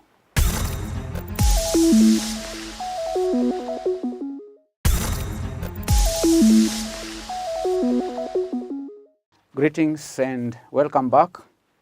I'm glad to have you one more time on the platform. We've been studying the subject ICT. The topic is e-commerce. Today we come to the end of the study of the chapter. So far we've covered number 1, e-commerce concepts and features. Number 2, models of e-commerce. Number 3, impact of the internet on business. Number 4, e-commerce enabling software. Number 5, business opportunities in e-commerce. Number 6, e-commerce infrastructure and platforms. Number 7, e-commerce payment methods. Number 8, challenges of e-commerce. Number 9, securing e-commerce transactions. Number 10, m-commerce and applications. Number 11 is our today's focus, which is digital marketing. Digital marketing methods. Should be methods. Digital marketing methods. Now, candidates, there are many digital marketing methods.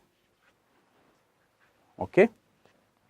Because you know marketing is the art of selling products and services through different channels. If it's to be done digitally, then there are very many channels that can be used, like social media marketing, like the search engine optimization, like the email marketing, content marketing, and so forth. So that will be our focus today's lesson. By the end of the lesson, you should be able to describe various digital marketing methods or types of digital marketing. The first obvious one is social media marketing. Social media marketing. Now, candidates, a strong presence on social media platforms is the most important digital marketing tool today, because there are many people who are on social media today. The people a company would want to sell to, most of them you find them on social media platforms. So having a strong presence on social media platform is a very important digital marketing tool. And there are many ways to promote brands social media presence. One way would be employing social media influencers to promote the accounts of the company, posting and engaging in promoting the image of the company on social media and so on. So a company needs to have a social media marketing strategy in order to reap the benefits of marketing on social media. 2, search engine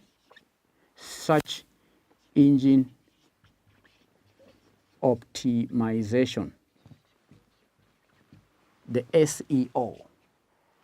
Now, the SEO is a digital marketing technique that involves creating more traffic to a website by making sure a website appears higher up in the results of a search engine like Google.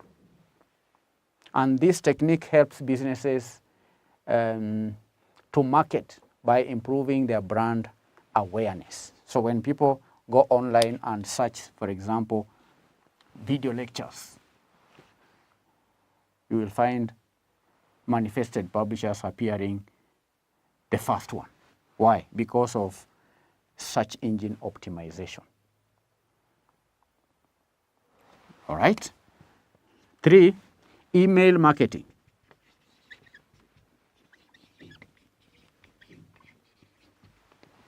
Email marketing. Now, emails are a great marketing technique to get customers to return to a brand and purchase new products. When a company interacts with the business, the customer may write email to the business, and therefore the business will have the email of the customer. So a company can use the emails of customers to market so that they can have repeat sales. And first of all, a company must get people to sign up for an email list after they have made a purchase. Then based on the knowledge they receive from the email, it is highly likely that such customers may return to purchase from the company. Email marketing. That's why sometimes if you've opened an email, you'll find many companies sending emails to customers. Like I've had emails from the banks, different banks, from Safaricom, from Airtel, from any company that you come into contact with. You may find that you communicate via email. You may seek inquiry through email. So there is that communication. So companies can use the email to market their products, to market their services. Number 4, content marketing. Content marketing is creating valuable and relevant content consistently on platforms. And a brand can use content marketing as a tool to achieve better brand awareness by marketing itself as a company that is in touch with the world. So content marketing, releasing content online consistently is a way to market digitally. 5, video marketing. Video marketing is a technique that can be used closely with content marketing. It's a popular technique in digital marketing because of the easy access to videos that technology has provided. And by creating quality commercials, companies can inflict a lasting brand image in its audience heads and get them to think about purchasing. Technology has made it very easy for people to share videos, like on YouTube. You can go on YouTube and find that many people are uploading videos every day. Many companies are doing videos, uploading them every day. The companies can use videos to also market their services, their products online. 6, web advertising. Web advertising. Now, brands can market themselves more effectively by creating clickable advertisements to put on popular websites. Examples are when ads for different companies appear on an article on a website. I'm sure you must have visited some websites, and in the process of getting information on a website, there is an ad that pops up, an advertisement of a different company. So that's one way to digitally market products. I know if you've been downloading apps, when you try to download an app, you find another advert of a different company popping up. So that's a way of digitally marketing services and products. 7, affiliate marketing. Affiliate marketing. Now, affiliate marketing or advertising is when a brand pays to have a valuable spokesperson with a large audience, usually a blogger or a social media influencer. And the purpose is to post about their company so that the company can increase its circulation. So if you have maybe a well-known comedian or any online influencer in the society, then a company can use such online influencers, social media influencers, to market their products or services through affiliation. To affiliate. It's like a partnership. The company riding on the popularity of the social media influencer.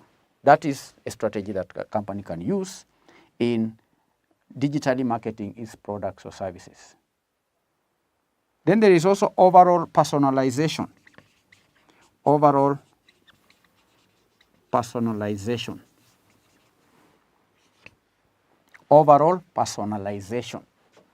Now, personalizing brand awareness and creating a unique style can make people believe that a company is successful. And that's a way to market products online. Overall personalization. A company may also create applications or just an app.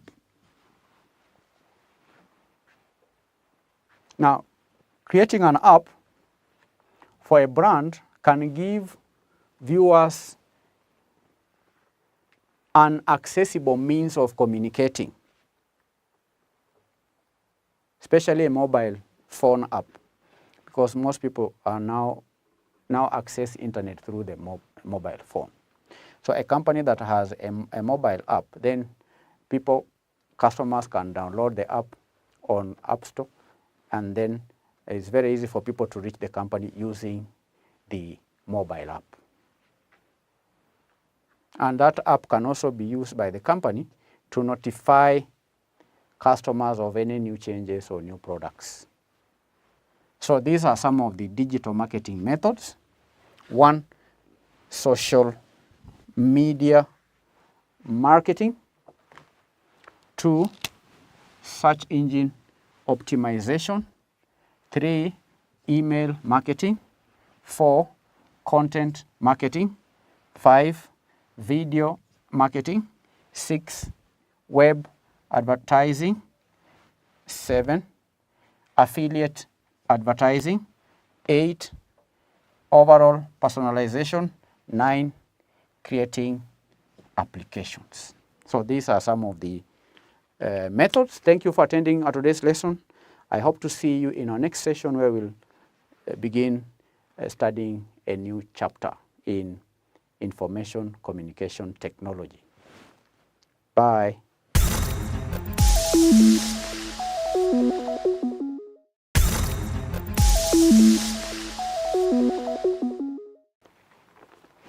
Hello and welcome to the lesson. Today I'm going to answer question 3, Advanced Auditing and Assurance, April 2022. Question 3A, I read, the following information relates to Vitenge Supplies Limited. 1. At monthly intervals, the purchases ledger clerk of the company, Ann Mbole, lists the ledger balances. She then compares them with the files of suppliers' statements. Those statements that agree with the list of the balances are extracted and placed in the file. Those that do not agree with the listed balances are left in the original file. Number 2, Anna Mbole then prepares a list of the prepayments for all the suppliers who have sent the statements as follows. Roman 1, where the statements agree with the balance, the statement is attached to the list. Roman 2, where the statement disagrees with the balance, Anna Mbole computes a round sum amount which is slightly less than the balance on the ledger and enters this amount on the list of the payments. She then leaves the statement in the file. Number 3, the list of the payments is then passed to Peter Dower, the assistant accountant, who writes out the checks. The checks, lists and statements are then sent to Lucia Kawa, the finance director, who signs them after checking against statements where these are attached and the list of balances. Number 4, the checks are then passed to the managing director, William Sinai, the other signatory who signs the checks and sends them back to Peter Dower, who then posts them to the parties concerned. Number 5, the auditors of the company have previously made comments regarding the poor quality of the accounting controls. Required: 1. Isolate the areas which could have attracted adverse comments from the auditors. 4 marks. Roman 2, design a program for the substantive test which would provide reassurance that the check payments are not made improperly to creditors. 5 marks. Roman 3, describe the controls to be instituted over the custody and authorization of the check payments. 3 marks. Now, this is a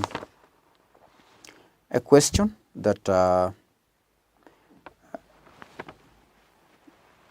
is a scenario of a company known as Vitenge Supplies Limited.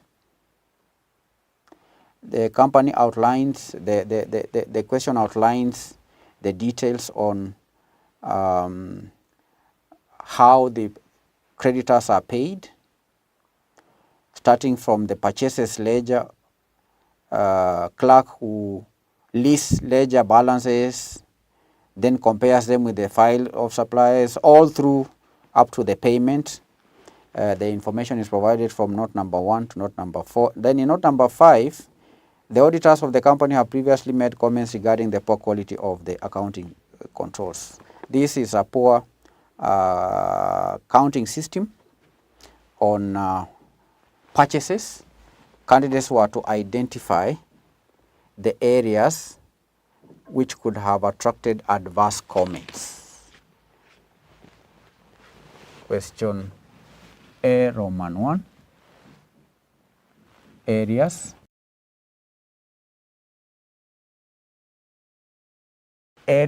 which could have attracted adverse comments from the auditors. That's what we read in note number 5, that previously the auditors had made comments regarding the poor quality. Now, note number 1 we read, at monthly intervals, the purchases ledger clerk of the company, Ann Mbole, lists the ledger balances. She then compares them with the file of supplier statements. Those statements that agree with the list of the balances are structured and placed in the file. Those that do not agree with the list balances are left in the original file. There is a weakness there. And the weakness is that no reconciliation of the purchases ledger accounts takes place.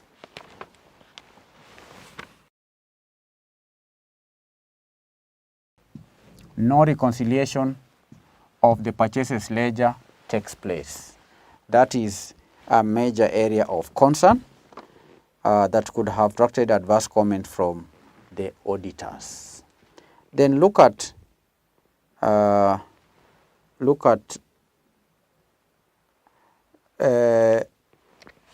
number 2, Roman 2, where we read that Anne Bole computes a round sum amount.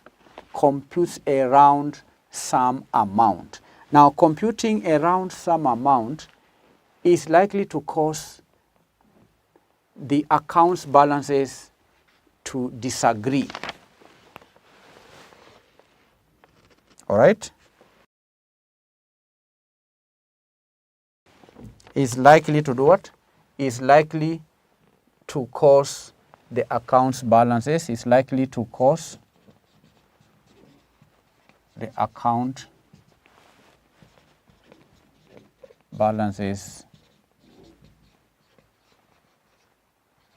to disagree. We read that where the statements disagree, that means that there is no attempt to find out the cause of the disagreement.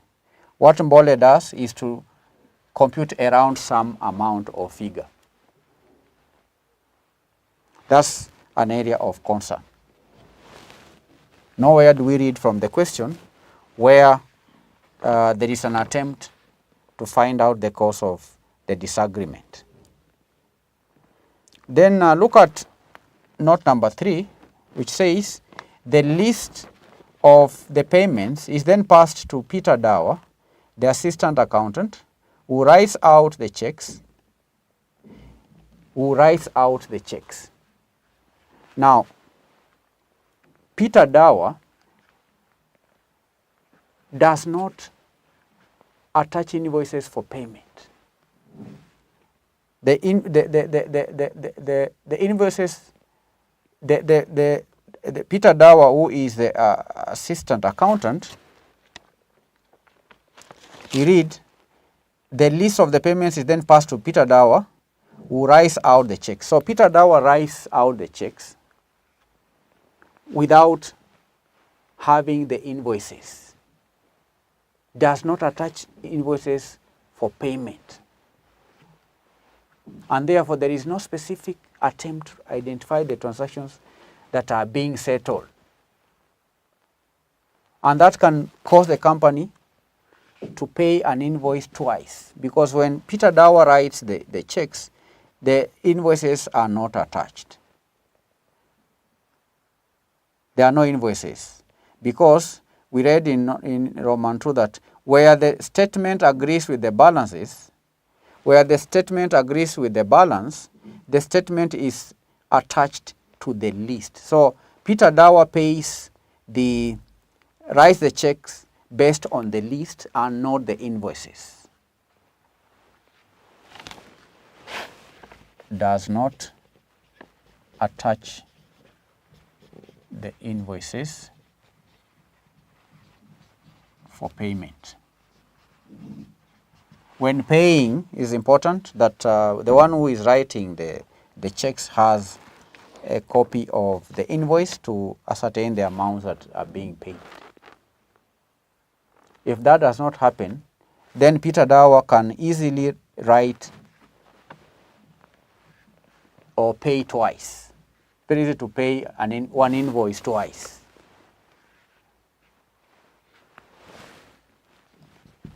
Now, the fourth, do you understand, does not attach the invoice for payment, because Peter Dower relies on the statements or that is sent, or the list that is sent by Anne Bole. Then, from this information, you can see Lucia, the checks, number 3 still, the checks, lists, and the statements are sent to Lucia, the finance director, who signs them. That tells you that there is no evidence for the first check signatory. Why? Because Lucia does not see the statements for balances that disagree.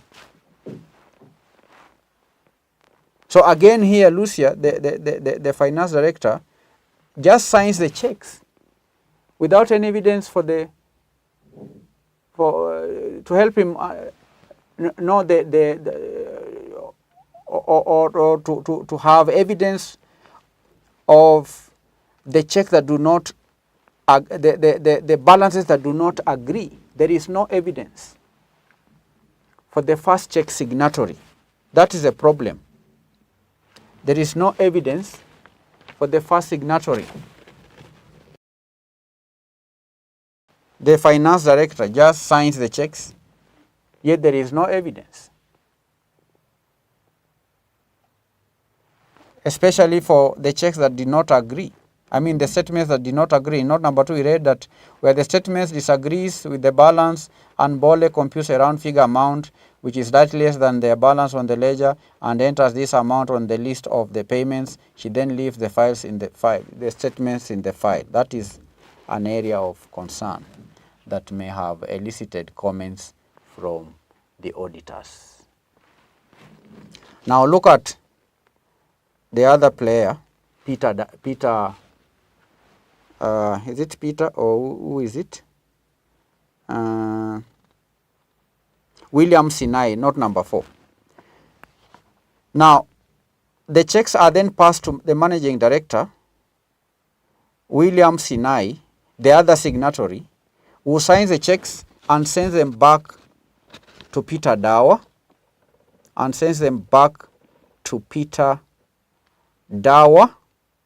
who then post them to the parties concerned.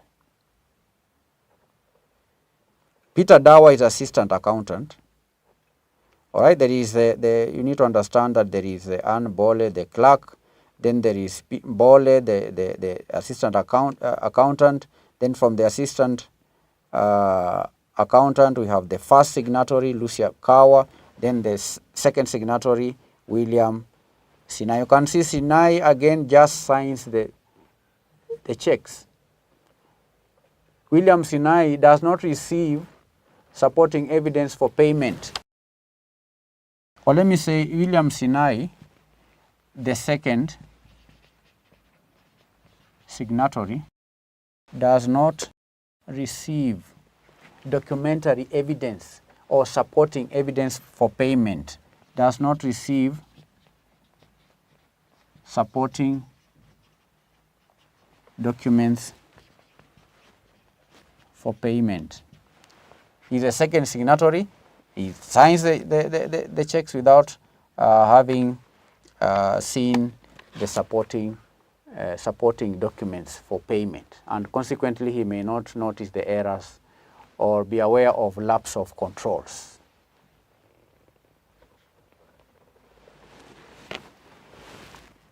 Number 6, we read that in note number 2, where the statement disagrees with the balance, Anne Bole computes a round figure amount which is slightly less than the balance on the ledger and enters this amount on the list of the payments. Do you see that? So, by so doing, the payment of invoices or statements does not free the company of the errors made by the supplier.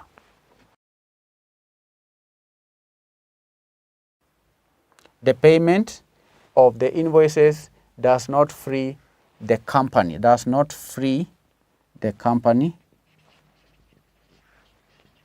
from errors made by the supplier.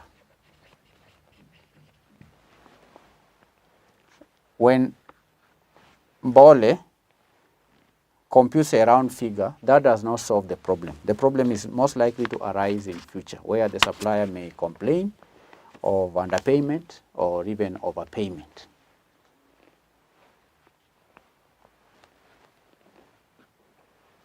So these are some of the areas which could have attracted adverse comments from the auditor or auditors.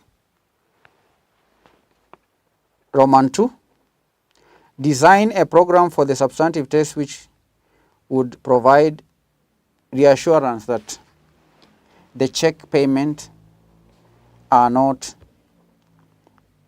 made improperly to creditors.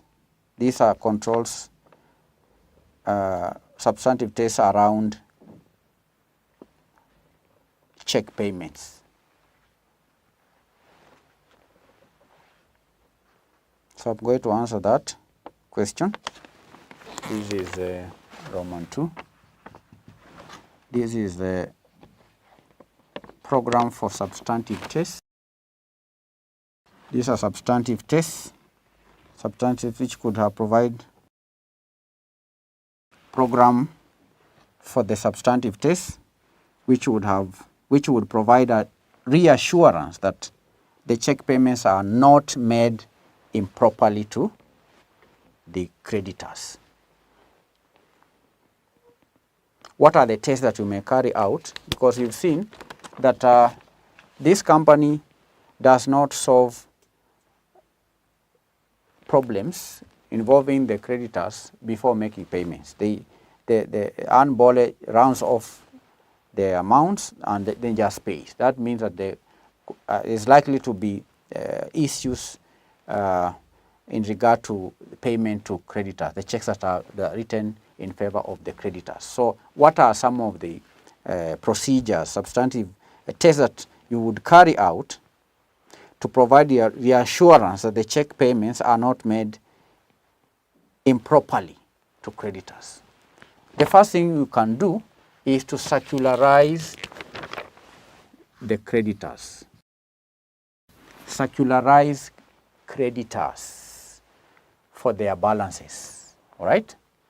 You can write to the creditors requesting them to confirm the balances that the company ought to pay. Circularize creditors for their balances, all right? You can select,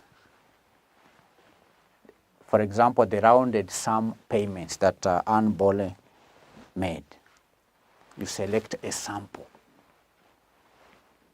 You can also select the nil balances, you select the credit balances, and also the debit balances for the creditors. All right? Then you circularize and find out from the creditors what are the balances.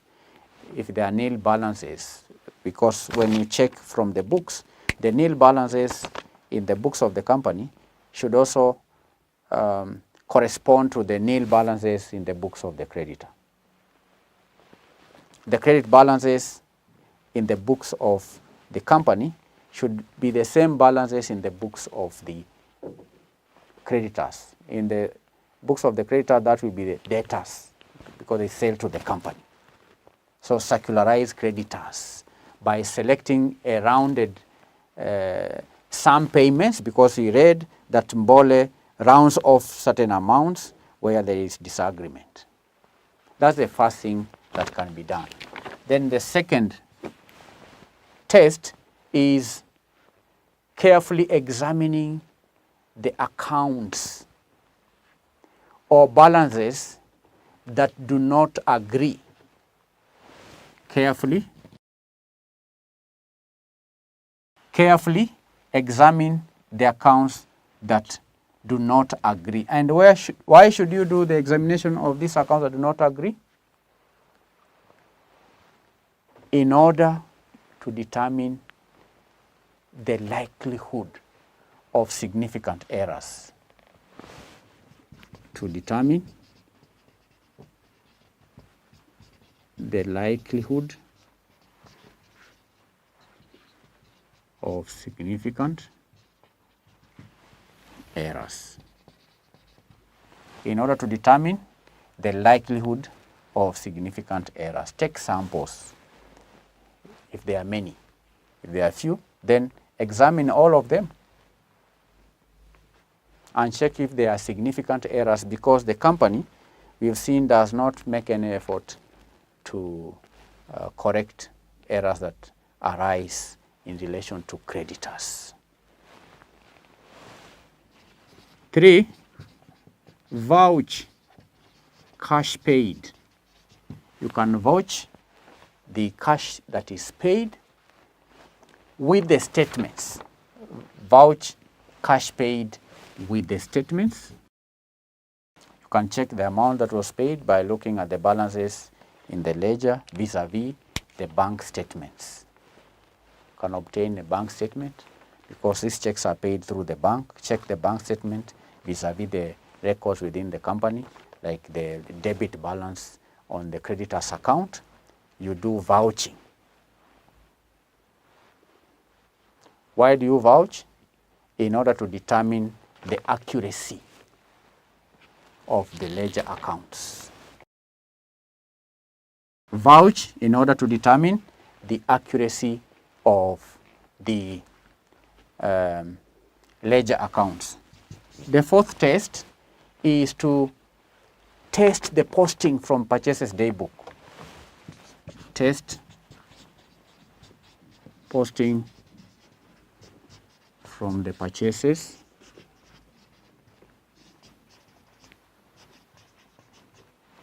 daybook. I know by now, candidates, you understand the accounting procedure, which begins from the we call them source documents.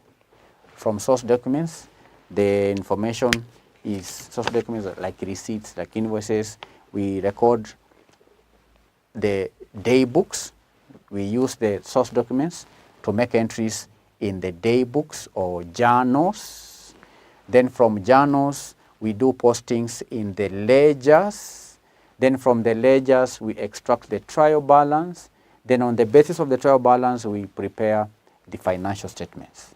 So the auditor can test posting from the purchases day book to the purchases ledger. To the purchases ledger, because the day book recording precedes the purchases ledger recording. So you can test the posting. Are the amounts that appear in the ledger the same amounts that appear in the journal or the day book?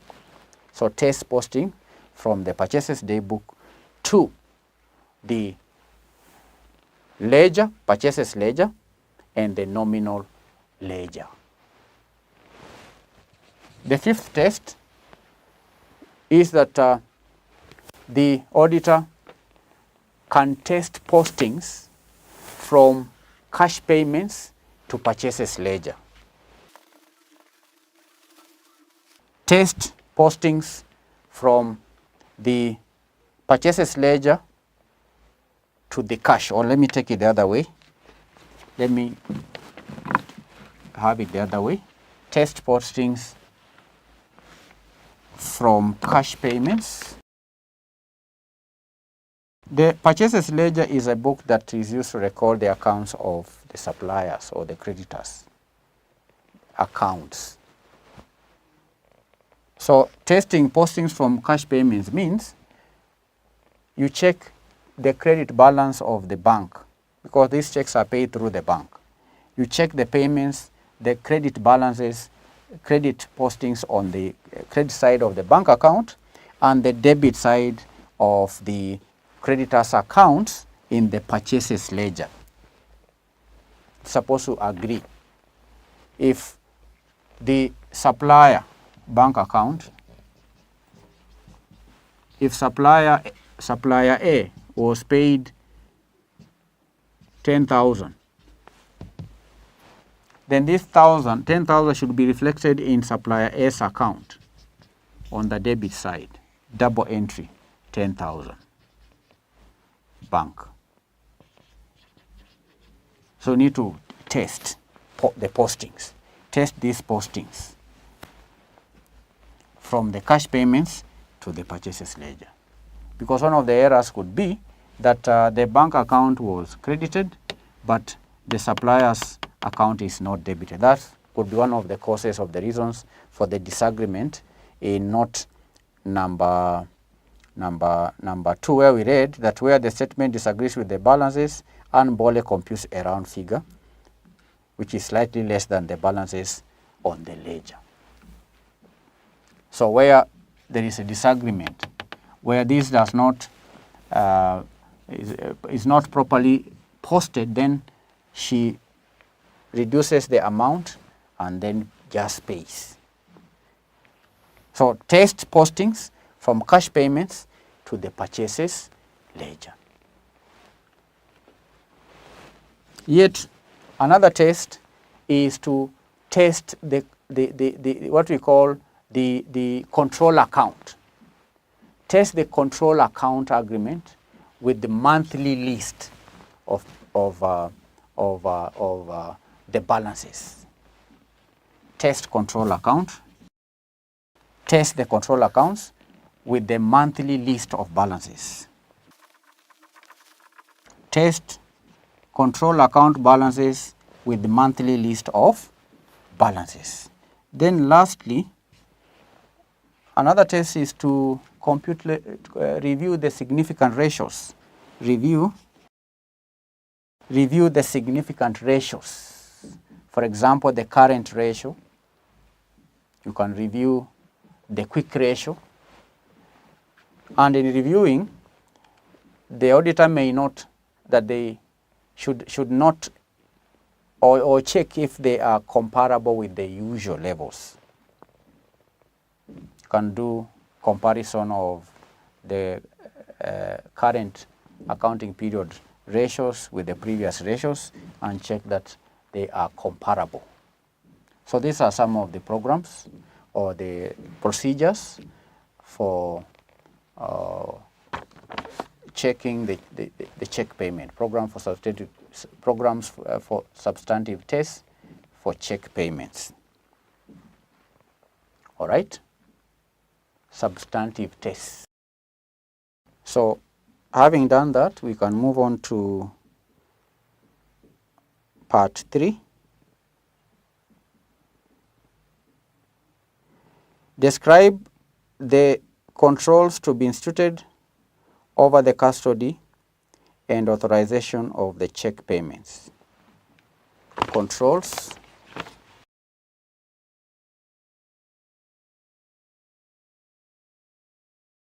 Controls over custody and authorization of check payments. There are two things here, custody and authorization. So let's begin with the custody. Custody. Controls over custody of checks. The first control is that the checks should be issued in a sequential order. The checks should be issued in a sequential order and the sequence controlled. Then the second control is that the checks, especially the unused checks, must be kept under key and lock. The unused checks should be kept under key and lock. That's custody.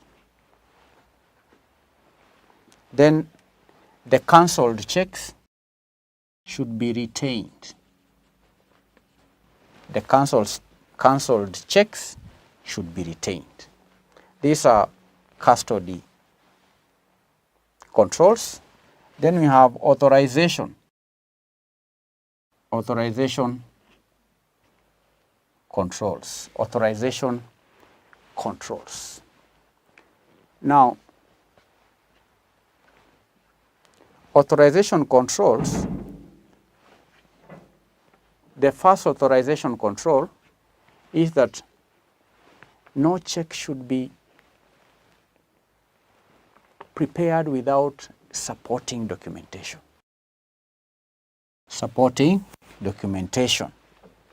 No check should be prepared without the supporting documentation. For example, there has to be an order that was placed, there has to be a delivery note, there has to be an invoice, an approved invoice, and so on. So there has to be supporting documentation before checks are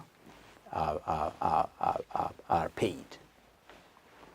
Then the second control in relation to authorization is that the check signatory authority should be in writing. Should be in writing and be exercised for the interest of the company. Then there has to be supervision. Supervision is very important when it comes to controls on authorization. The system of check payments should be supervised by a responsible person who should also perform regular bank reconciliations. Regular bank reconciliations. So these are controls for custody. Custody, we mentioned sequential order. The unused checks should be under key and lock. The cancelled checks should be retained.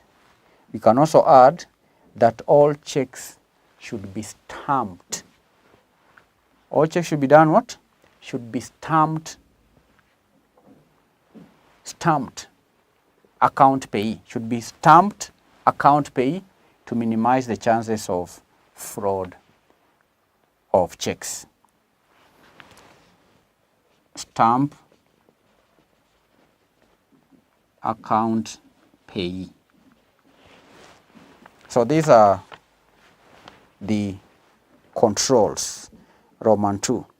Roman 3, describe the controls to be instituted over the Roman 3 is discuss the procedures and nature of reporting adopted by auditors when engaged in compilation engagements of the prospective clients.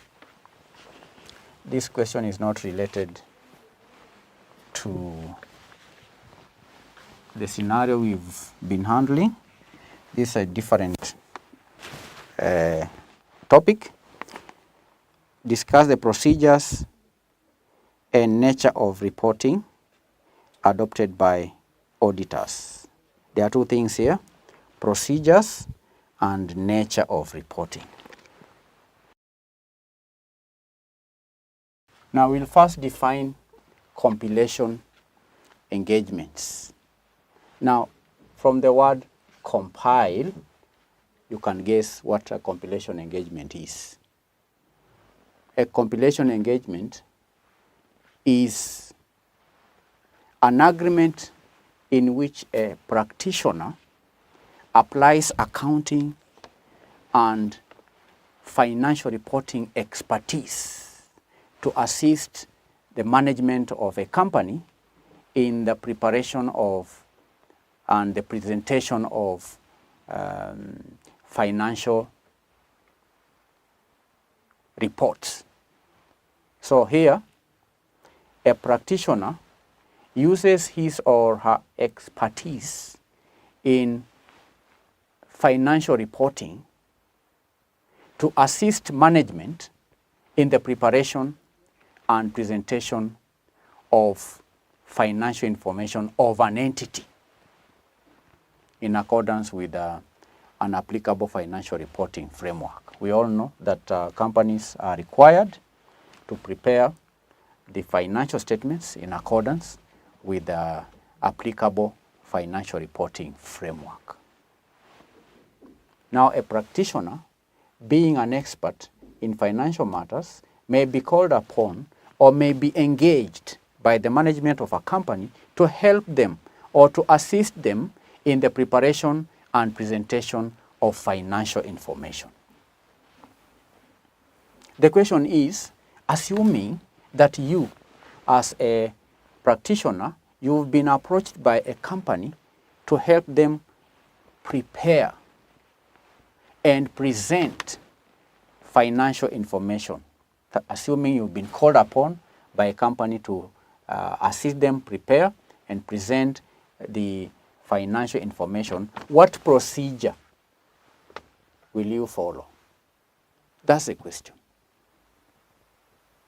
And we know that, the objective of compilation engagement is the accountant to use his expertise to collect, to classify, and to summarize financial information. And this engagement may include the preparation of financial statements. So when called upon, the first thing that has to be clear, because this is an agreement, this is an engagement between you as the practitioner and the company. There has to be the terms of engagement. First of all, we have the terms of engagement. The terms of the engagement. It is a compilation engagement. So if it's a compilation engagement, then what are the terms of this engagement?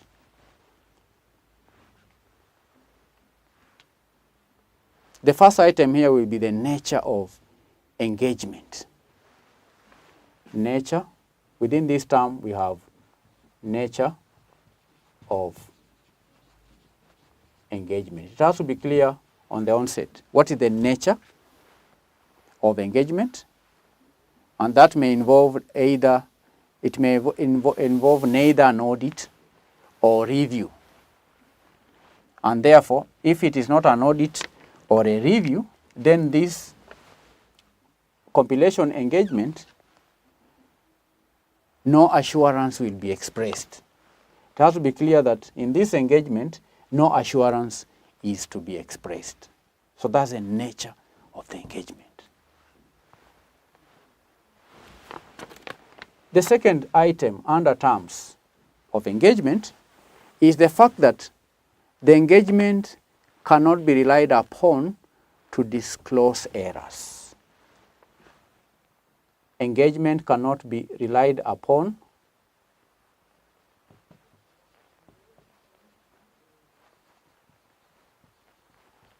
to disclose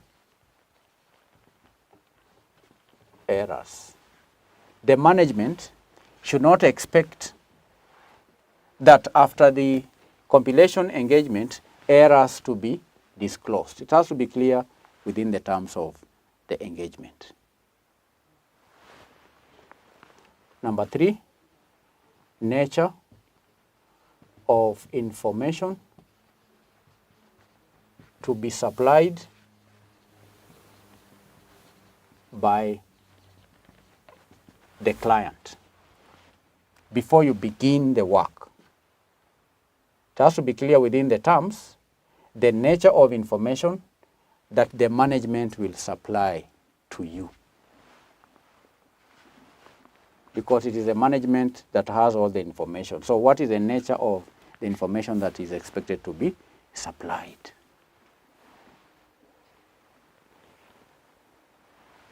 Then there has to be a statement to the effect that the management is responsible for the accuracy and completeness of information. Management is responsible for accuracy of the information. The fact that the management is responsible for the accuracy, I can add, and completeness of the information. The fact that the management is responsible for the accuracy and completeness of information supplied to the accountant for compilation. Next, basis of accounting on which the basis on accounting on which the financial information is compiled. Basis of accounting on which the compilation is on which the information is compiled, the basis of accounting on which financial information is compiled, and that the departures will be disclosed. There has to be an agreement on the basis of accounting, and if there is any departure, if the accountant or the practitioner decides to depart from this base, then there has to be an explanation for the departure, and it has to be disclosed. Next, intended use. Intended use. The intended use and the distribution of the information once compiled. What is the intention of compilation? It has to be clear within the terms of engagement. Then lastly, we have the form of report. At the end of this engagement, the practitioner has to prepare a report. So there has to be form of the report within the terms of engagement, the form of report regarding the financial information complied. So this is very important step in the procedure in compilation engagement. The terms of engagement, then there is procedure to be adopted on compilation work. Number 2, procedure on compilation work. Here is an agreement before the work begins. Then there is procedure when work begins. Procedure to be adopted on compilation work. Now, the first item here is that the accountant should obtain the general knowledge of the business. Obtain the general knowledge of the business. The practitioner should obtain the general knowledge of the business and the operations of the enterprise, and be familiar with the accounting principles and practices of the industry in which the entity operates, and the form of financial information that is appropriate in the circumstances.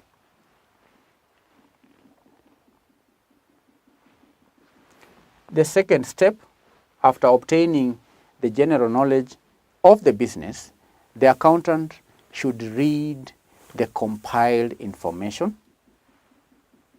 Read the compiled information. Then after reading the compiled information, the accountant should consider whether it appears to be appropriate in form and free from obvious material misstatements. So get the general information, then you check the accounting information provided. Read.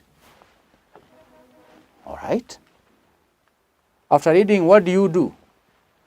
After reading, you then consider whether it appears to be appropriate, and consider if appropriate. Because remember here, you are coming in to assist the company in compilation of the accounting information. So you need to read and check whether it's appropriate in the form and whether it is free from obvious material misstatements. And the mistakes could include things like mistakes in the application of identified financial reporting framework. The mistake could also be non-disclosure of financial reporting framework and any departures. It could also be non-disclosure of any significant matters that the accountant or the practitioner may come across. So that's what you need to do. Read and consider if appropriate. Read and do what? Read and consider if whether it appears to be appropriate in the form and that is free from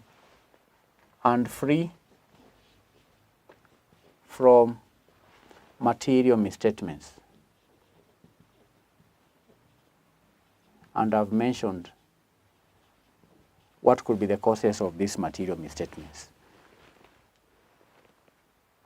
Mistakes could be in the application of identified financial reporting framework. It could be non-disclosure of financial reporting framework, and it could also be non-disclosure of any significant matters.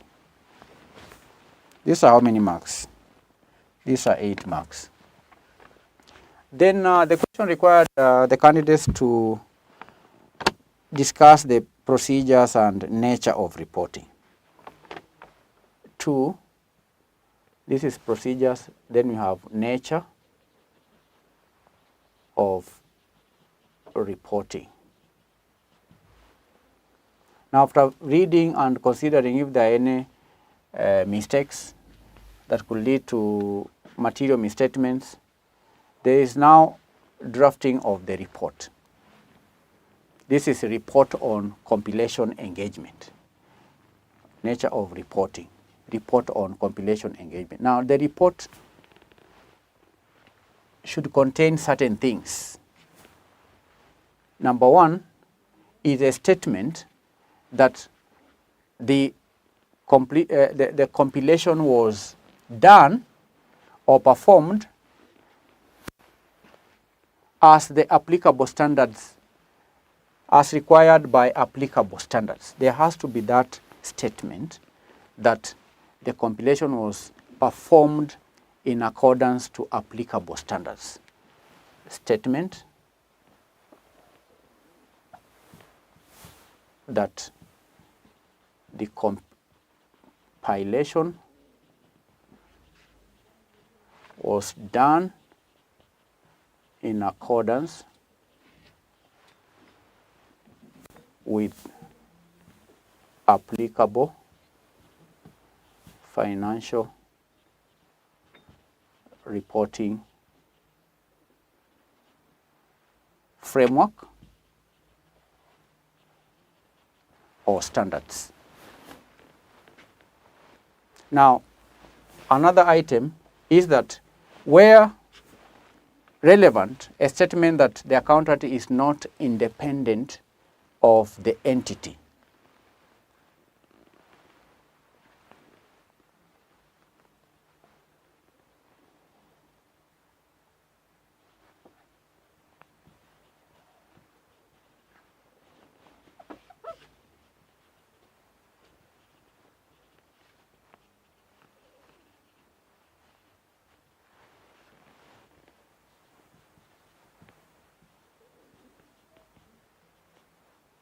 Sometimes you may be called upon to help in compilation of these statements, but you could be an auditor who is not independent. So if you are an auditor or a practitioner who is not independent, then you need to state that in the report. Where relevant, there has to be a statement that the accountant is not independent of the entity, because there are certain factors that can affect the independence and the objectivity of the practitioner. That should be stated in the report.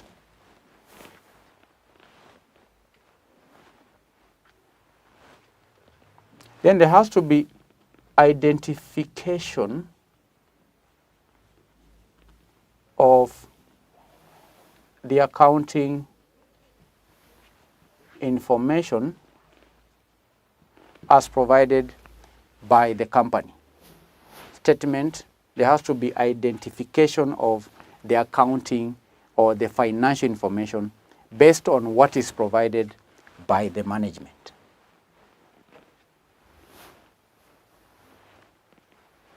Within the report, the practitioner should also state, there has to be a statement that management is responsible for information provided. The management is responsible for information provided. There has to be a statement to the effect that the management is responsible for the information provided. There also ought to be a statement that no review, because we saw at the beginning that a compilation engagement is not a review of the statement, neither is it an audit. So there has to be a statement to the effect that no review or audit was conducted. There has to be a statement to the effect that no review or an audit was carried out, and thus no opinion has been expressed. And therefore,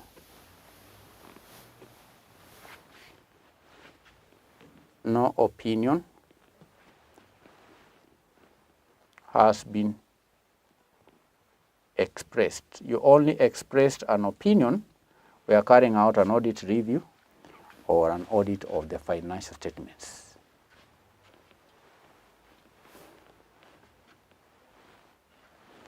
We may also have another statement to draw the attention from the departures of financial information framework. Statement to draw attention to departures from the financial information framework. Financial information framework or standards. Then lastly, we have the accountant's signature.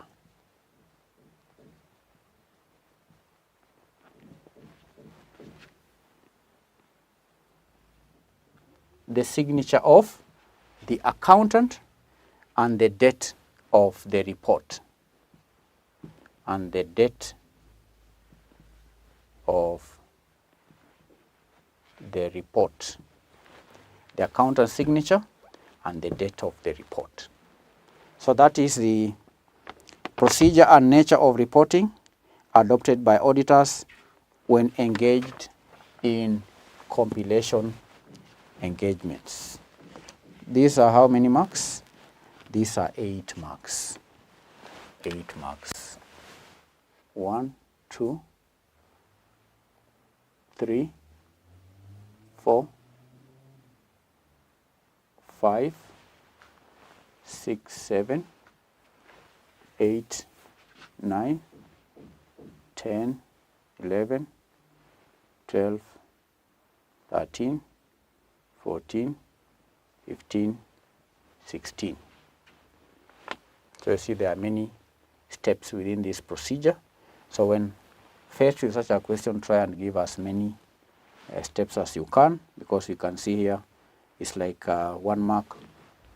1 tick is just half a mark, totaling 8 marks.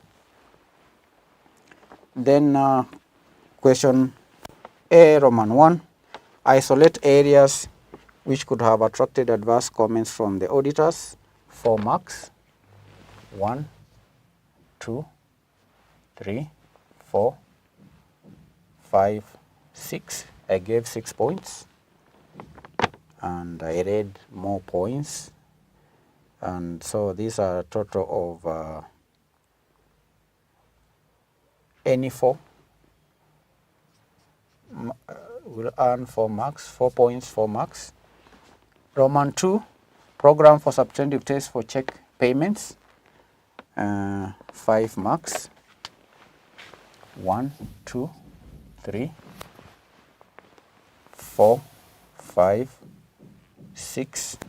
Any 5 would earn 5 marks.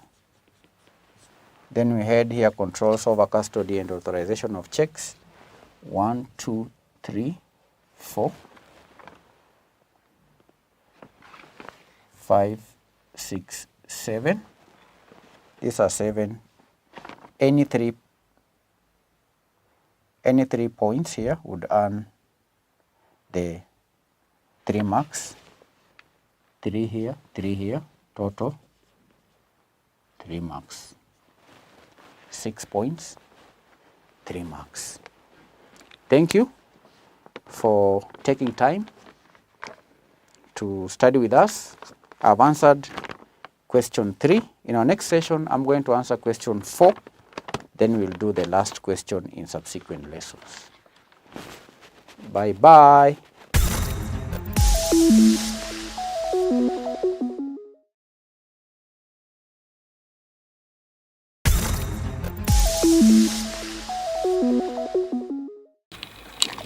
Hello and welcome to the lesson. The subject is Advanced Auditing and Assurance. We're going to start the revision of the April 2022 paper that was done on 6th. Instructions: answer all questions.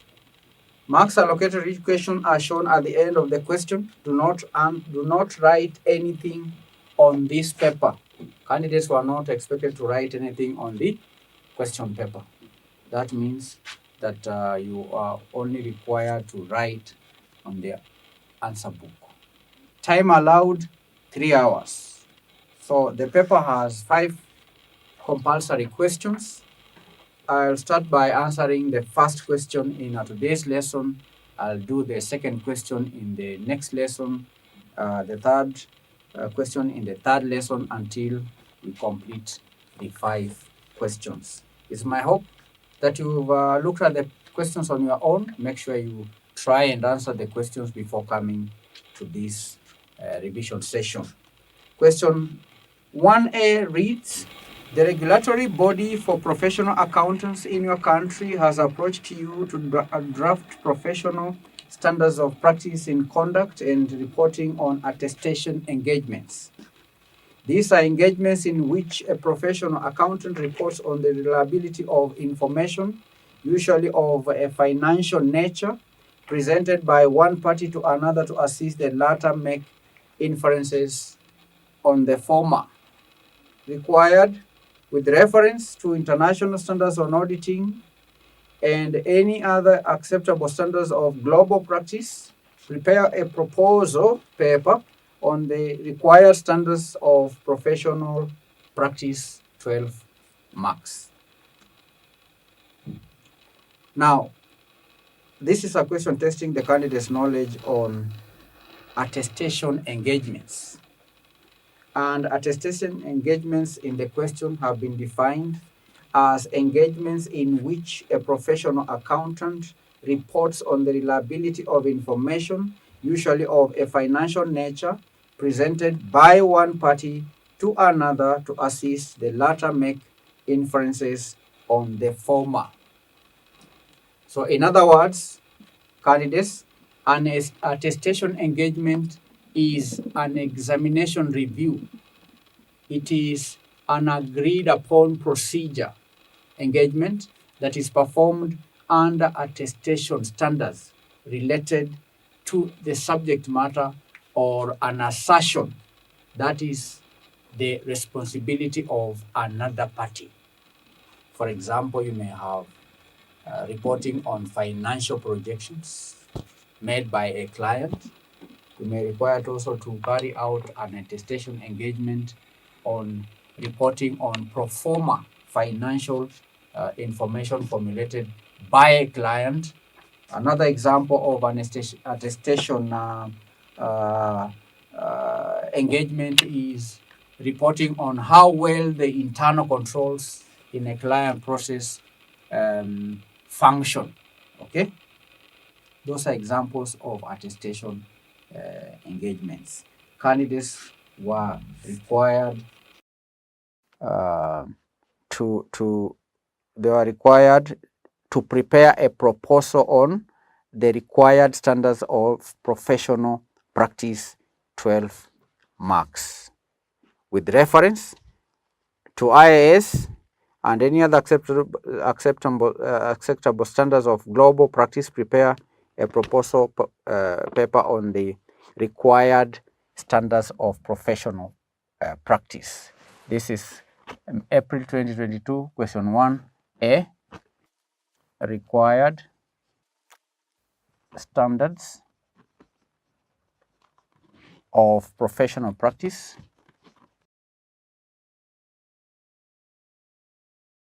Now, required standards of professional practice in relation to the attestation engagements. Now, we are going to put down the standards in 3 categories. The first one is the general standards. The general standards required of professional practice in relation to attestation engagements. General standards. The first one is in relation to training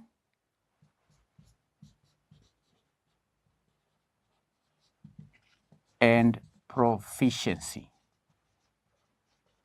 Training and proficiency. So candidates, the question reads that you have been approached to draft professional standards of practice in conduct and reporting on attestation engagements. If a professional accountant is to carry out an attestation engagement, what are the standards that will guide that exercise? The first one is in relation to training and proficiency. The practitioner must have adequate technical training and proficiency to perform the attestation engagement. Because performing attest services involves gathering evidence to support the subject matter or the assertion, and objectively assessing the measurements and communications of the responsible party.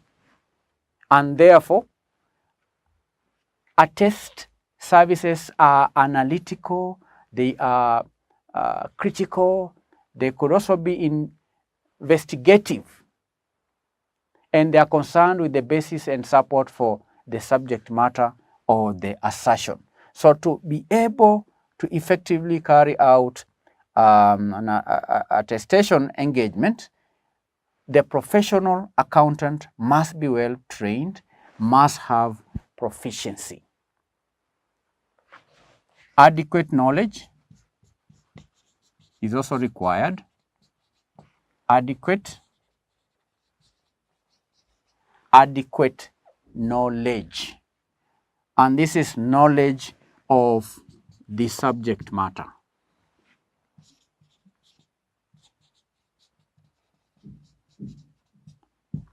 If the professional accountant is to carry out an attestation engagement on, say, internal controls of a company, then he must have knowledge, adequate knowledge of internal controls of such a company.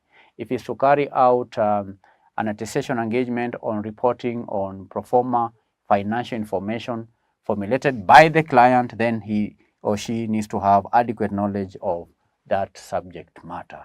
If he's to carry out an attestation engagement on the reporting on the financial projections of the client, then he has to have adequate knowledge of such statements. So adequate knowledge of the subject matter is an important area. Suitability, number 3.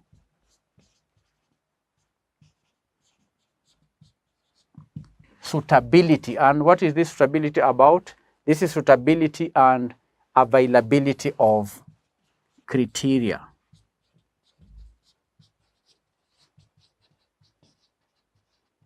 And availability of criteria. We defined the attestation engagement as an agreed upon procedure engagement performed under attestation standards related to subject matter or an assertion at that is the responsibility of another party. So, before carrying out an attestation engagement, the practitioner must have reason to believe that the subject matter is capable of evaluation against criteria that are suitable and available to users. There has to be suitable criteria. That criteria should also be available to the users. And criteria are just the standards or the benchmarks used to measure and present the subject matter and against which the practitioner evaluates the subject matter. These are general standards. 1, training and proficiency. 2, adequate knowledge of the subject matter. 3, suitability and availability of criteria. We can add independence. Independence. Independence. The professional accountant, who is the practitioner, must maintain independence in mental attitude in all matters relating to the engagement. The practitioner should maintain what we call intellectual honesty and impartiality necessary to reach an unbiased conclusion about the subject matter or the assertion. Independence in mental attitude. And independence is a cornerstone of the attest function. It is a mental attitude. That means an objective consideration of facts, unbiased judgments, and honest neutrality. Honest neutrality. He must or she must be independent. Okay? He must have that attitude, mental attitude. And that mental attitude should relate to all matters relating to the engagement. All right? It is the objective consideration of facts, making unbiased judgments, and honest neutrality on the part of the practitioner in performing or informing and expressing conclusions. So that's an important standard, general standard. Independence in mental attitude. Do you understand? 5, due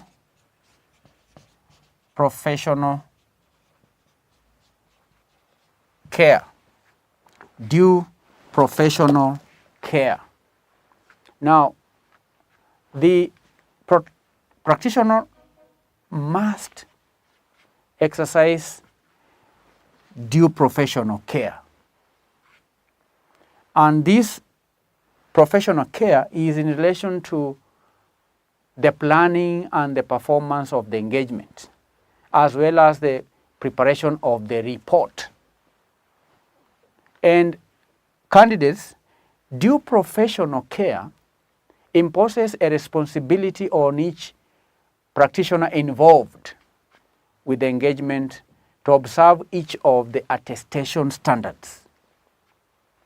And the exercise of due professional care requires critical review at every level of supervision of the work done and the judgment exercised by those assisting in the engagement, including the preparation of the report. Due professional care. So these are 5 general standards required when performing attestation standards. General. Now we are going to the specifics. And the first category is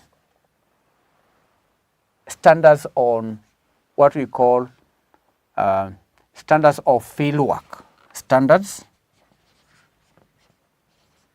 of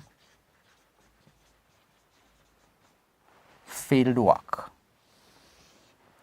Standards of field work.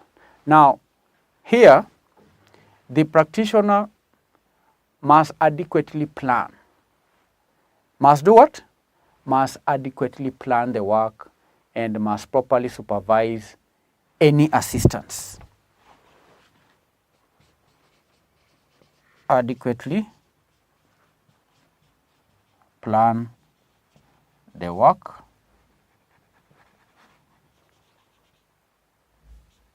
must adequately plan the work and supervise assistance and properly supervise any assistance. When the practitioner now settles down to carry out the work, then the practitioner must start by planning the work adequately. The practitioner must also ensure that any assistants are properly supervised. And proper planning and supervision contributes to the effectiveness of attest procedures. Proper planning directly influences the selection of appropriate procedures and the timeliness of the application. And also proper supervision, you can also say, helps ensure that planned procedures are properly applied. And candidates, planning an attestation engagement involves the development of the overall strategy for the expected conduct and scope of the engagement. So these are very important standards. Adequately plan the work and properly supervise any assistance. 2, this is 1. The second standard is in relation to evidence, obtaining sufficient evidence. Obtaining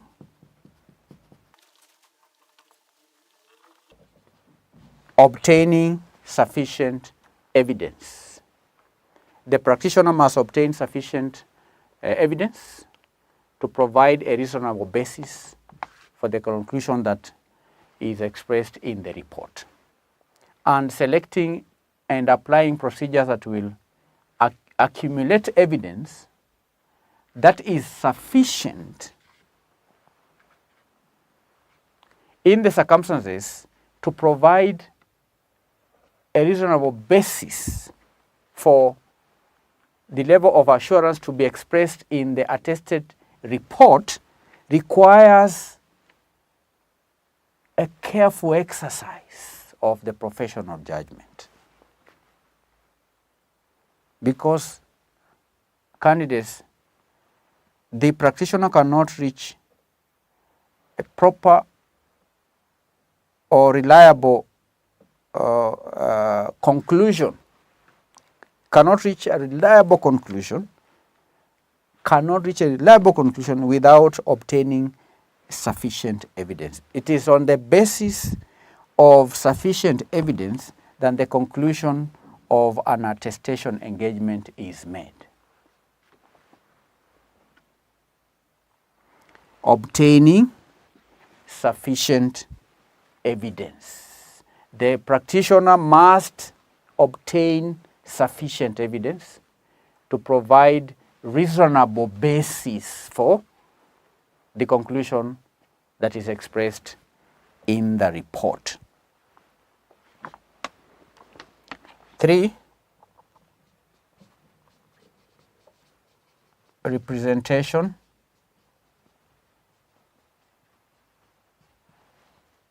letters.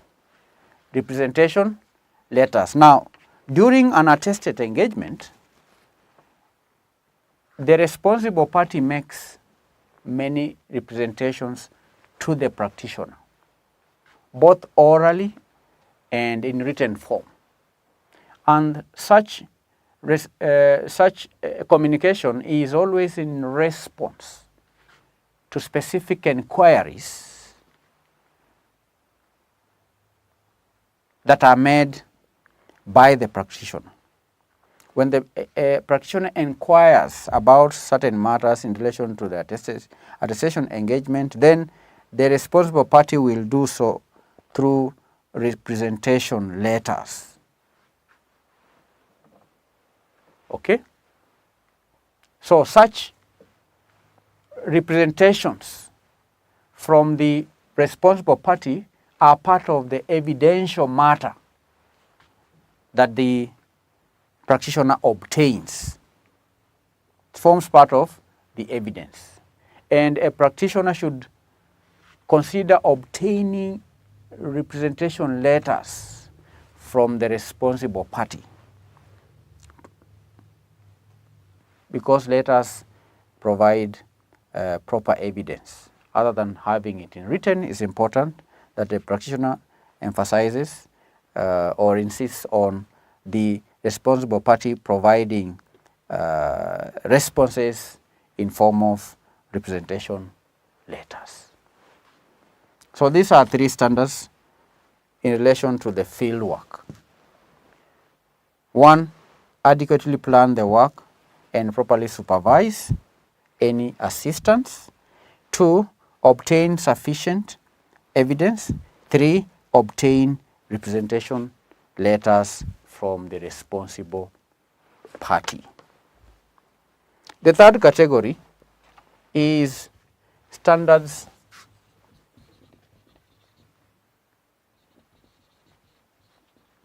on reporting.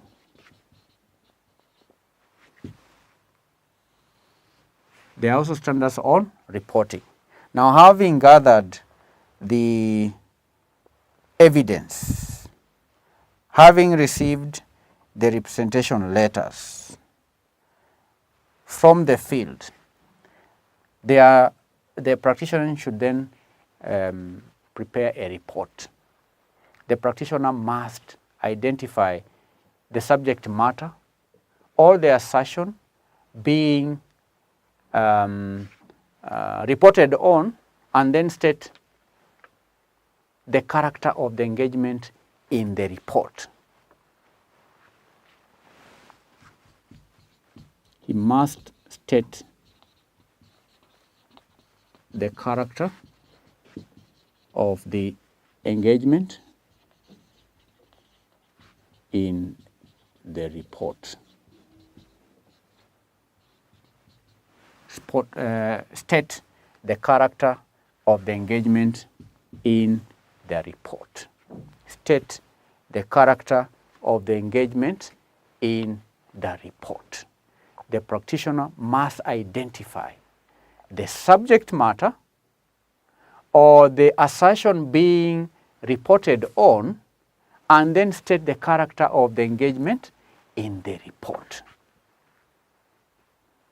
And the reporting standards apply only when the practitioner issues a report. Number 2, the second standard here is that the practitioner must state the practitioner's conclusion about the subject matter. All right? The what? The subject matter. He must state his or her conclusion about the subject matter. State the practitioner's conclusion about the subject matter, about the subject matter, or the assertion in relation to the criteria against which the subject matter was evaluated in the report. The third point is that the practitioner must state all the practitioner's significant, state any significant reservations. The practitioner must state any significant reservations. Okay? Must do what? Must state any significant reservations. And these are reservations about the engagement. These are reservations about the subject matter. And if applicable, the assertion related thereto in the report. So, candidates, reservations about the engagement refers to any unresolved problem that the practitioner had in complying with the attestation standards, or even interpretive standards, or any specific procedures agreed upon by the specified parties. So these are 3 standards on reporting. State the character of the engagement in the report. Number 2, state the practitioner's conclusion about the subject matter. Number 3, state any significant reservations. I've defined reservations as any unresolved problems that the practitioner had in complying with the attestation standards. These are the attestation standards. Were there any unresolved problems? If there are any unresolved problems, then the standards require the practitioner to ensure that he captures such unresolved problems in the report. All right? So that is it. 12 marks. 1, 2,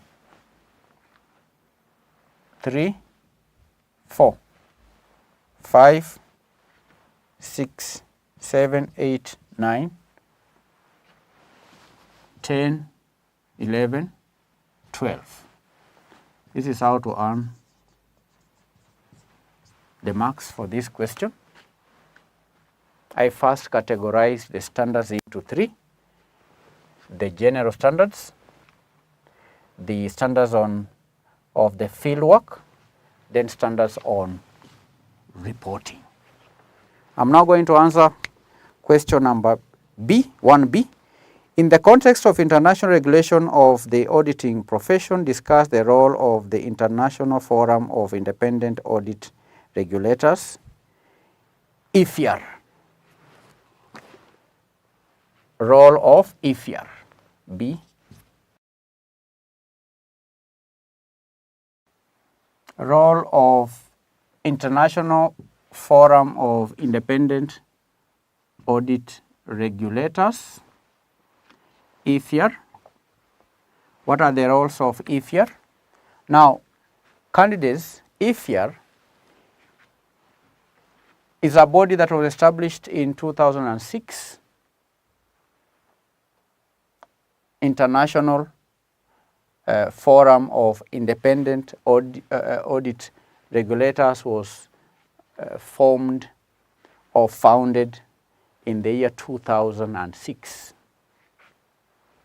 And it comprised independent audit regulators from more than 50 jurisdictions representing Africa, North America, South America, Asia, Oceania, and Europe. and its mission is to serve the public interest, including investors, by enhancing audit oversight globally. The question is, what are the roles of this body? The first role is to improve audit oversight globally. It to improve audit quality globally. To improve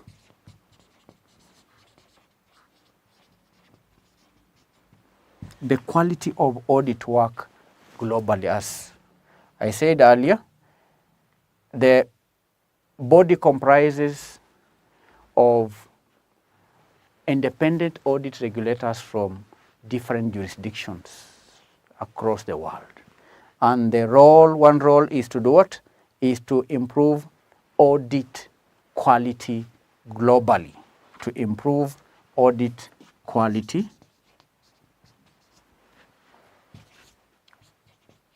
globally. The quality of audit globally. The second role of IFIR is to facilitate learning and cooperation. To facilitate learning and cooperation. To facilitate learning and cooperation among the IFIR members. Among the IFIR members. Among the IFIR members. To facilitate learning and cooperation among the IFIR members. Another role is to provide a platform. To provide a platform. And what is the platform for? The platform is for dialogue. To provide a platform. To provide a platform for dialogue with other international organizations interested in audit quality. Number 4, we need to give how many? We need to give the role. The roles are not, the number is not given, but they are 8 marks. So we're going to give around 4 or 5, so that for each role you earn 2 marks. Now the 4th role of independent audit, International Forum for Independent Audit Regulators, is to share knowledge.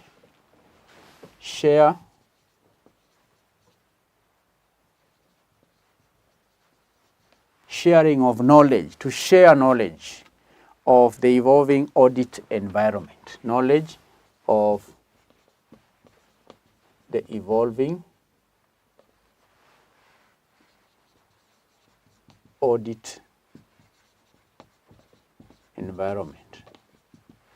Share knowledge of the evolving audit environment, and the practical, to share knowledge also about the practical experience of independent audit regulators or regulatory activities. To share knowledge of the evolving audit environment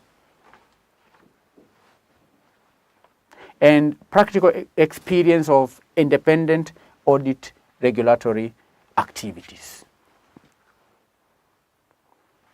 Yet another role, number 5, is to strengthen IFRA's role. To do what? To strengthen IFRA's role as an international leader on audit matters through strategic thought leadership. to strengthen IFR's role. And what is this role? The role is that one of international leadership in matters audit quality, to strengthen IFRA's role as the international leader on audit matters through strategic thought. Through what? Through strategic thought leadership. So these are 5. You can add another one in relation to corporate governance or corporate structure. We can say that another role is to advance IFRIA's governance structure and operations. All right? To promote collaboration. We can say to promote collaboration. To promote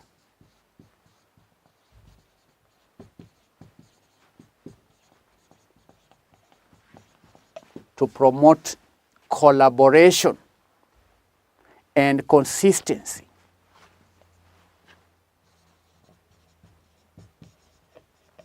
To promote collaboration and consistency, and this is consistency in regulatory activity. Let me just say in audit, or let me say regulatory activity. To promote collaboration and consistency in collaboration. Consistency in regulatory, to promote collaboration and consistency in regulatory activity. To promote collaboration and consistency in regulatory activity. So these are 6 roles. Candidates were to just give 4 to earn the 8 marks.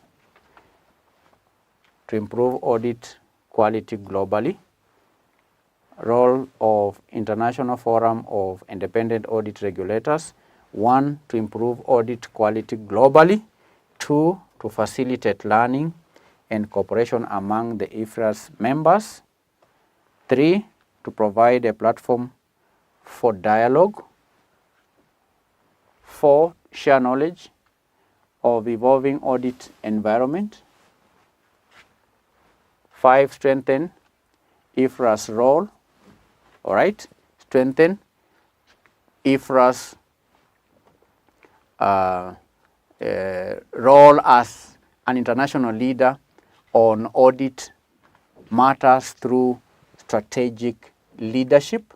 Then 6, to promote collaboration in regulatory activities.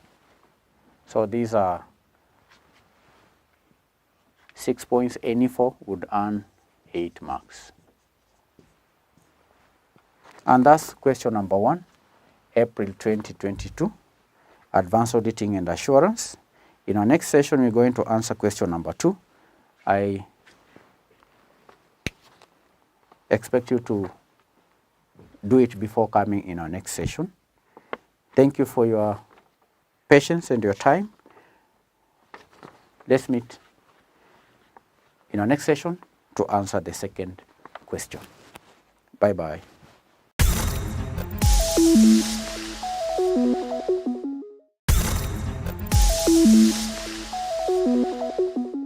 Greetings, candidates, and welcome to the ICT class. The topic is the internet. Today we will study the ISPs, that is the internet service providers. The syllabus is not clear on the scope of what we need to cover in studying the internet service providers. But in today's lesson, we're going to learn how the ISPs connects one to the internet service providers. Now, the ISP is a service, a paid service which allows one to connect to the internet. Because unless you have a specialized line other than a telephone line, then one cannot directly connect to the internet using the normal telephone line. And indeed, candidates, we all know that the telephone line was not designed to connect people to the internet. It was originally designed to transport voice. That is a frequency modulation in the range of the voice tone. And telephone servers only know how to start a conversation from a telephone number. So when it comes to providing internet services, then the normal telephone number may not be useful unless one resorts to a special service, because generally it is not possible to have communication between more than 2 points when you are using the normal telephone line. So the internet service provider is an intermediary which gives one access to the internet using a number which one can enter and which enables a connection to be established. A connection to be established. So do you understand? Internet service providers. So how does the internet service provider connect one to the internet? Now, when you are connected to the internet through the internet service provider, communication between you and the internet service provider is established using a simple protocol called point-to-point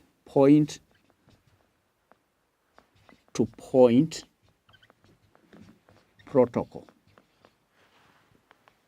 the PPP, the point-to-point protocol. This is a protocol making it possible for two remote computers to communicate without having an IP address.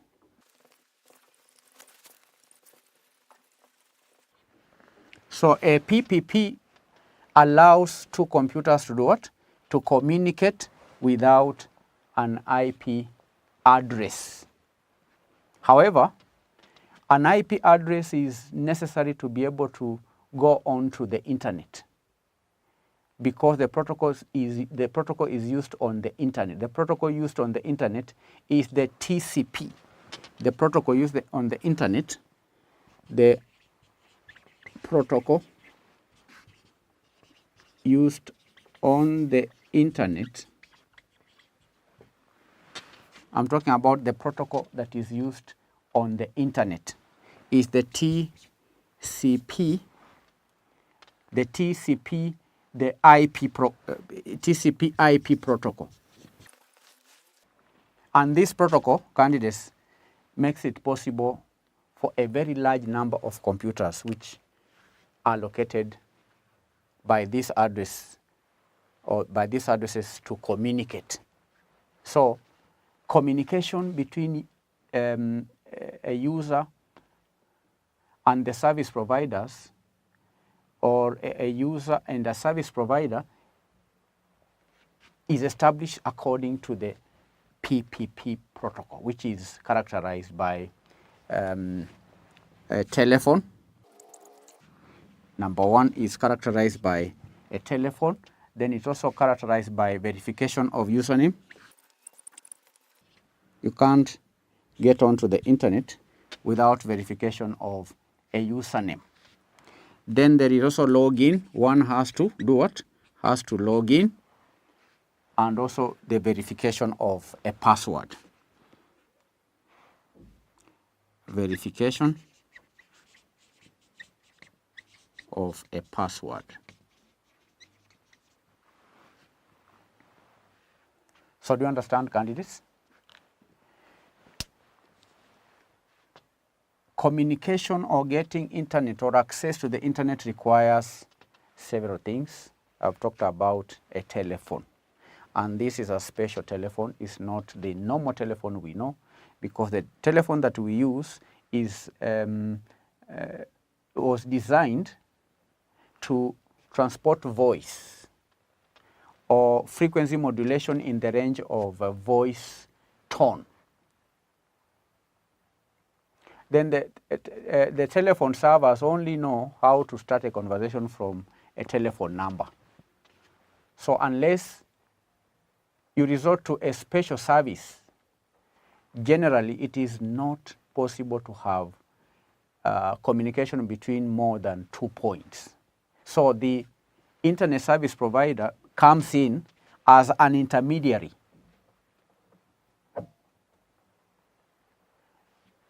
Connected to the internet by specialized lines. It is the internet provider that is connected to the internet using several lines.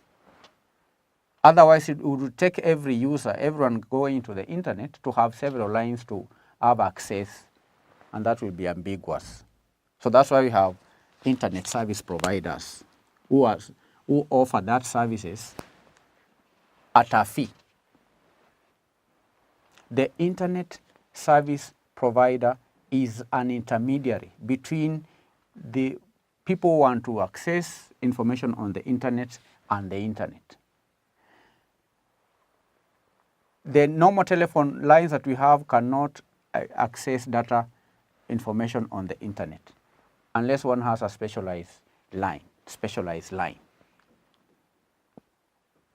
So it's not possible to do what? To have communication between more than 2 points.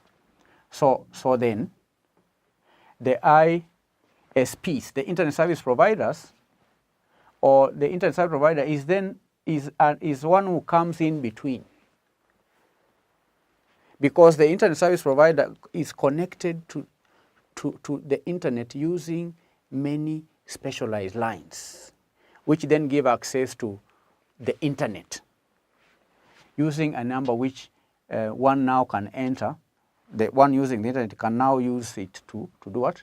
To get connection. A connection is then established with the internet service provider. Do you understand?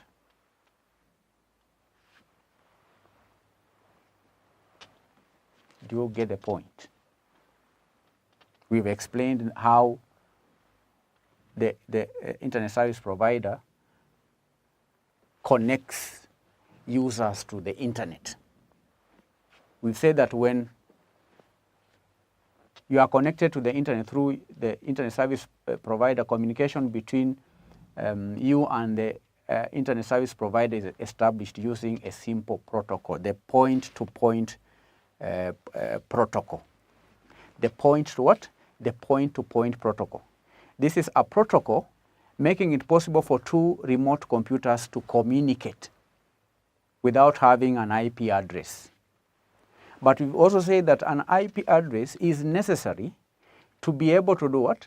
To be able to go onto the internet, because the protocol used on the internet is the TCP/IP protocol, which makes it possible for a very large number of computers which are located by these addresses to communicate.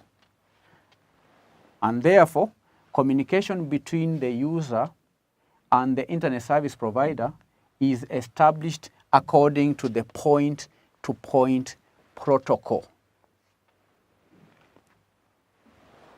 And the point-to-point protocol, we have said, is characterized by a telephone, by a verification of username, by login, and verification of a password.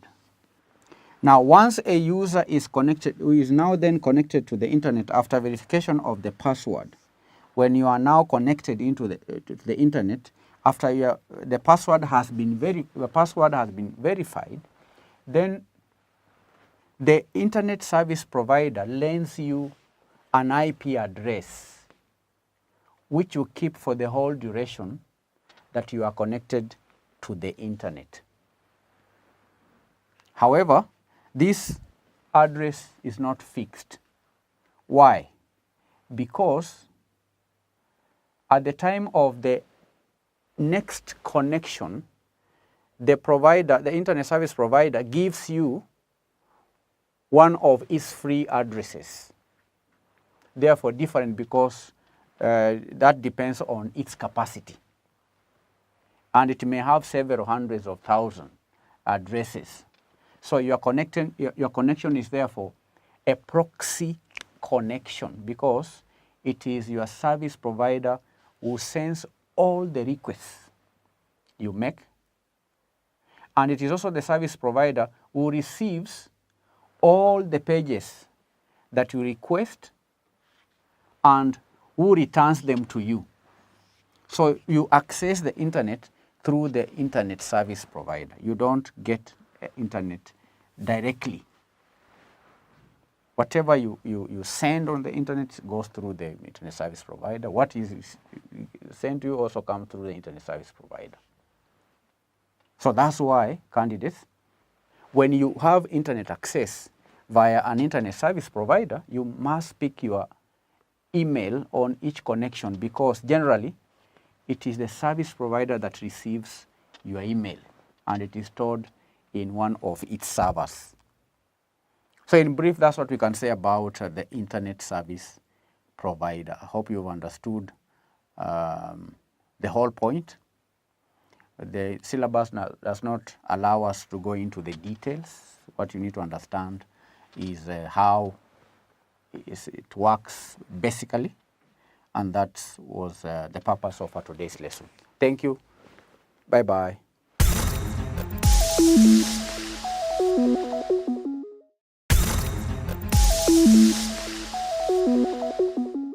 Greetings to you all and welcome back to the financial management lesson. The lesson for today, we're going to study the factors responsible for the rapid development of financial institutions and markets in Kenya.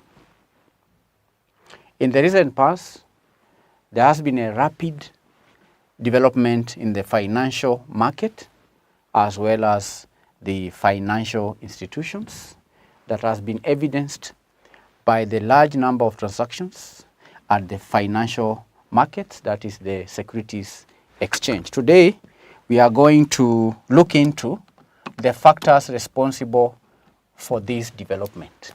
The first one is the deregulation of financial institutions and market. Number one, deregulation. For example, in the recent past, a government phased out interest rate ceilings. There has also been the easing of portfolio restrictions on pension funds and insurance companies. We've also seen the removal of a variety of restrictions on the permissible activities of banks that have facilitated large amounts or large transfers of money, both within the borders and across the border. So all that has led to rapid development in the financial market. We can also cite the lowering of institutional barriers that was intended to allow firms and individuals to adjust their claims, to adjust their liabilities with greater ease in order to improve the liquidity of their portfolios and diversify. And also we can talk about the process of integration that also intensified, which also led to the increase or the activities related to foreign investors. And financial institutions have also allowed relatively they have been relatively been allowed to freely enter the domestic market. And that is also true when you consider different parts of the world. So deregulation has led to the rapid development of financial institutions and market. The second factor is technology. Technological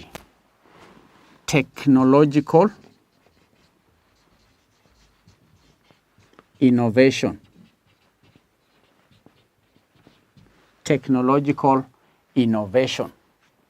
Now, technology is another force that has changed the operation and the structure of not just the national financial market, but the international financial system. We've seen information and telecommunication technologies that have greatly increased the speed with which information is processed, speed with which information is disseminated. And around the world, market participants have all the information that they require within a very short time.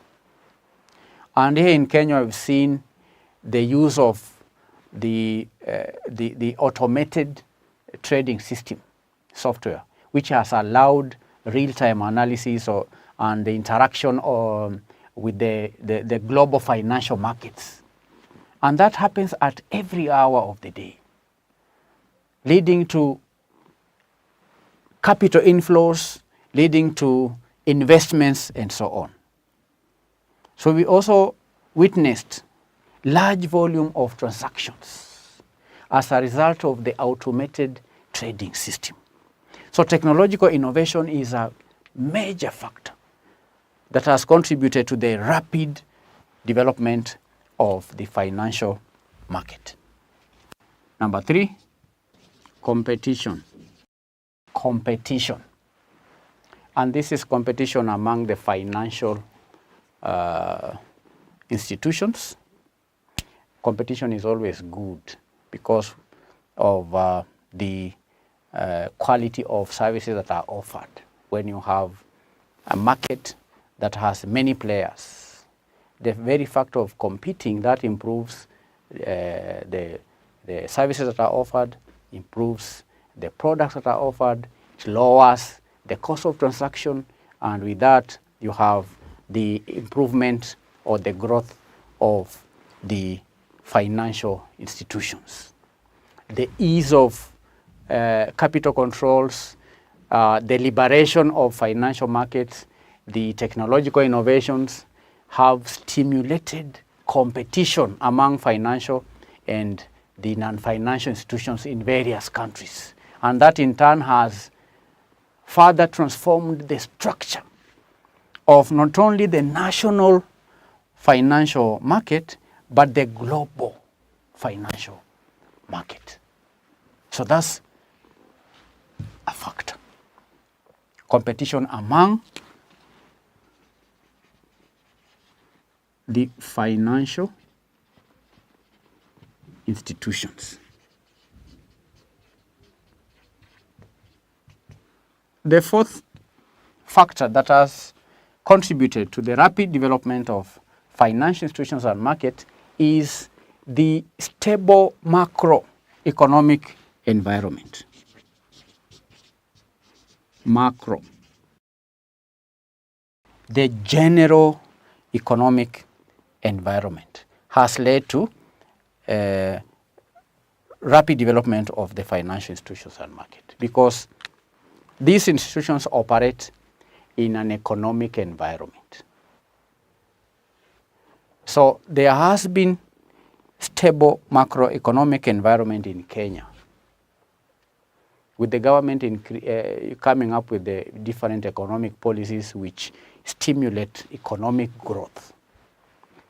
These policies have led to individuals saving and investing in stocks, investing in shares, and thereby leading to the rapid development of financial markets and financial institutions. When the economy does well, when there are many jobs in the economy, when there is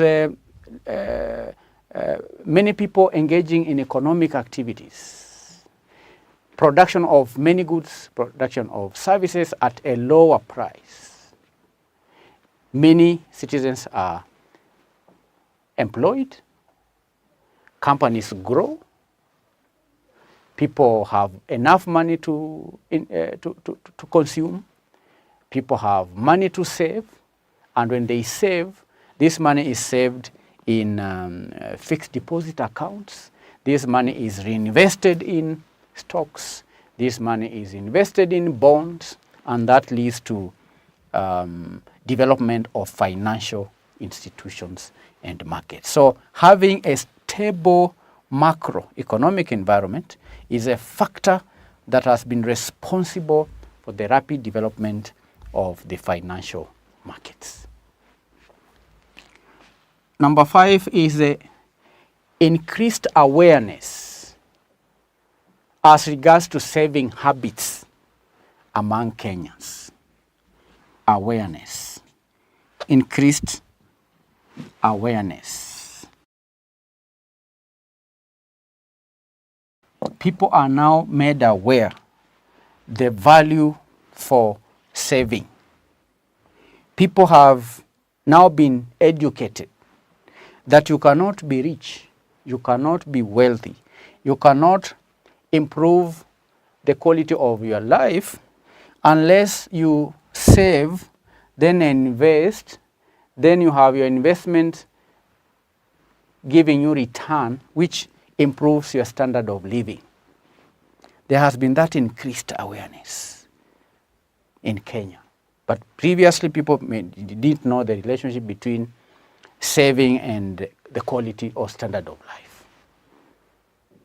We have heard many people now being pragmatic, other than previously when we had many citizens wishing or hoping for luck or praying for a good or a standard of living, rather than just praying that you will one day be rich. People are now aware for you to get there, you need to work, you need to save, then invest. When individuals save, where do they save the money? Money is saved in financial institutions. When that money is saved with financial institutions, the deposits, the financial institutions reinvest the money, and that's how the financial market has grown in the recent past. Increased awareness in regard to saving. We also need to give credit to the government. Government policies. Government policies. The government through policies, through development of policies that are conducive to stable markets, international markets, the government has come up with policies that favor the development of a robust private sector. All right? When the private sector grows,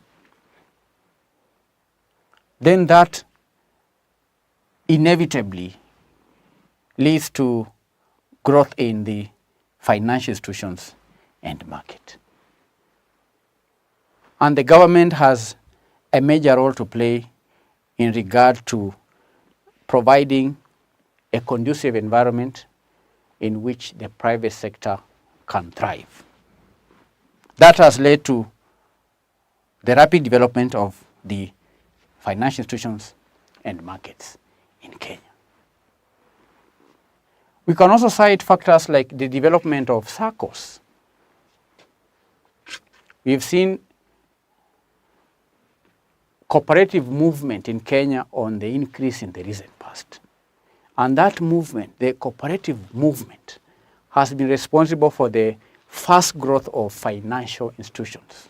These are SACCOs, the microfinance institutions, the commercial banks, and so on. The development of cooperative movement. Cooperative movement. Today we have many SACCOs in Kenya. What do these SACCOs do? These SACCOs help individuals to save money. They lend money back to the individuals, and we have the positive effect on financial institutions, the micro financial institutions, and so on. So these are some of the factors. These are not the only factors, but are some of the key factors responsible for the rapid development of financial institutions in Kenya. We can cite high credit rating among the foreign lenders. That has led to capital inflows and investment. All right? Where our financial institutions are highly rated. Credit rating. Then that also contributes to the growth of the financial institutions and markets. So these are 7 factors responsible for rapid development of financial institutions. Deregulation, technological innovation, competition among financial institutions, stable macroeconomic environment, increased awareness in regard to saving, government policies, cooperative movement. So that will mark the end of the lesson. I'll give an assignment based on what you have learned.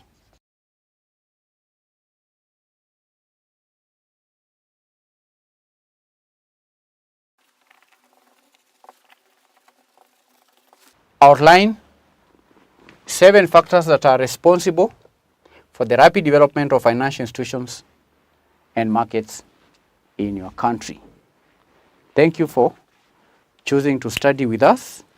In our next session, we will study the risks facing financial institutions. Bye.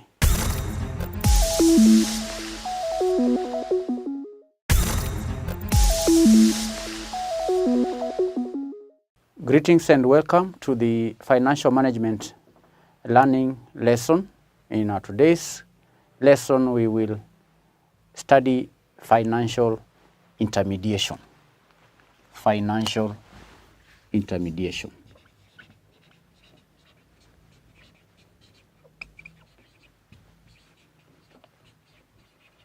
Financial intermediation. By the end of the lesson, you should be able to define financial intermediation. You should also be able to give examples of financial intermediaries in Kenya. Now, what's the meaning of financial intermediation? Now, financial intermediation refers to the process whereby potential borrowers are brought together with potential lenders by a third party, whom we are referring to as an intermediary. All right? So, a financial intermediary is a person who brings borrowers and lenders together. Financial, I repeat, intermediation refers to the process whereby potential borrowers are brought together with potential lenders.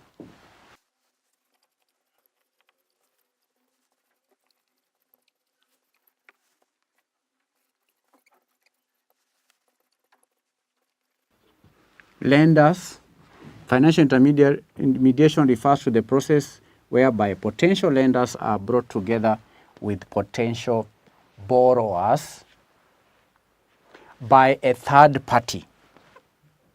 All right? By a third party known as an intermediary.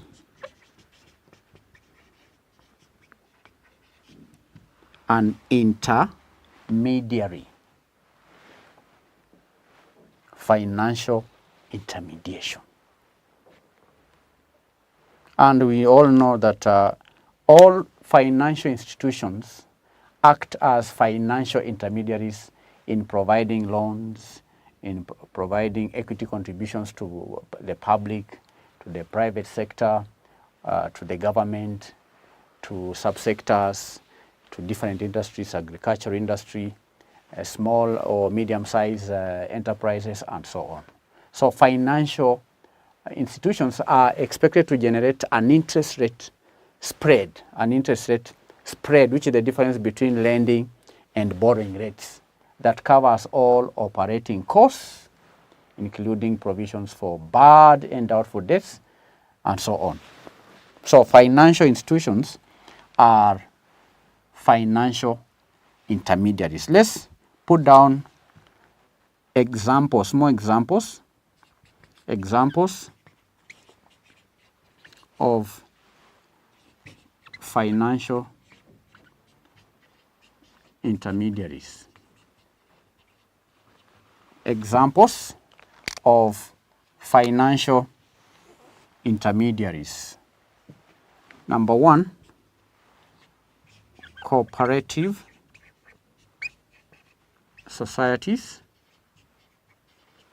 Number two, commercial banks.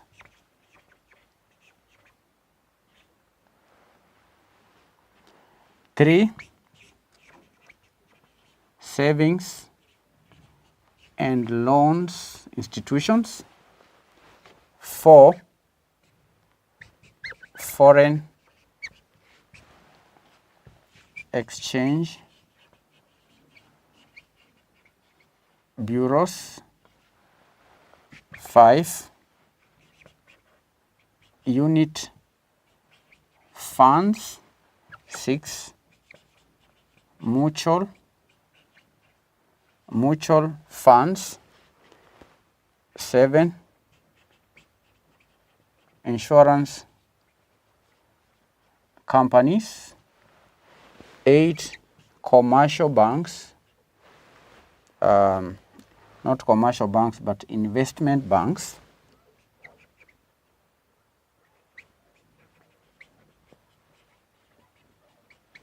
There are many financial intermediaries, including stock brokerage firms, stock brokerage firms, you can name them. So these are some of the examples of financial intermediaries in Kenya.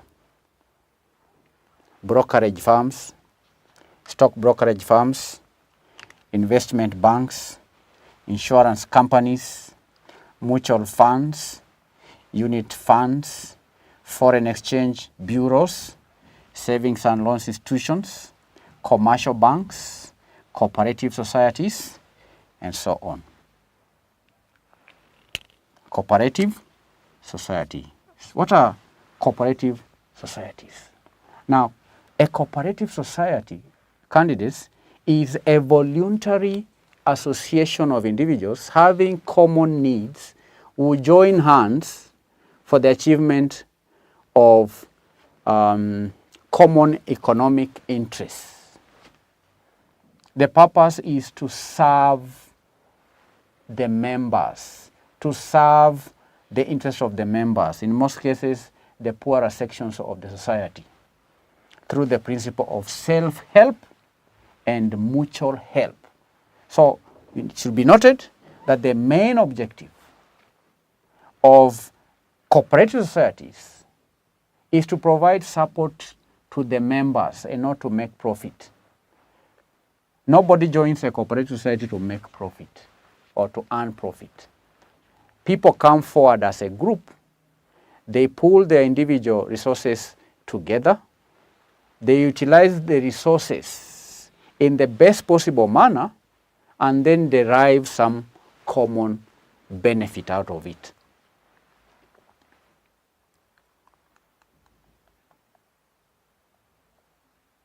Cooperative societies. Then we have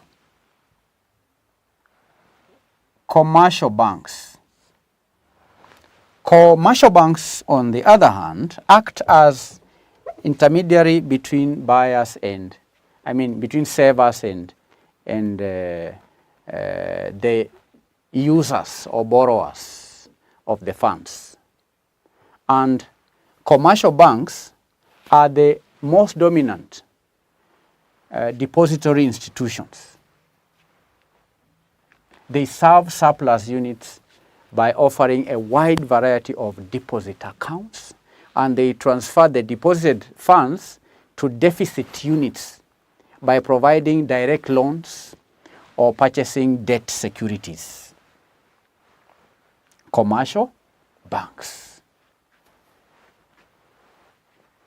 And we know that commercial banks operate at very high risk. The commercial bank operations are exposed to risk because their loans and many of the investments in debt securities are subject to the risk of default by the borrowers. So borrowers are most likely to default. So there is the default risk that the banks face. And they serve both the private and the public sectors of the economy. Their deposit and lending services are utilized by households, they are utilized by businesses, they are utilized by the government agencies, and so on. But these banks are subject to regulations that are intended to limit their exposure to risk of failure. And in particular, banks are required to maintain a minimum level of capital relative to their size so that they cushion. So that they do what? So that they cushion, or we can say so that they have a cushion to absorb possible losses that may result from default on some of the loans that are provided to businesses, that are provided to households, and so on. Commercial banks. Now, savings and loans associations are firms that take the funds of many savers and then give the money as loan in form of mortgage and other types of borrowers. Savings and loans associations. They provide credit analysis services to the borrowers, and they are sometimes referred to as thrift institutions. They are a type of depository institution. So savings institutions include savings and loans associations and savings banks. And like commercial banks, savings institutions offer deposit accounts to the surplus units and then channel these deposits to deficit units. So savings banks, on the other hand, are similar to savings and loans associations, except that they have more diversified uses of funds. And over time, however, the difference between savings and loans associations is narrow. You can say it's just we have a narrow difference. So savings and loans associations is another type of financial intermediary. Then we have foreign exchange bureaus. Foreign exchange bureaus. This is another example of financial intermediary. Foreign exchange bureaus. Foreign exchange bureaus provide foreign exchange services for the domestic currency against foreign currencies. Foreign exchange bureau. Then there is the unit trust. I mean the unit trust. Yes, unit trust. Unit trusts. Unit trusts. Unit trust candidates is sometimes known as just a unit trust or a unit investment trust. Unit investment trust is what is sometimes just referred to as the unit trust. And it is a fixed portfolio of securities that may include stocks, they may include bonds, they may include alternative investments, and so on. So it's a portfolio, a combination of securities, which could be bonds, combination of bonds and stocks, combination of alternative investment and bonds, or either bonds, stocks, and alternative investment, and so on. And a unit trust has a limited period, or what we call a finite life. Unit trusts have finite life. How about mutual funds? Mutual funds. Mutual funds. A mutual fund is a collective investment vehicle formed with a specific objective of raising money from a large number of individuals and invest it according to a pre-specified objective, with the benefits accrued being shared among the investors on a pro rata basis. That means in proportion to their investment. Mutual fund. You know the meaning of mutual. Okay? Mutual. Insurance companies. Insurance companies, another example of a financial intermediary. And we know these insurance companies, have many of them across the country. They provide individuals and firms with insurance policies that reduce their financial burden that may be associated with the death, that may be associated with illness, that may be associated with damage to property.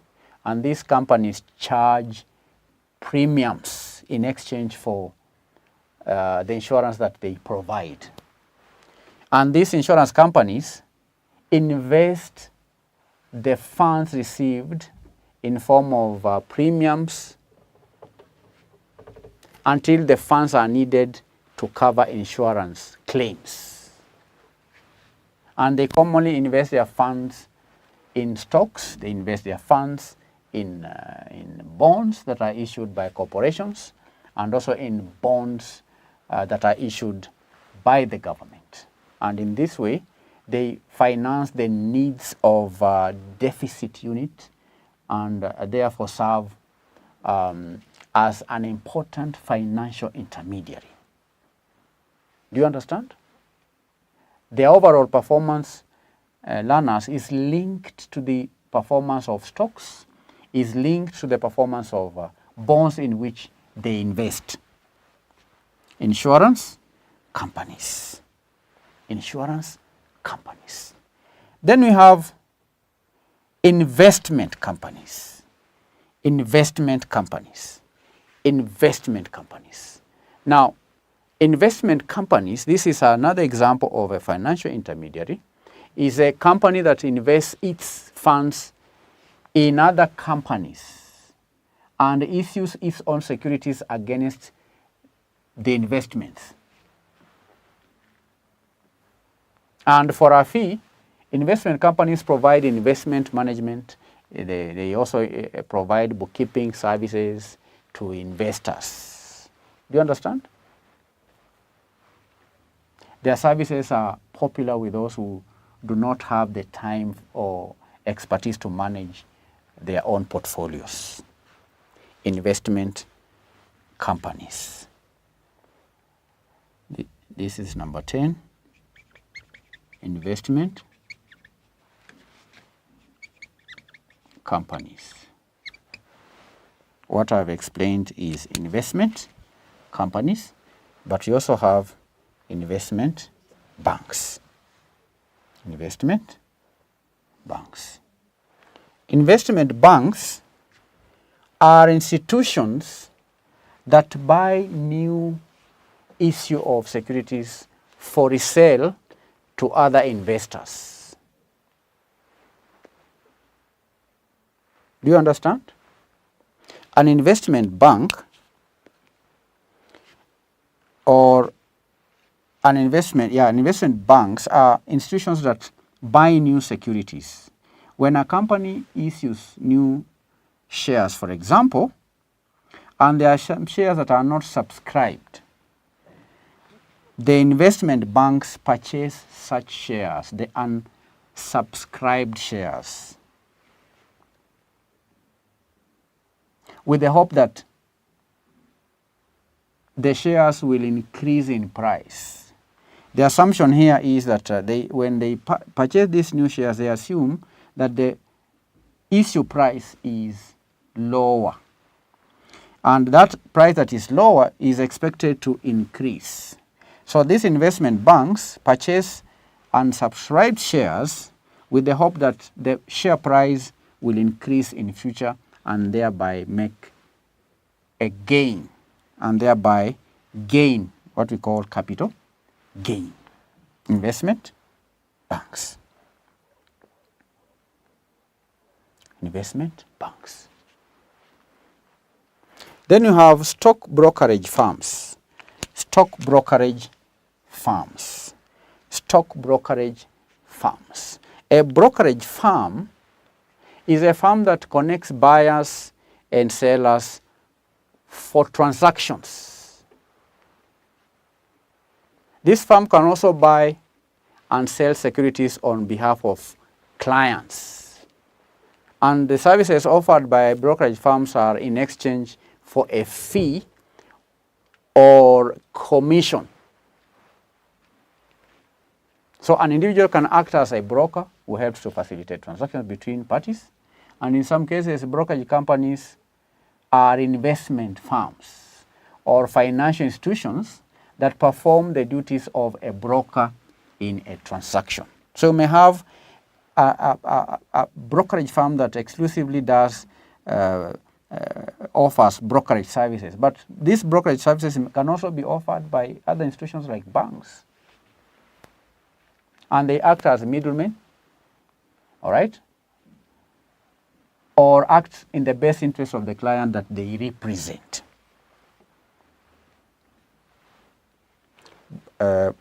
Stock brokerage firms. That is number 10. Number 11, candidates, we are discussing examples of financial intermediaries. I'm moving on to number 11, pension firms. Pension firms. Pension firms. Now, many corporations, including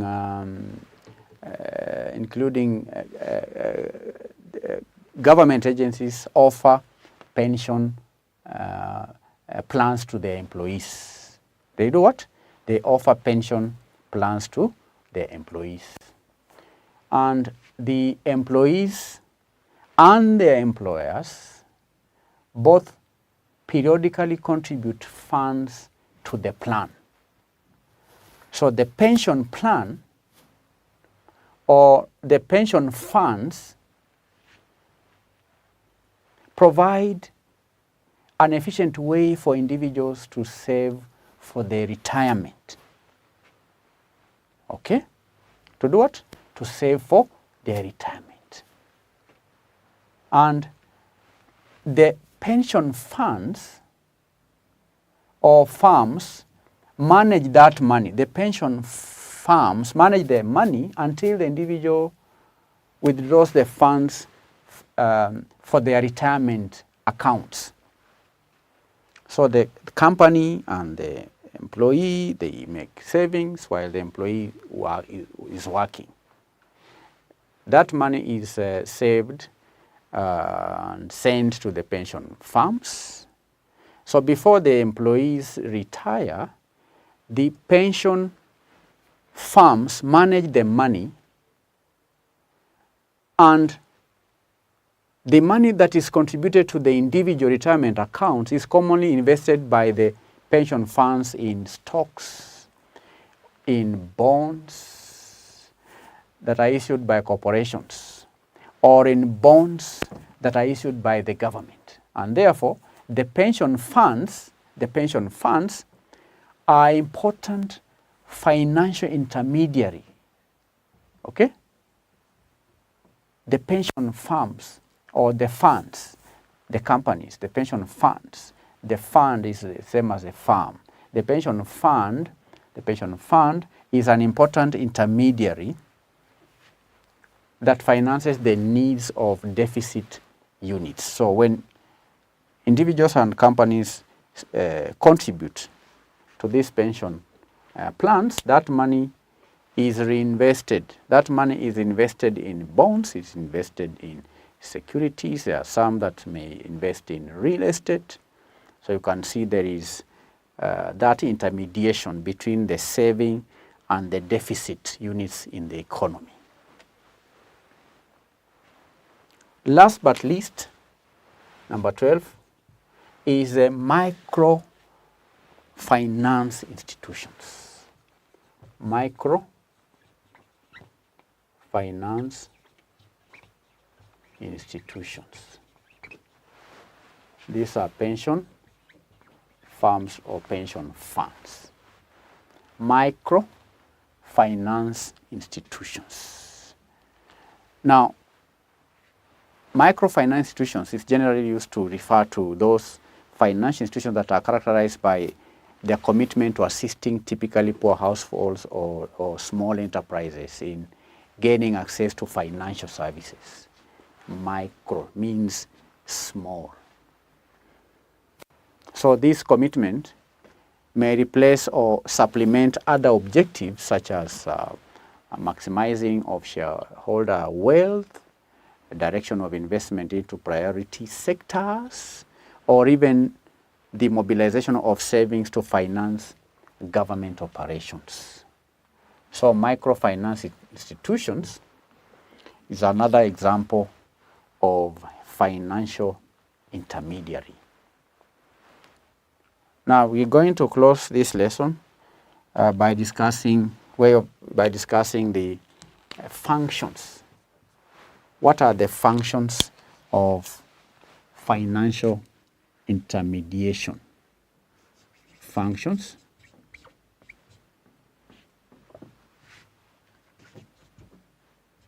of financial intermediation.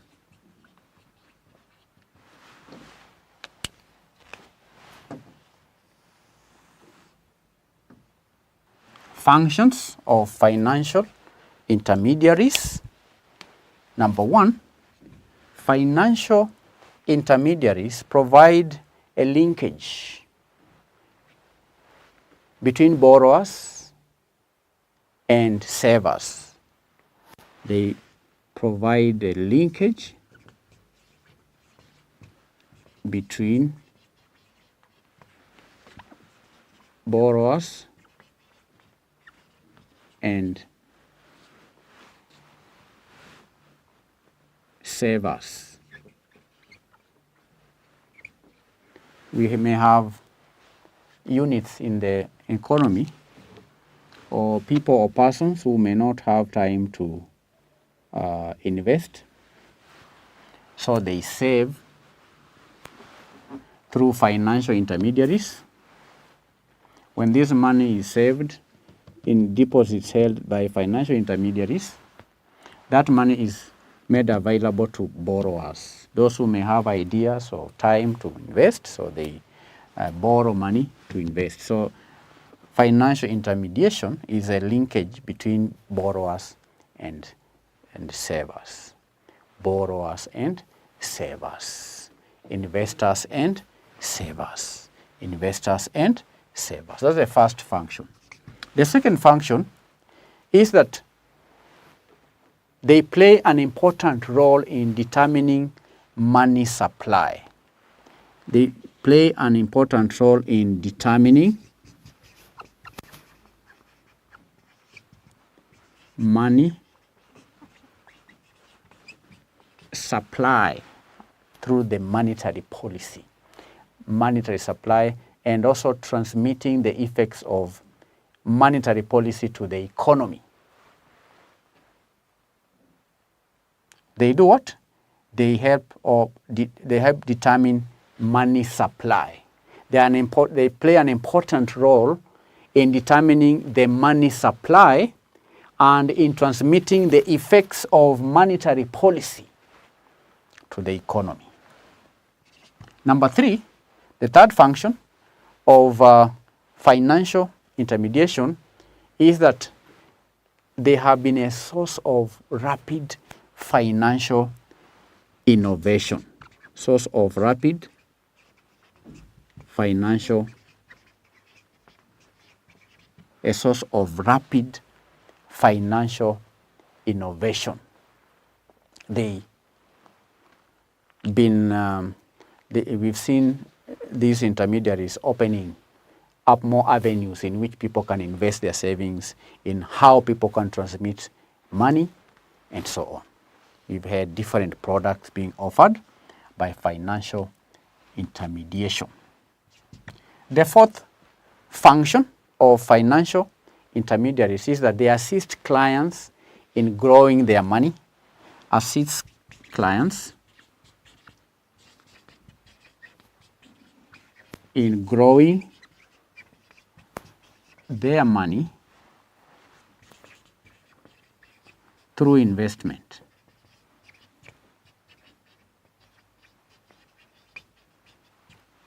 And I don't need to explain how that is done. That's what I've been doing throughout the lesson. I've been explaining how these intermediaries assist clients in growing their investment. Number five, the fifth function of financial intermediation is that some of these financial intermediaries provide storage for cash. They provide storage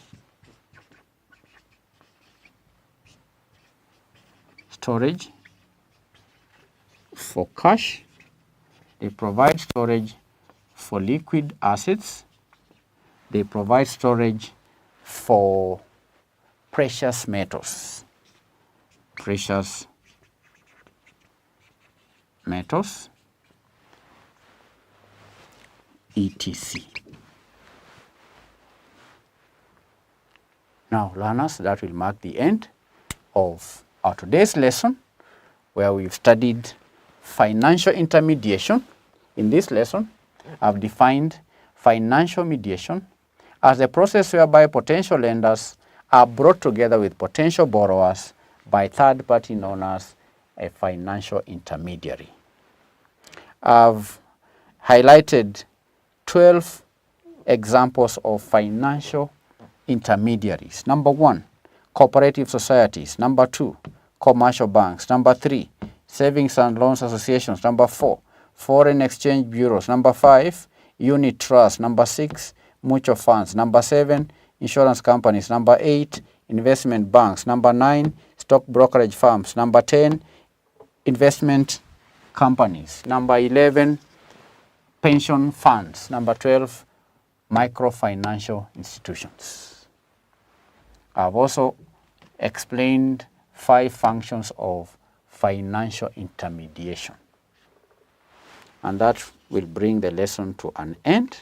But as it is our custom, I'll give you an assignment. Assignment 1. Define financial intermediation. Explain 5 functions of financial intermediation. Number 1, define financial intermediation. Number 2, explain 5 functions of financial intermediaries. Thank you for attending this lesson. May God bless you.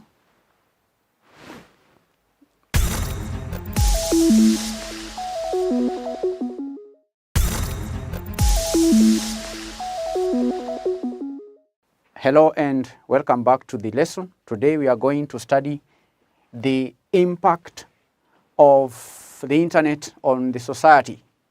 As we learned earlier on, candidates, the internet has had an impact in almost all areas of human life, be it the academia, business, family, all aspects, manufacturing, businesses, trade, commerce, industry, name them. All the aspects of the human life have been impacted positively and negatively by the advent of the internet. There are various benefits that we've enjoyed as a result of using internet. One of them being you are studying courtesy of the internet. You are able to hear me because we are communicating through the web.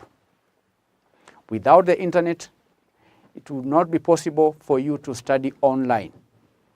So you can see, candidates, internet has various benefits, many benefits. In this lesson, we're going to highlight a few of the impact or the effects of using the internet. And the impacts can be seen from a positive perspective. These are benefits. Internet provides faster communication. Faster communication. For example, we studied how email, these are digital messages, are sent via the internet in a very easy and faster way. Faster communication. Like email, instant messaging, file transfer, file sharing, and so on. That can be done very fast. Within a matter of seconds, one can transfer a file, one can send an email, one can send an instant message within seconds. All right? Users are able to communicate effectively and can save time and effort. So the internet has affected communication. We are now able to communicate faster. Number 2, internet provides latest news.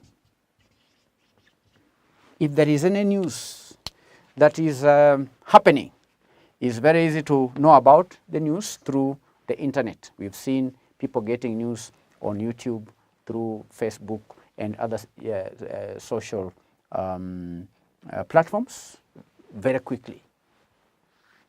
It's very easy to get news, to get online references,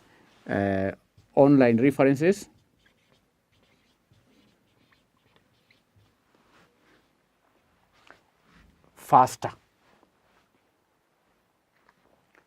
Like the newspapers. Today, candidates are now online. Users can browse the internet to read latest news, to research on online encyclopedias, You can get materials on Google and so on. People can now join forums to learn new things from other people through the internet. And with that, accessing information is faster. We are studying the impact of the internet on the society. Through internet, we've had various forms of entertainment.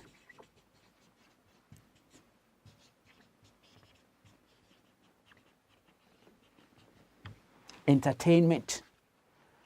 There are people who upload movies every day. People upload comedies every day. People stream videos every day. There are people who download music every day through the internet.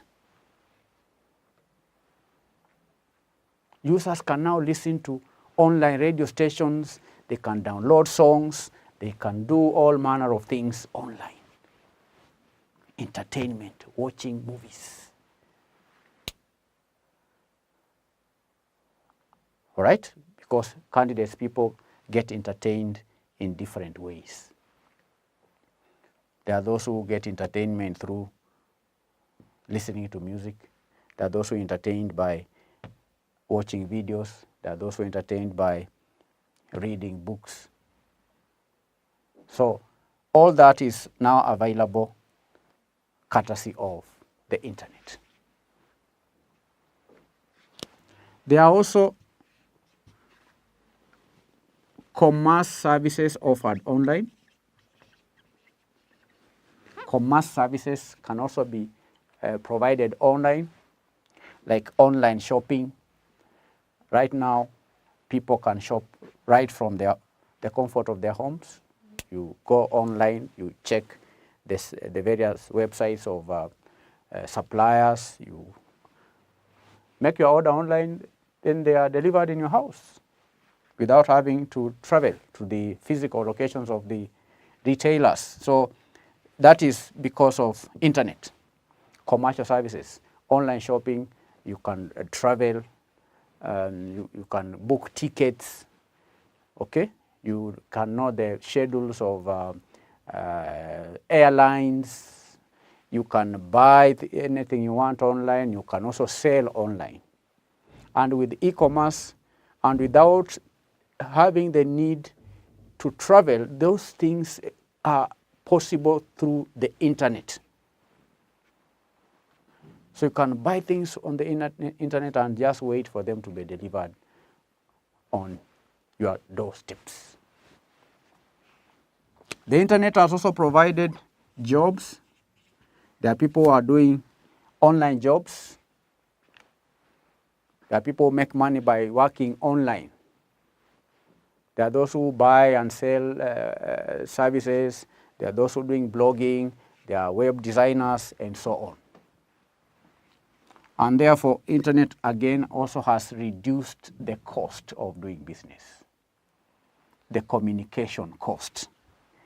Reduction in communication costs. Cost of communicating. Now, internet reduces communication costs. It does what? It reduces communication costs. Use of internet reduces communication costs, like telephone costs, okay? When communicating over a long distance, you can make a WhatsApp call using Wi-Fi or data bundles, all right? Reduces communication costs. The internet has also enabled small companies to compete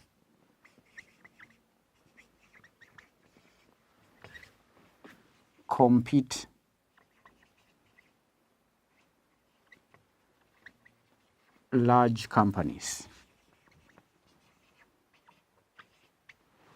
All right, through the internet, the small companies can now compete,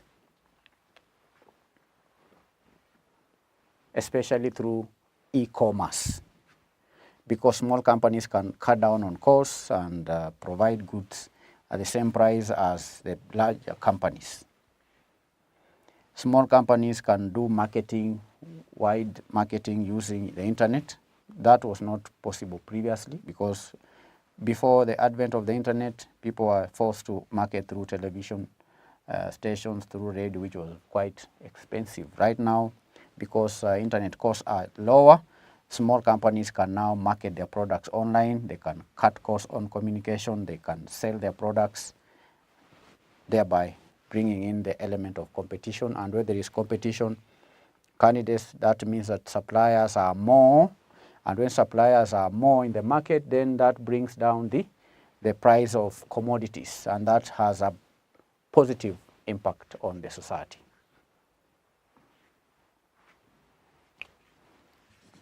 There are many benefits. I can cite enhancing communication and coordination.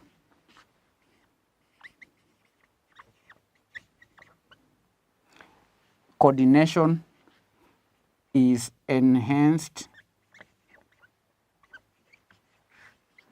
globally.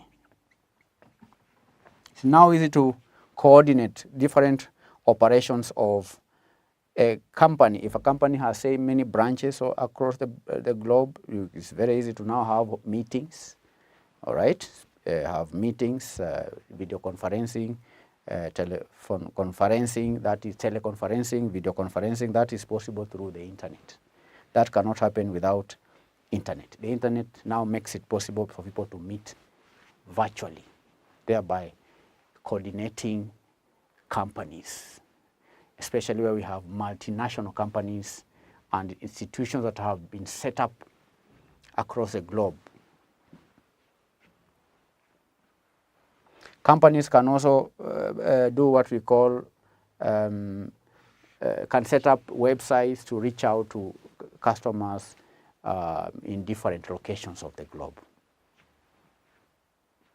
Customers can now be updated through the website of a company, and that can only be possible with internet. You cannot run a website without connecting it to the internet. There is also faster distribution of knowledge.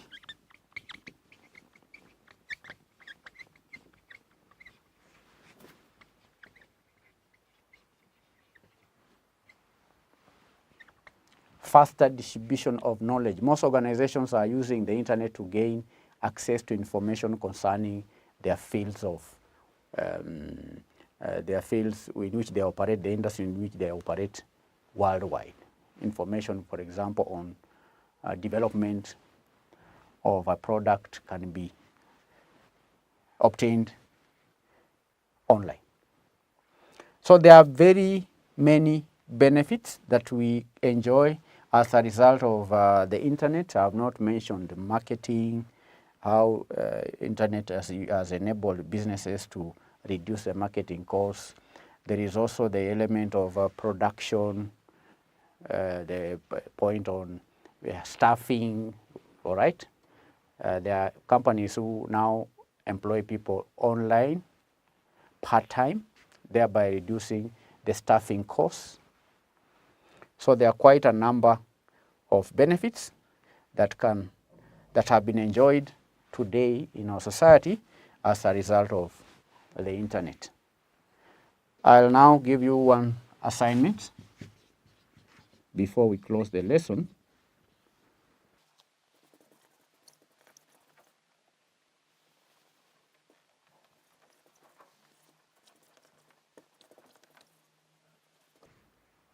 Discuss the benefits of the internet in the society.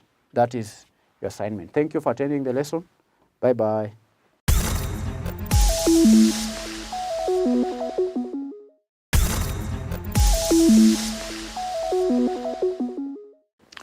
I greet you all and welcome you to the financial management lesson.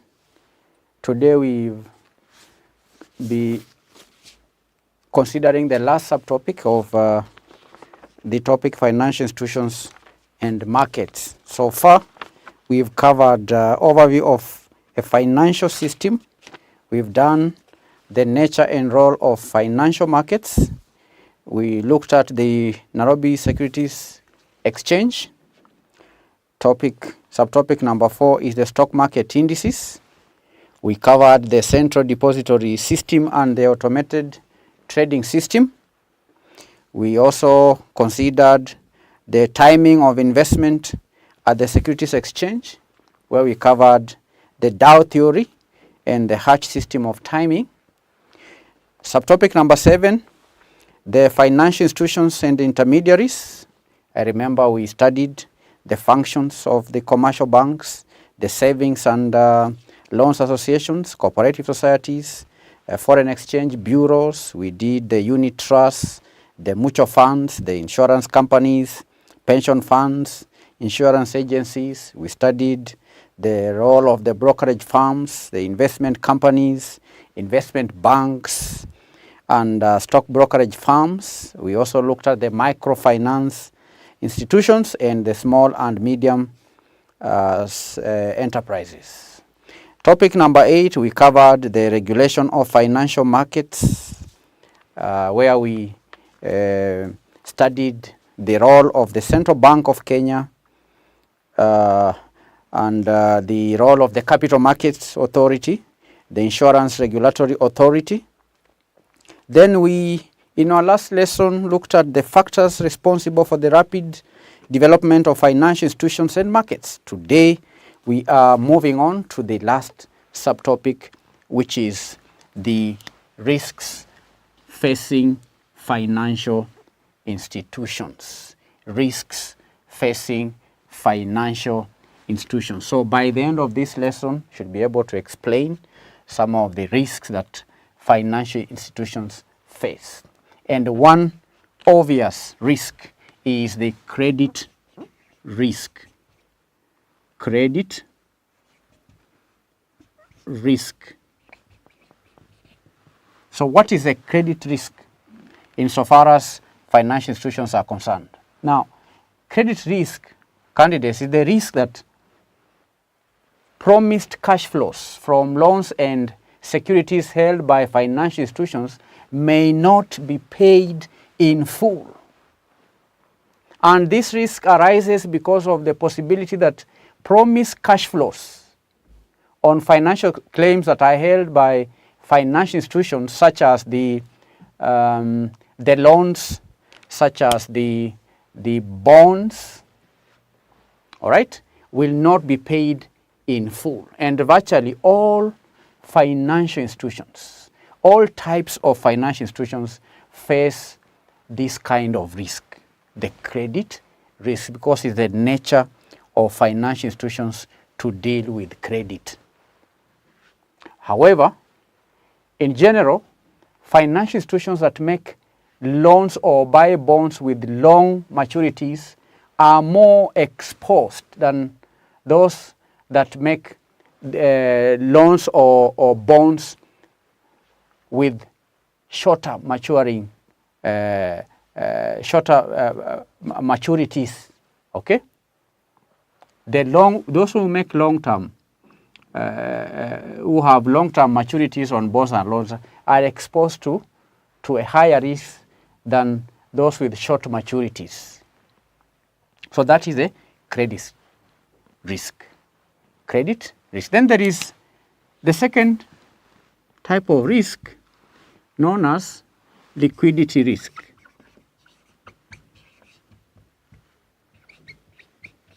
Liquidity risk. Now, what is liquidity risk?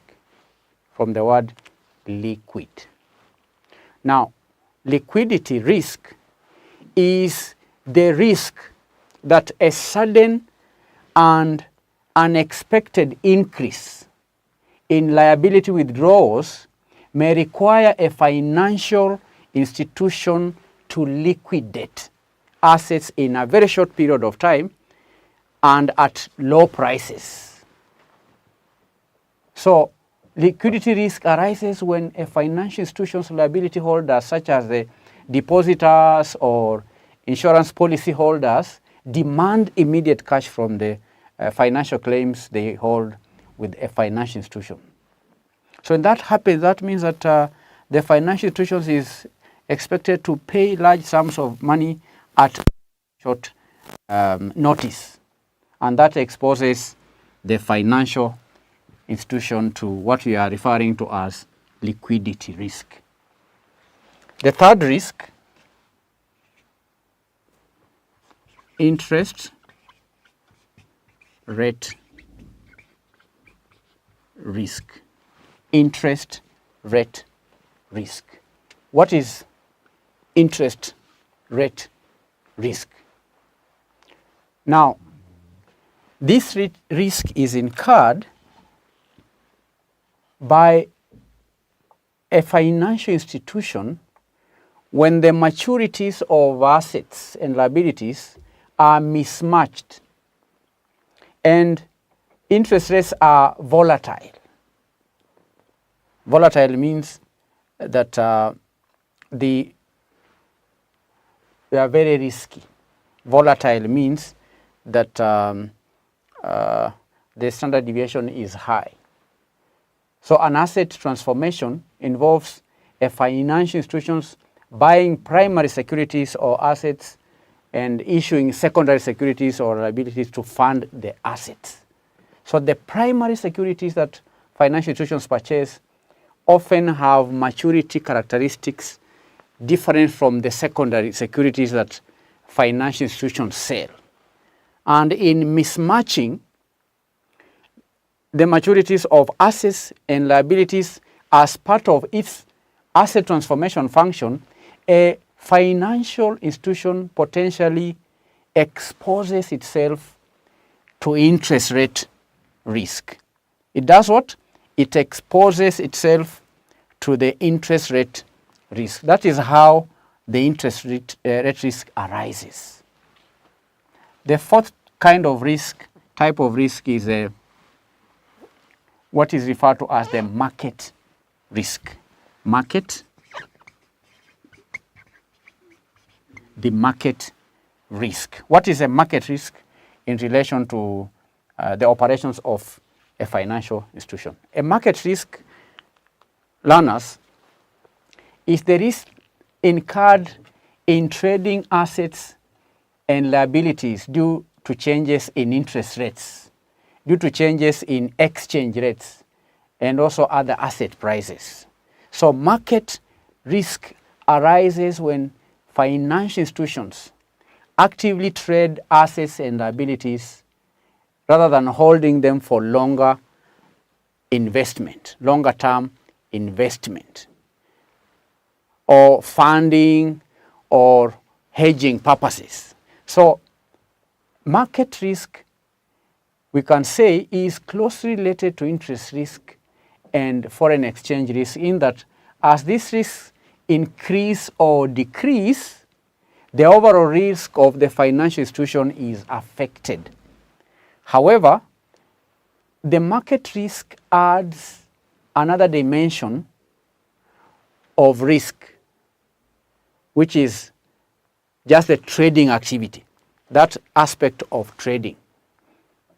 And the market risk is the incremental risk incurred by financial institutions when interest rate and the foreign exchange risks are combined with active trading strategy, when the two are combined, especially one that involves the short trading horizons, such as a day or 2 days and so on.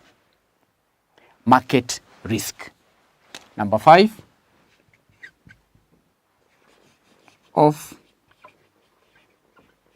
balance sheet risks. Off balance sheet risk.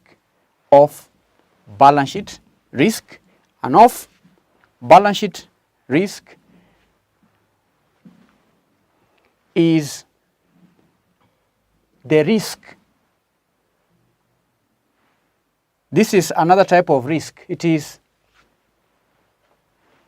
the risk that is incurred, I can say, by a financial institution as a result of its activities related to contingent assets and liabilities. And while all financial institutions to some extent engage in off-balance sheet activities, most attention has been drawn to the activities of banks, especially the large banks that invest heavily in off-balance sheet assets and liabilities, particularly the derivative securities. And off-balance sheet activities have been less of a concern to small depository institutions and many insurers. So an off-balance sheet activity, by definition, we can say, does not appear on the financial institution's current balance sheet, since it does not involve holding what we call primary claim, or what we call an asset. Do you understand?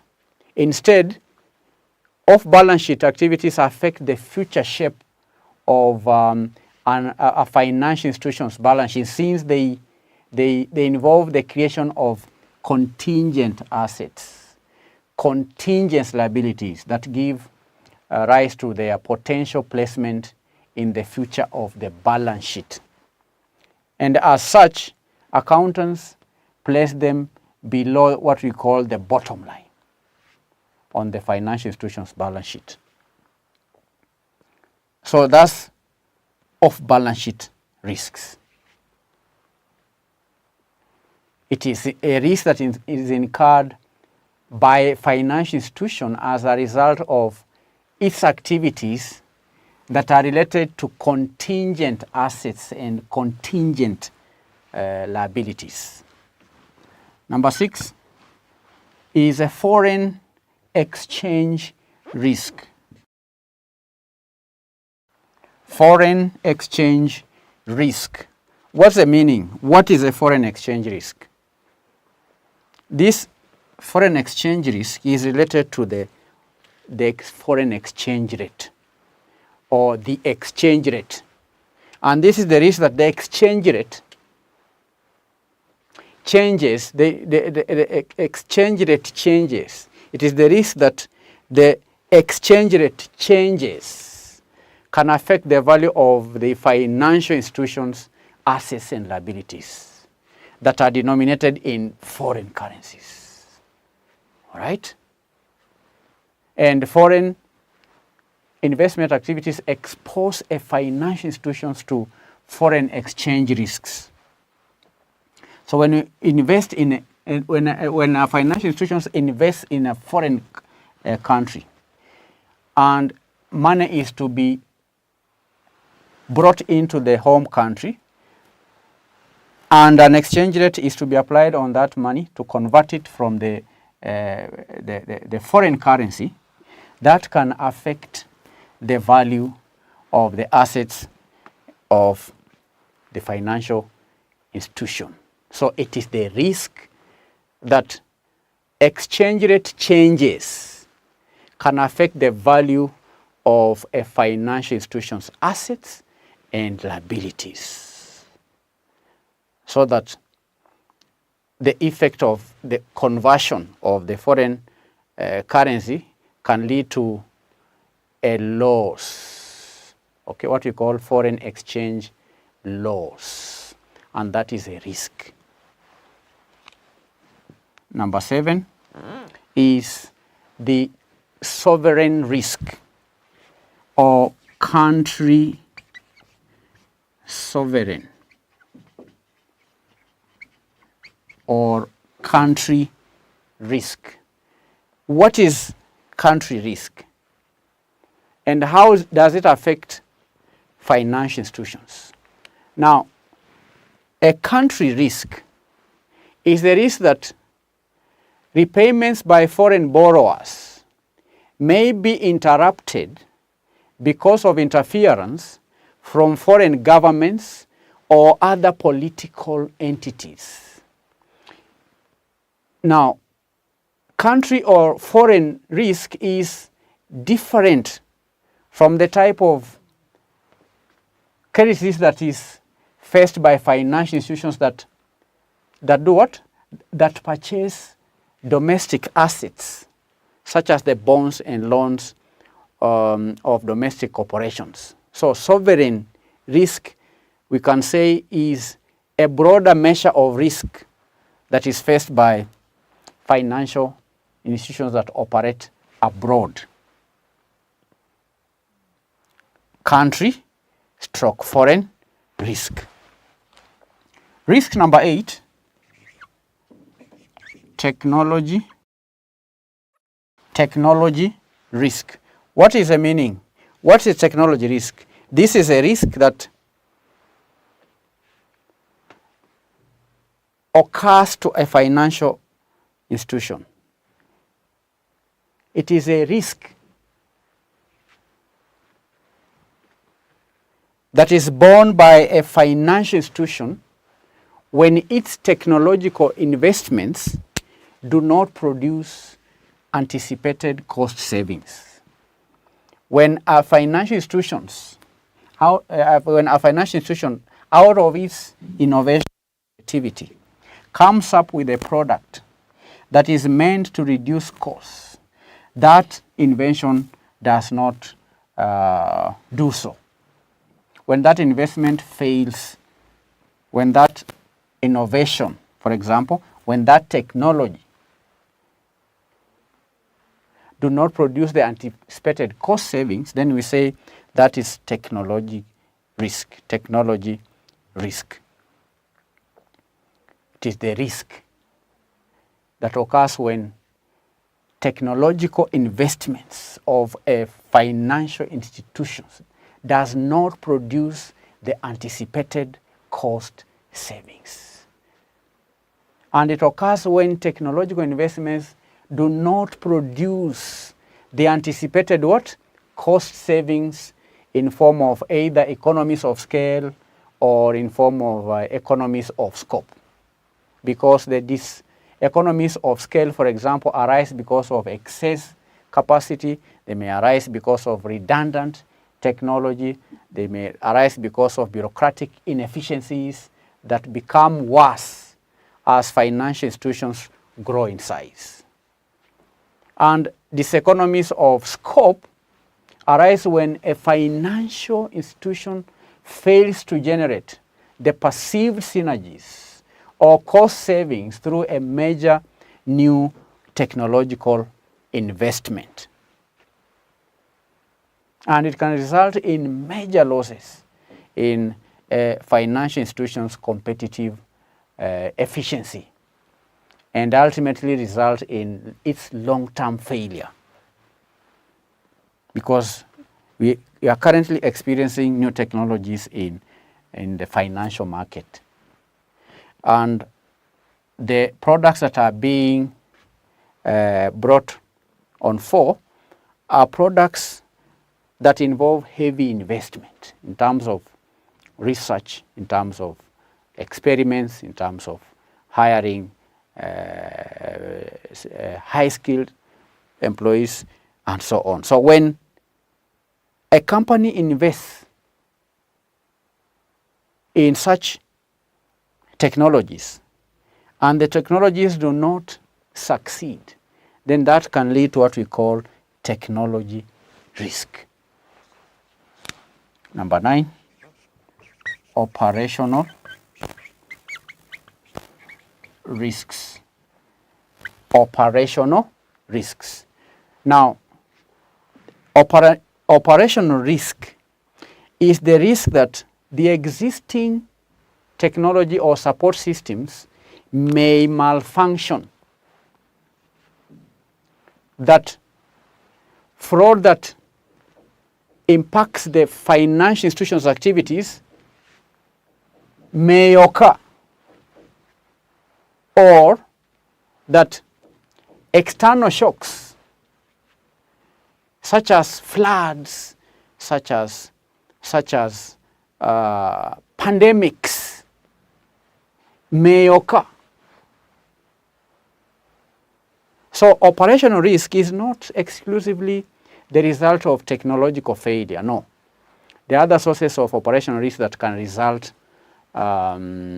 in direct costs, such as loss of income, indirect costs, client withdrawal, legal costs, opportunity costs, foregone business opportunities.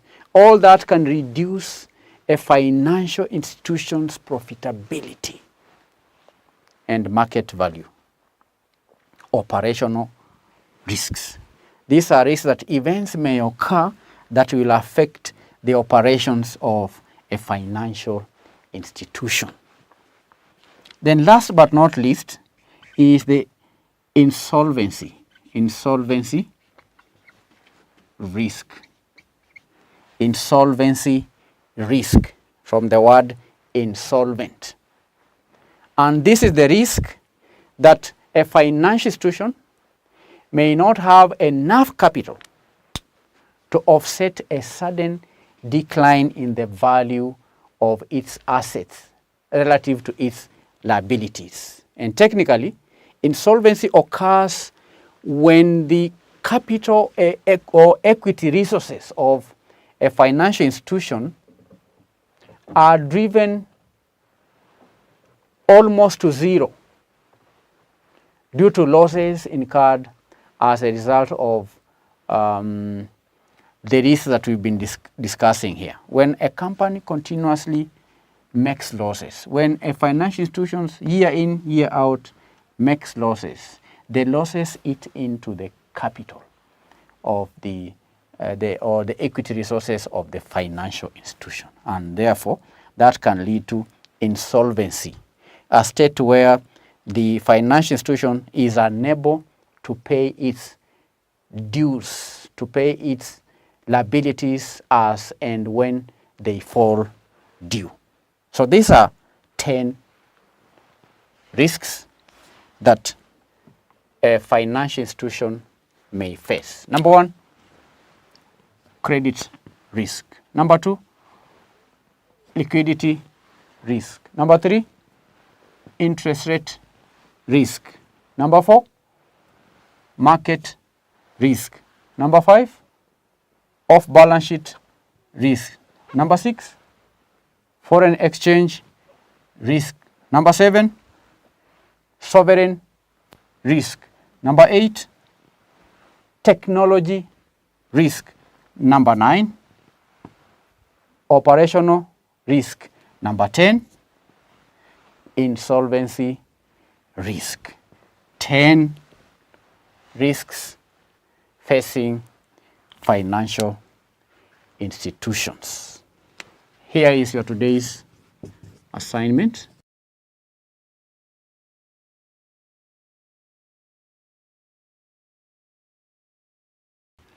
Summarize 10 risks that financial institutions, financial institutions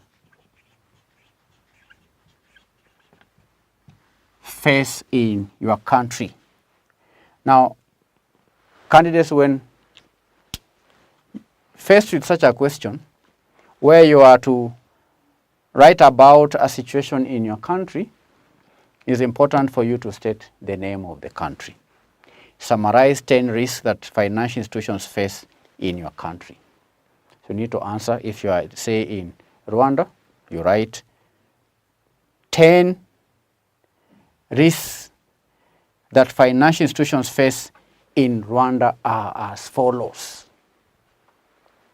If it's in Cameroon, state that, give it a route to the solution. You need to have a route. You write 10 risks that financial institutions face in Cameroon are as follows. So that will be our today's assignment, and that marks the end of the lesson and the end of the topic, financial institutions and markets. If you have any question, please, you can send your question. I will refer you to the revision partner where we have more questions on this topic, financial institutions and markets. Try and solve the questions within the book. We have answers towards the end of the book. Do not wait for the last moment, 2 weeks to exam to revise. No. as we had agreed earlier, at the end of every topic, you need to go look for the past paper questions, which are readily available free of charge. Answer the questions. If you still have any questions, send your questions on our website and we will answer all your questions. Thank you. I hope to meet you in our next lesson where we begin on a new topic. I remain truly yours, Philip Sagwa. Bye-bye.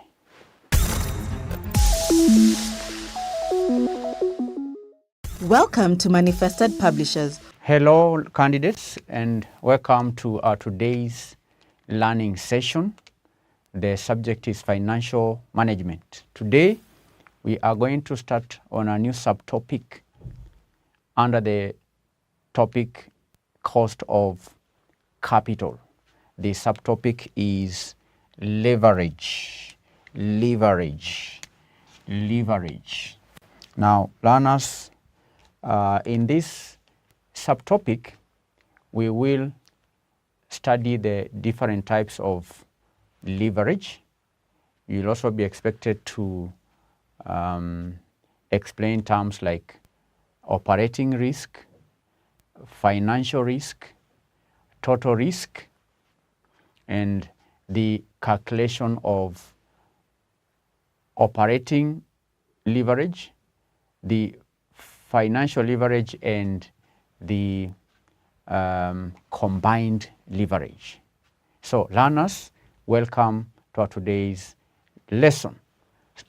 The first question we will answer is, what is leverage? What's the meaning of leverage? Now, learners, leverage refers to the ability of a firm in employing long-term funds having a fixed cost to enhance returns to the owners. In other words, leverage is the amount of debt that a firm uses to finance its assets. Leverage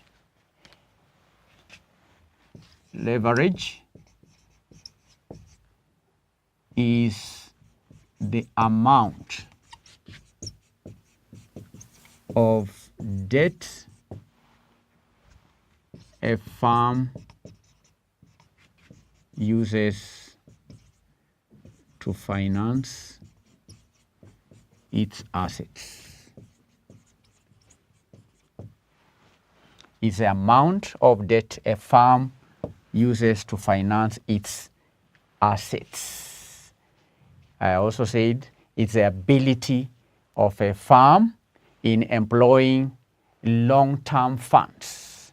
These are borrowed funds which have a fixed cost to enhance returns to its owners. So, leverage is simply the amount of debt that you'll find in the capital structure of a firm. So that if a firm has, say, a capital structure comprising of equity 10 million shillings, debt or debentures say 8 million shillings, then we say that this debt is the amount of debt that the firm uses to do what? To finance its assets. These are long-term funds that you'll expect to find in a capital structure of a firm. Capital structure of a firm. So it's that simple, candidates. Leverage. So learners, a firm that uses a large percentage of debt in its capital structure to fund its assets is said to be highly geared. A firm with a lot of debt in its capital structure is said to be highly geared or highly levered.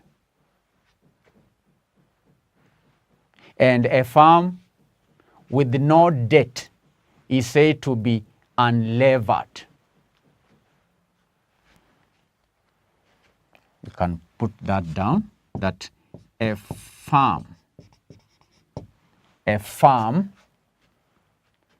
with a lot of debt, a farm with a lot of debt in its capital structure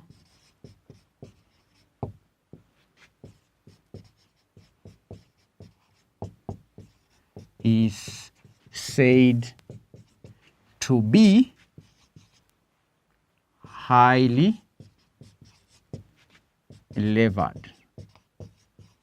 Is said to be highly levered, whereas a farm with no debt, a farm with no debt, a farm with no debt is said to be unlevered. Is said to be unlevered, unlevered or ungeared, or ungeared, unlevered or ungeared. So a farm with a lot of debt in its capital structure is said to be highly levered or highly geared, whereas a farm with no debt in its capital structure is said to be unlevered or ungeared. Now, learners, there are three commonly used measures of leverage in financial analysis. There are three. There are three mainly used measures of leverage in financial analysis, and these are A, operating